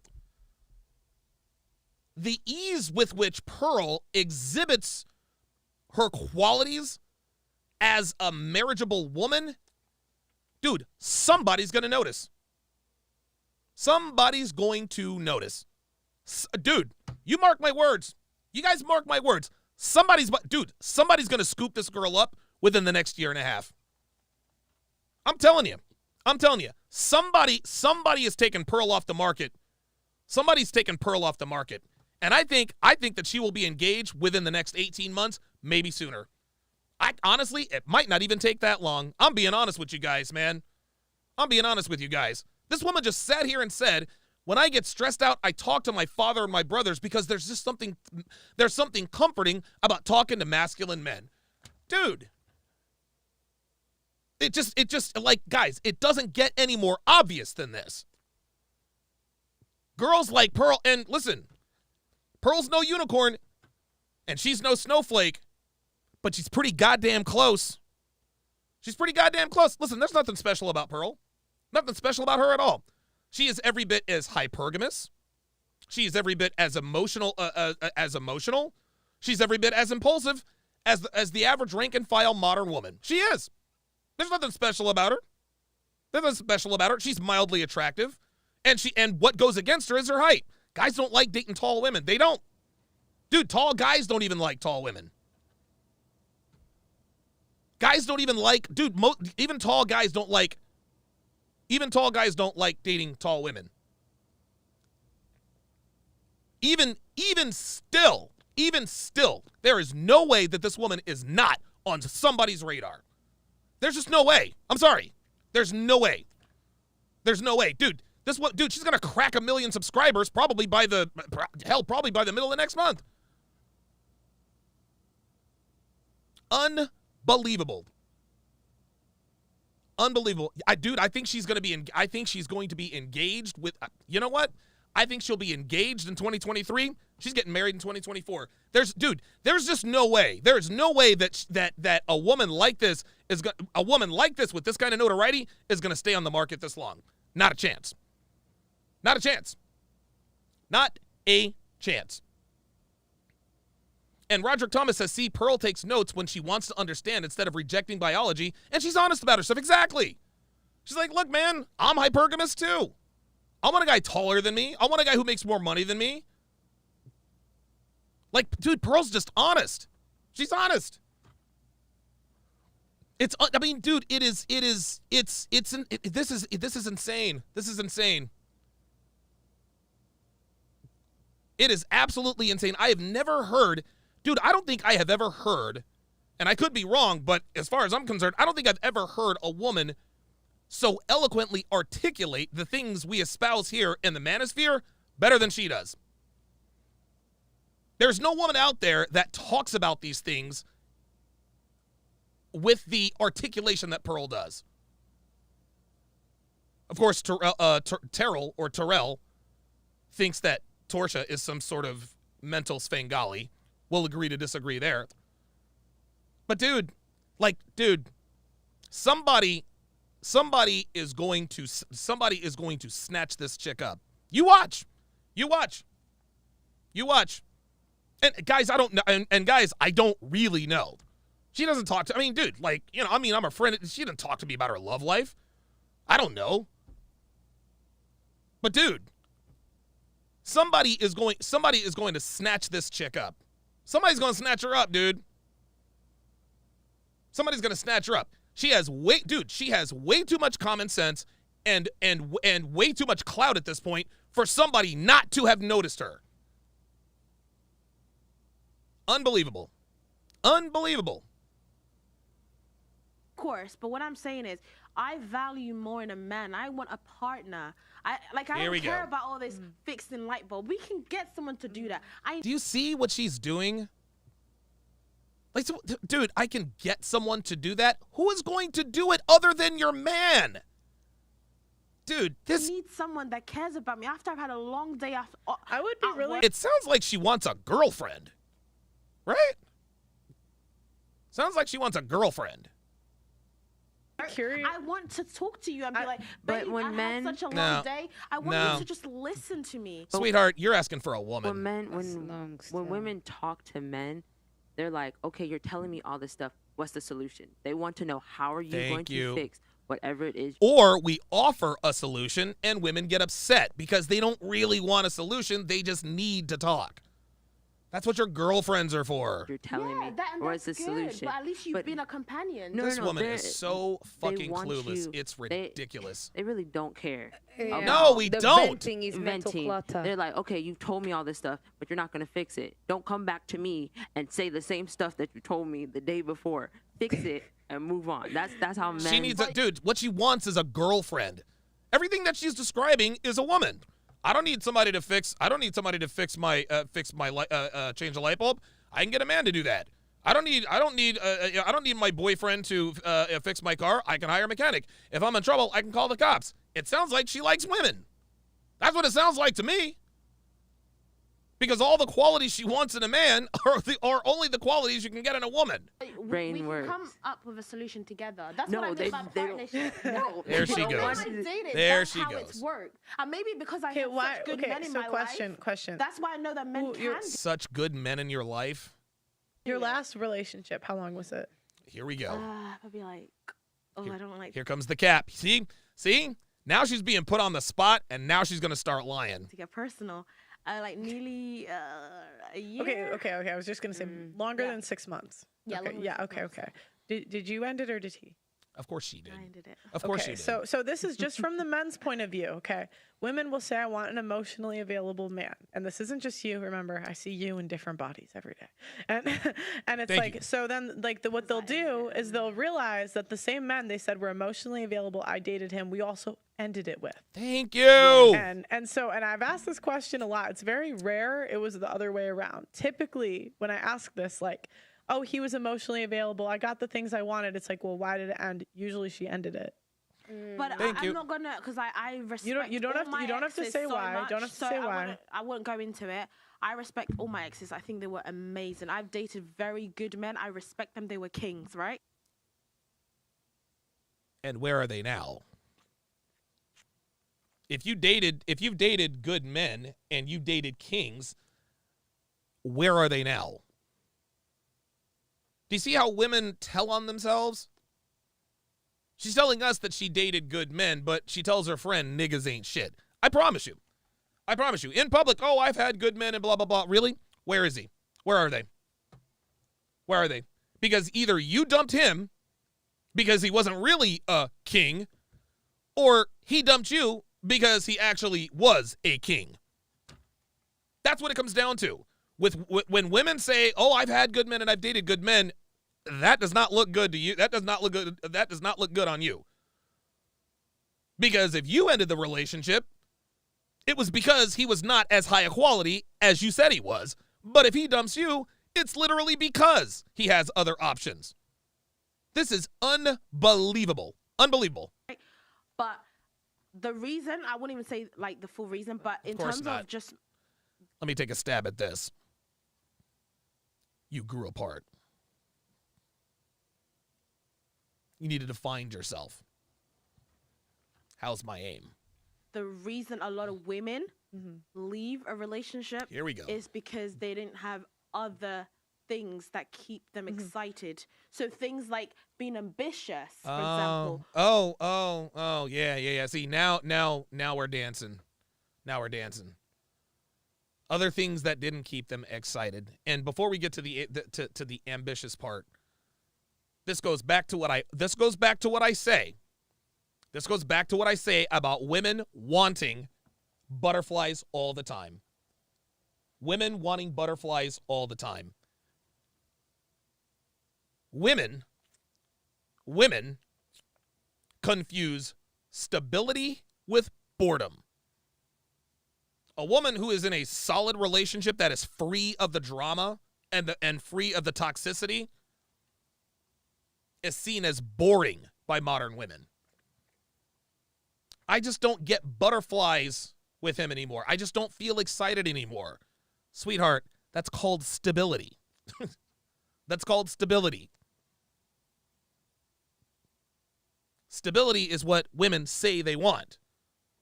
You know, a relationship free of him fucking your friends, smacking you around, disrespecting you,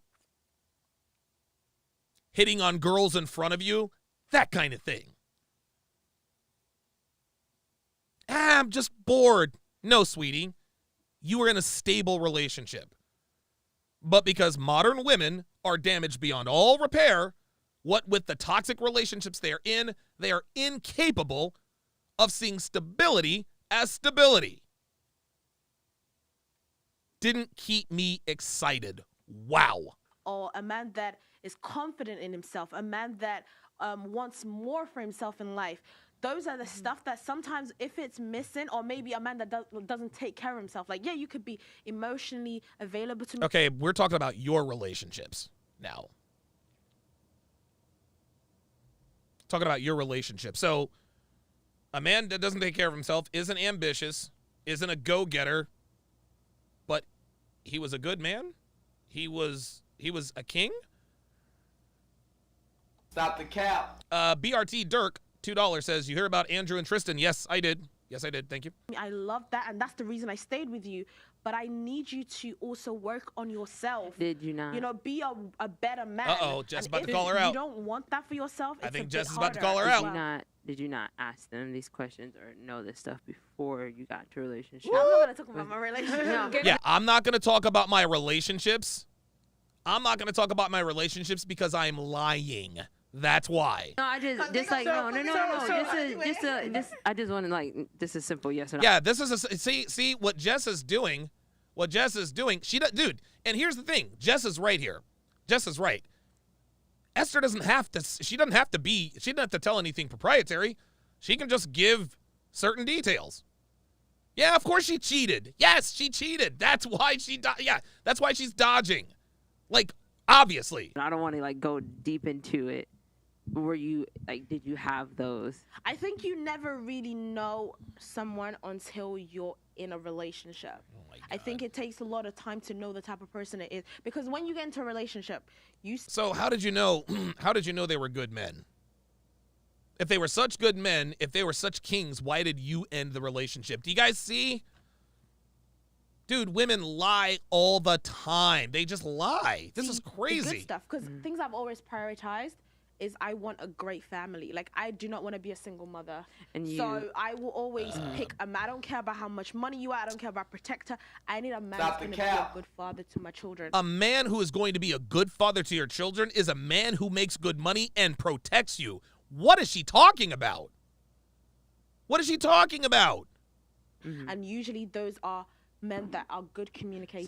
So this is She I'm wants just a gonna woman. tell you remember what you said. Okay. This is contradicting what you said, because if you don't care about money, then you don't care if he's ambitious. Oh! And that's Uh-oh. Pearl caught that. I missed it. If you don't care about money, then you don't care if he's ambitious. Uh-oh. Here we go. How's she going to get out of this one? remember earlier you were talking about how you didn't care so much about money. Uh-huh. You care when more I about say money, emotionally. I No. don't care about him paying for me, because I'm Oh, But I'm yeah. saying then, Yeah, so here we go. if you're ambitious, Pay for me, but I then need what? you to want So- money. See, Okay. now she knows she's caught. Now she knows she's caught on a lie, so now she's trying to filibuster. She's trying to muddy the waters and talk, because she knows she just got caught in a lie. But I know, so that translates into money in the future. Thank you. Right. So of course. okay. You need to want money So, but at this is some why, point. right. Okay, but this is why men don't really trust what women say, because Thank you're you. saying, "Oh, I don't care about the money." But when you're presented with a man who's like, I'm good with the money I have. I'm not that ambitious." You're like, "No, I can't stay for this." Unbelievable. And you want to know why? You want to know why Pearl is better at picking up on this stuff? Is because Pearl's a woman, guys. Pearl's a female. Pearl's a woman. That's the difference here, guys. That's the difference. One of the many reasons why Pearl is blowing up and she's running circles around these bitches is because she's a female. Pearl is better at this than I am. Pearl is much better at reading females than I am. I'm 45 years old. I'm the creator of Womanese. I once had a woman on the phone yelling at me. I told her how old she was, how many kids she had, and what her relationship status was. I didn't know her from Adam. She called me talking shit. I knew exactly who she was. I'm 45 years old. It's taken me this long to figure it out. Pearl is a woman. That's why she's good at this. That's why she's a sniper. If it came across that I said I don't care about a man that has money, I care about a man that's ambitious. Right. This bitch is backpedaling faster than Deion Sanders. Right now, but you need to be hardworking and wanting money. When I say I don't care about money, it means Talking to your mic a little more. There you go. I'm not gonna go for a man purely because of money, because I'm it's a also factor. hardworking, I'm ambitious. So I'm not gonna put that on you to pay for my lifestyle, because I want to prioritize other characteristics in a man. But to say She wants a woman, guys. That's what she wants. She wants a woman with a dick, is what she wants. that I don't care about money. Yes, I do. I do, because I love money myself. See? I gotta make money, so my man's gotta make money. But see how she just backed her up in a corner. I make money, so my man's got to make money. I'm just saying this is why men like don't believe what women say because we constantly contradict ourselves. There you go, man. And it's like the other question. I'm just telling you how the men would hear what you said. If you said, "Oh, they're great guys," but they were bums, they would either hear that you date losers, or they would hear that you're not loyal because you leave good men. Woo! Oh!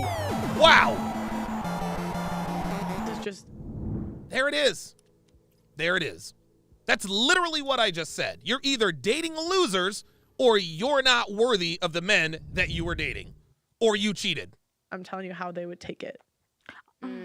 You know, crickets. No, I think like my biggest problem is like, first of all, I hear all of you. Like I totally agree with we got it. We got it, Brittany. We got it. My biggest problem is that I do want someone that I can talk about my day with.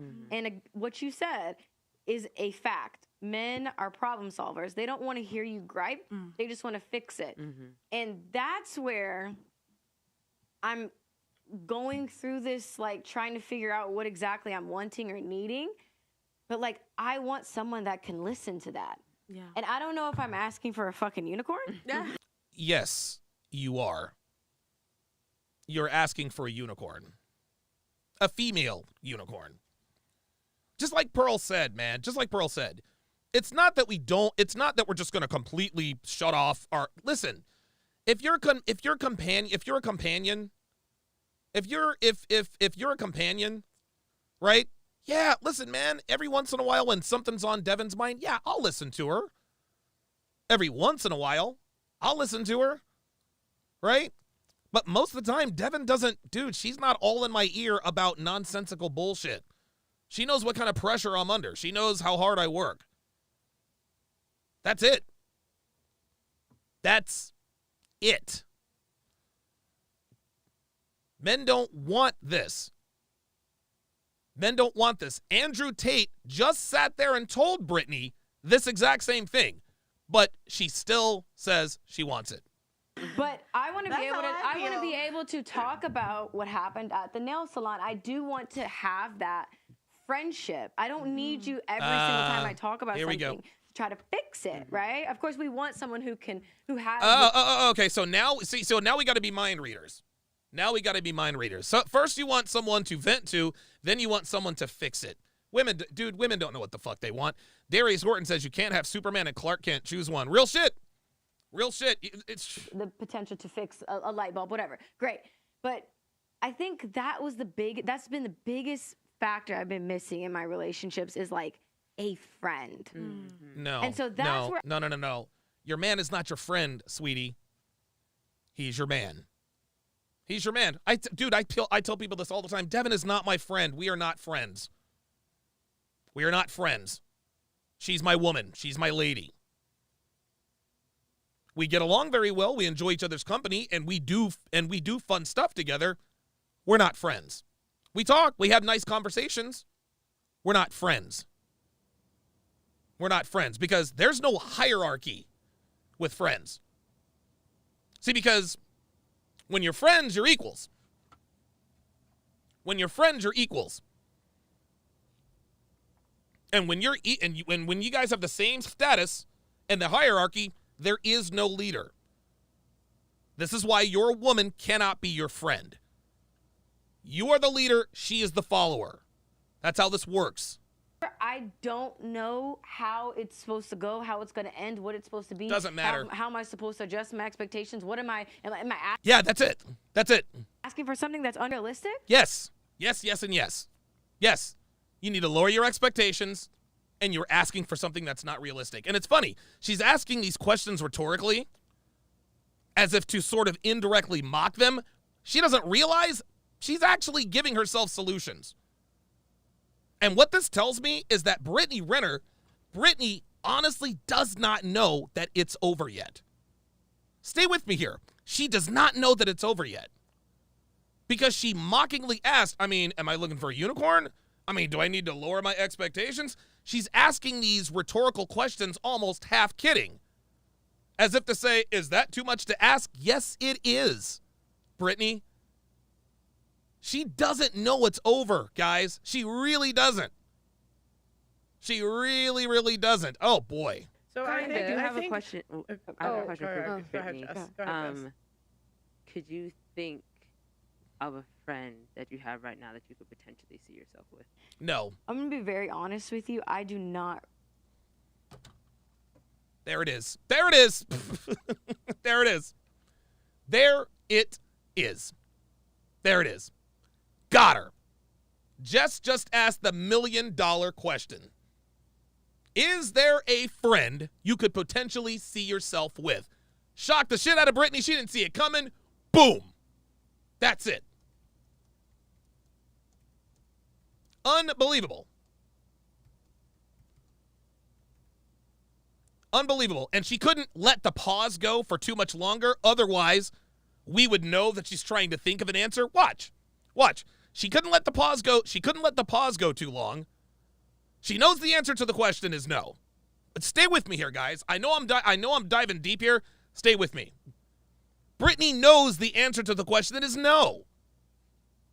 I do not have a platonic male friend that I could potentially see myself with. But when Jess asked the question, Brittany knows the answer is no, but then she would be contradicting exactly what she just said, which is exactly what Pearl just said. Pearl just said, this is why men don't believe women when they talk about what they want. They don't, because you are always contradicting yourselves. Brittany just went on this 30-second soliloquy about wanting her man to be her friend. So Jess asks her, okay, do you have any friends that you could see yourself with potentially? And the answer was no. There it is, guys. There it is. And these are, guys, these are questions I would never think to ask these women. But because these are women, that's why we're getting these questions. Watch. Could you think? Watch the pause. She pauses for just a little bit and realizes that if she pauses any longer, everyone's going to know what the answer is. Watch. Of a friend that you have right now that you could potentially see yourself Watch. with. I'm going to be very honest with you. I do not There it is. really buy into the whole male friend thing. There you go. There it is. There it is. She had to come correct. I'm going to be honest with you. See, when she said that, she was buying time. She was stalling for time. Couldn't think of a lie in time. She had to come correct. Watch. This is what happened. This is what happened, dude. This is what happened. She literally just contradicted herself. Something Pearl said that she was going to do right then and there. It happened. Jess blindsided her. Brittany couldn't think of an answer. I'm going to be honest with you. Let me think of a line. And she can't pause after that because the line's already said, I'm going to be honest with you. All right. I never really bought into the male friend thing. She had to come correct. Watch. Watch. Just watch. There was a point right around the middle end of I'm going to be honest with you. That was the point of no return. She's like, I'm going to be honest with you. And her mind is like, Brittany, I got nothing. She got you. She got you. You're going to have to admit that the answer is no. There are no male friends that you could potentially see yourself with in the future. You're going to have to hold this L. You're going to have to hold this L and concede to Pearl that men don't believe what women say, don't believe women when they talk about what they want because they're always contradicting themselves. So she had to come correct. Listen again. Of a friend that you have Watch. right now that you could Watch. potentially see yourself with. Watch. I'm going to be very honest with you. I do not really buy into the whole male See? friend thing. Told you. That's just There it is. There it is. Probably a bit of a jaded belief. I can be aware. No, that's not a jaded belief, sweetie. That's a contradiction. That's not a jaded belief. That's a contradiction, sweetheart. Enough to say that. I don't know. I See? honestly was sexually assaulted by my best friend before my 30th birthday. All right, that's it. I'm done. I'm done. Dude, really? Really? Seriously? Seriously? Now with the false accusation? Are you kidding me with this? Really? Let's listen to this bullshit. You've got to be kidding me with this. Actually, this is insane. This is insane. Now she was sexually assaulted by her friend before her 30th birthday. Oh my God. Dude. That's just probably a bit of a jaded belief. I can be aware enough to say that. I don't know. I honestly was sexually assaulted by my best friend. There it is. See that? Before my 30th birthday, actually. So I have a little bit of a see this? She just contradicted herself. But then she just made up a story to justify the contradiction. Let's walk this back. Let's walk this back. Esther says, I don't care about money. I don't care about a man's money. Then in the same breath, when talking about her past relationship, why did you leave him? Well, I left him because he wasn't exciting. He wasn't exciting to me. What do you mean? Well, he didn't have ambition. Pearl says, well, if you left your boyfriend because he didn't have ambition, that means that you do care about money. This, Esther, Pearl said, is why men don't believe women when you talk about what you want, because you're always contradicting one another. You're always we're always contradicting ourselves. You say one thing and you mean another. Right? So now we get on to the male friends thing. I want my man to be emotionally available and blah, blah, blah, blah, blah. Gotta be a friend. Brittany goes on this 30-second soliloquy. I just want somebody to talk to, vent my spleen to, help me with my problems, come up with solutions, blah, blah, blah, blah, blah. Jess asks her the million-dollar question, is there a friend you could potentially see yourself with?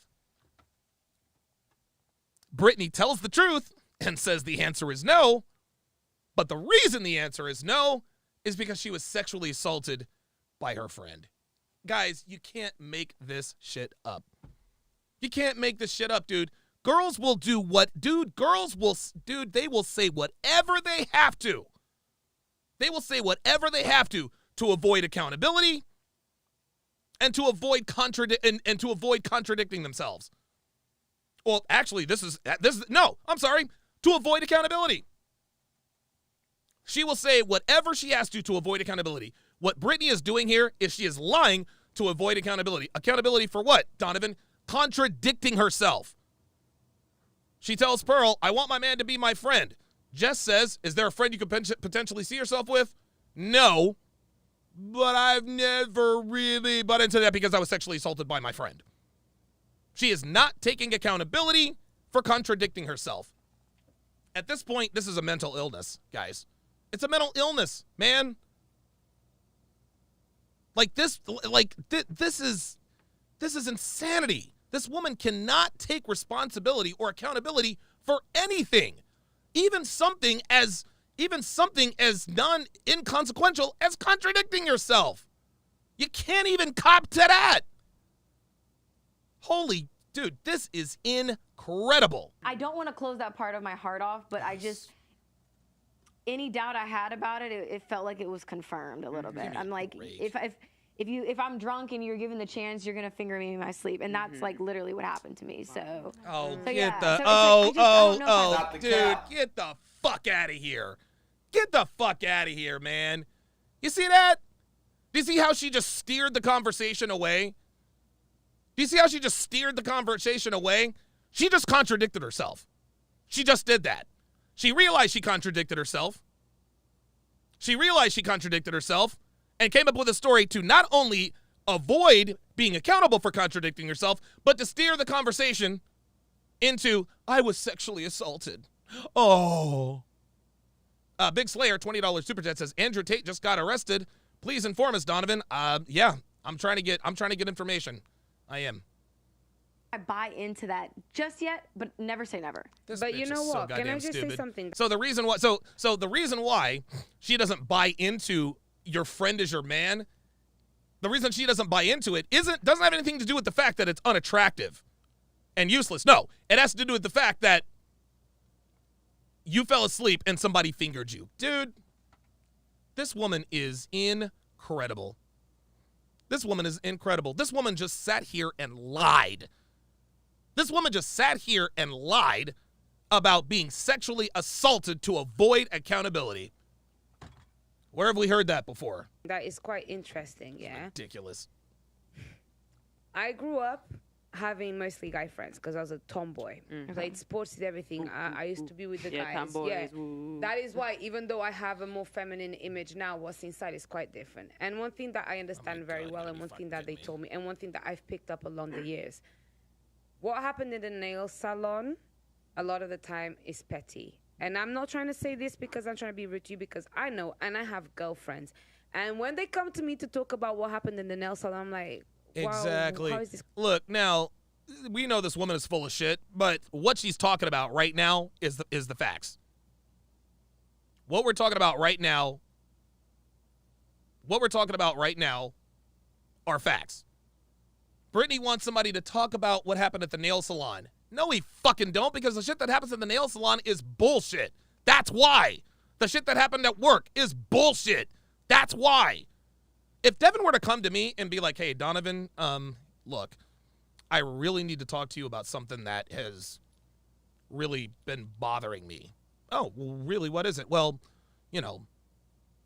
something that happened, my sister and I got in a huge fight about something that happened way back then.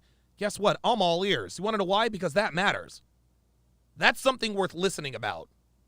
That is something worth giving your attention to for your woman.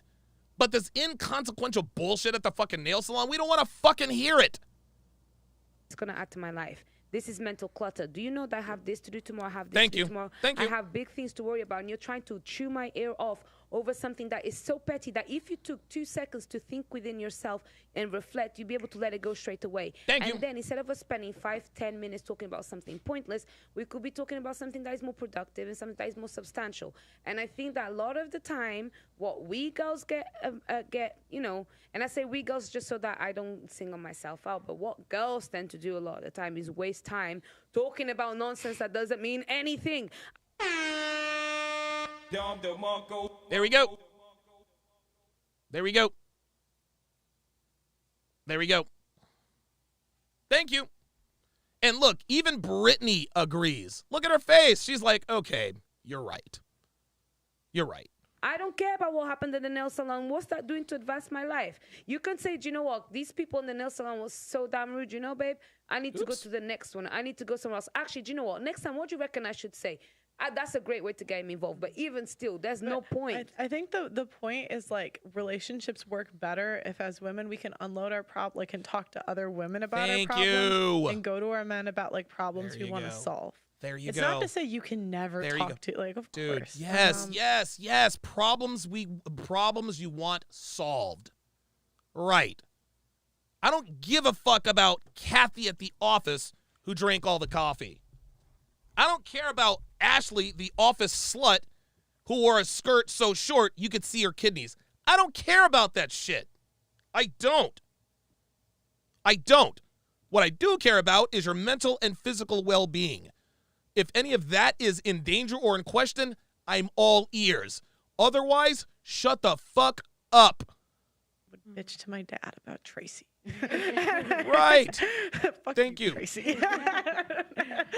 Thank you. But it's just saying, like, in general, men don't want to hear about it. And it's like, if you're selling, we're the cars, right? And I know women aren't cars, but, like, we're the cars. You have to know your buyer. And if your buyer doesn't like listening to our problems, maybe we could try to tell them about them less. Unbelievable, dude. Yo, Pearl is spitting straight facts. She's spitting facts, man. She's spitting facts. That was a brilliant analogy. No, women aren't cars, that's for sure. But guess what? Women are trying. The market for women is men. We control relationships. We control who gets married. And if the kinds of men you want say they don't give a fuck about the inconsequential bullshit that happens at the fucking nail salon, you might want to shut the fuck up or talk to your friends about it. This, I promise you, this is the best advice that these women have ever heard. The best advice these women have ever heard. This is incredible. This is incredible. Unless we want them fixed. There you go. Yeah, and wow. don't put, like, a lot of the emotional, because this is the thing, girls. Okay, I'm done with this. So I've got let's take a look at the, let's see here. All right, it says Andrew Tate reportedly arrested in police raid. That was today. Andrew Tate and his brother Tristan, organized crime.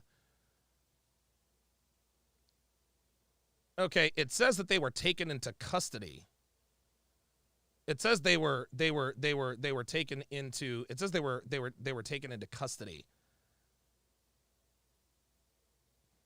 The Romanian outlet claimed that Andrew Tate's home in Pipera had been raided in relation to the abduction of two. Are you fucking kidding me? Are you serious with this? Are you kidding me? So his house has been raided on suspicion. His house was raided in relation to the abduction of two girls. This is unbelievable. Unbelievable, dude. This is unbelievable, dude.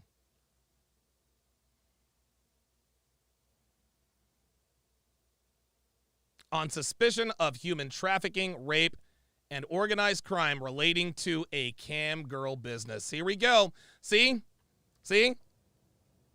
Tate knew. See, they knew that Andrew Tate ran a cam girl business.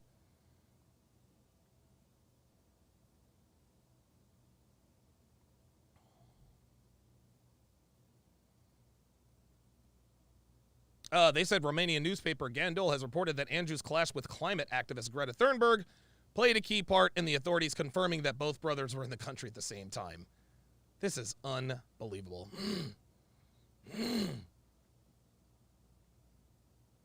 The current belief is a pizza box from a local Romanian chain appearing in his response video to the young woman was enough of a giveaway for the mobilizing team to take action.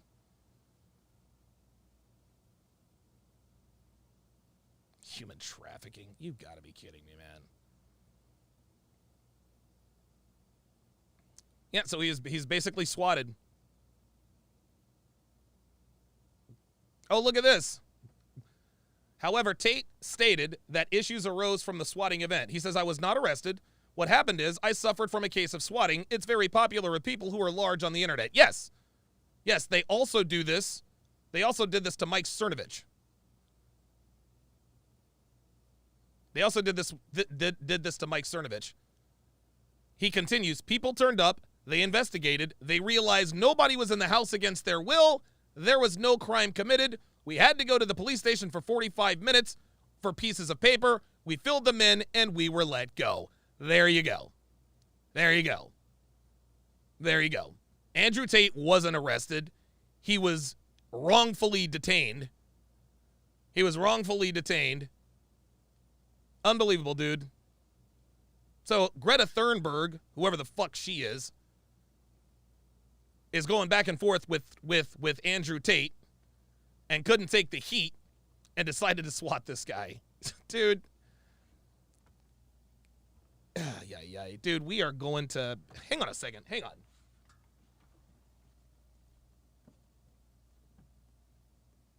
Why the fuck did this turn off? Come on, man. Jesus. Like, what the fuck, dude?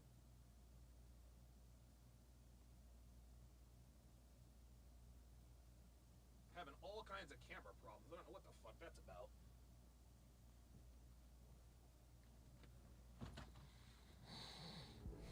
There we go.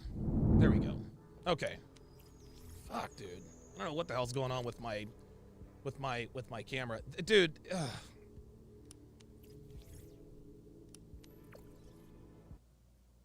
Andrew Tate arrested on suspicion of human trafficking, EPAR. You guys, I mean, this is the Matrix, man. This is the Matrix. This is the Matrix. And so what they're trying, and this is interesting. Oh, I'm sorry. Oh, okay, wait a minute. So that's from the second swatting incident. Oh, my bad. Hold on. So I guess the Tates have been arrested, or were they detained? I don't know. I don't know what's going on, guys. I don't know what's going on here.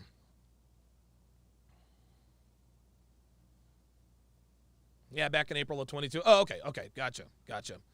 Yeah. Yep. Greta Thunberg. Yep. Who the hell is Greta Thunberg anyway?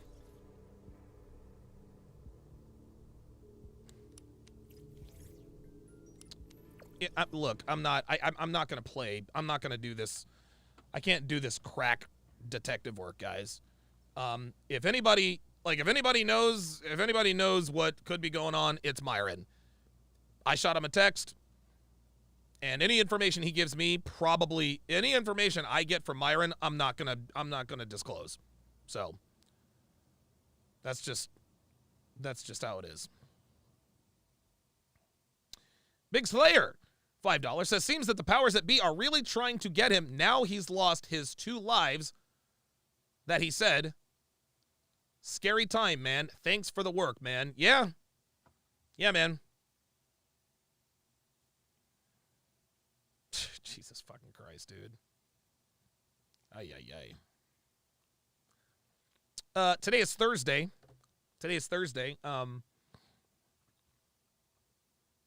The Dallas Cowboys are playing the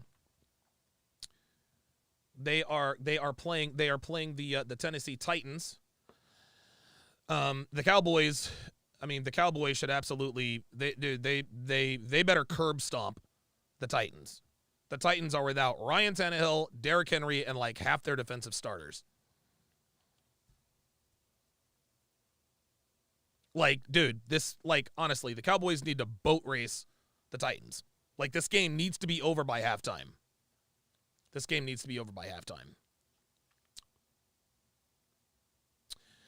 That is going to do it for this, the 911th edition of TSR Live. My thanks to all of my members, my super chatters, my patrons, my Sharpe Stream members. Thank you guys for watching. Tomorrow, we'll talk about the Sosnick cast.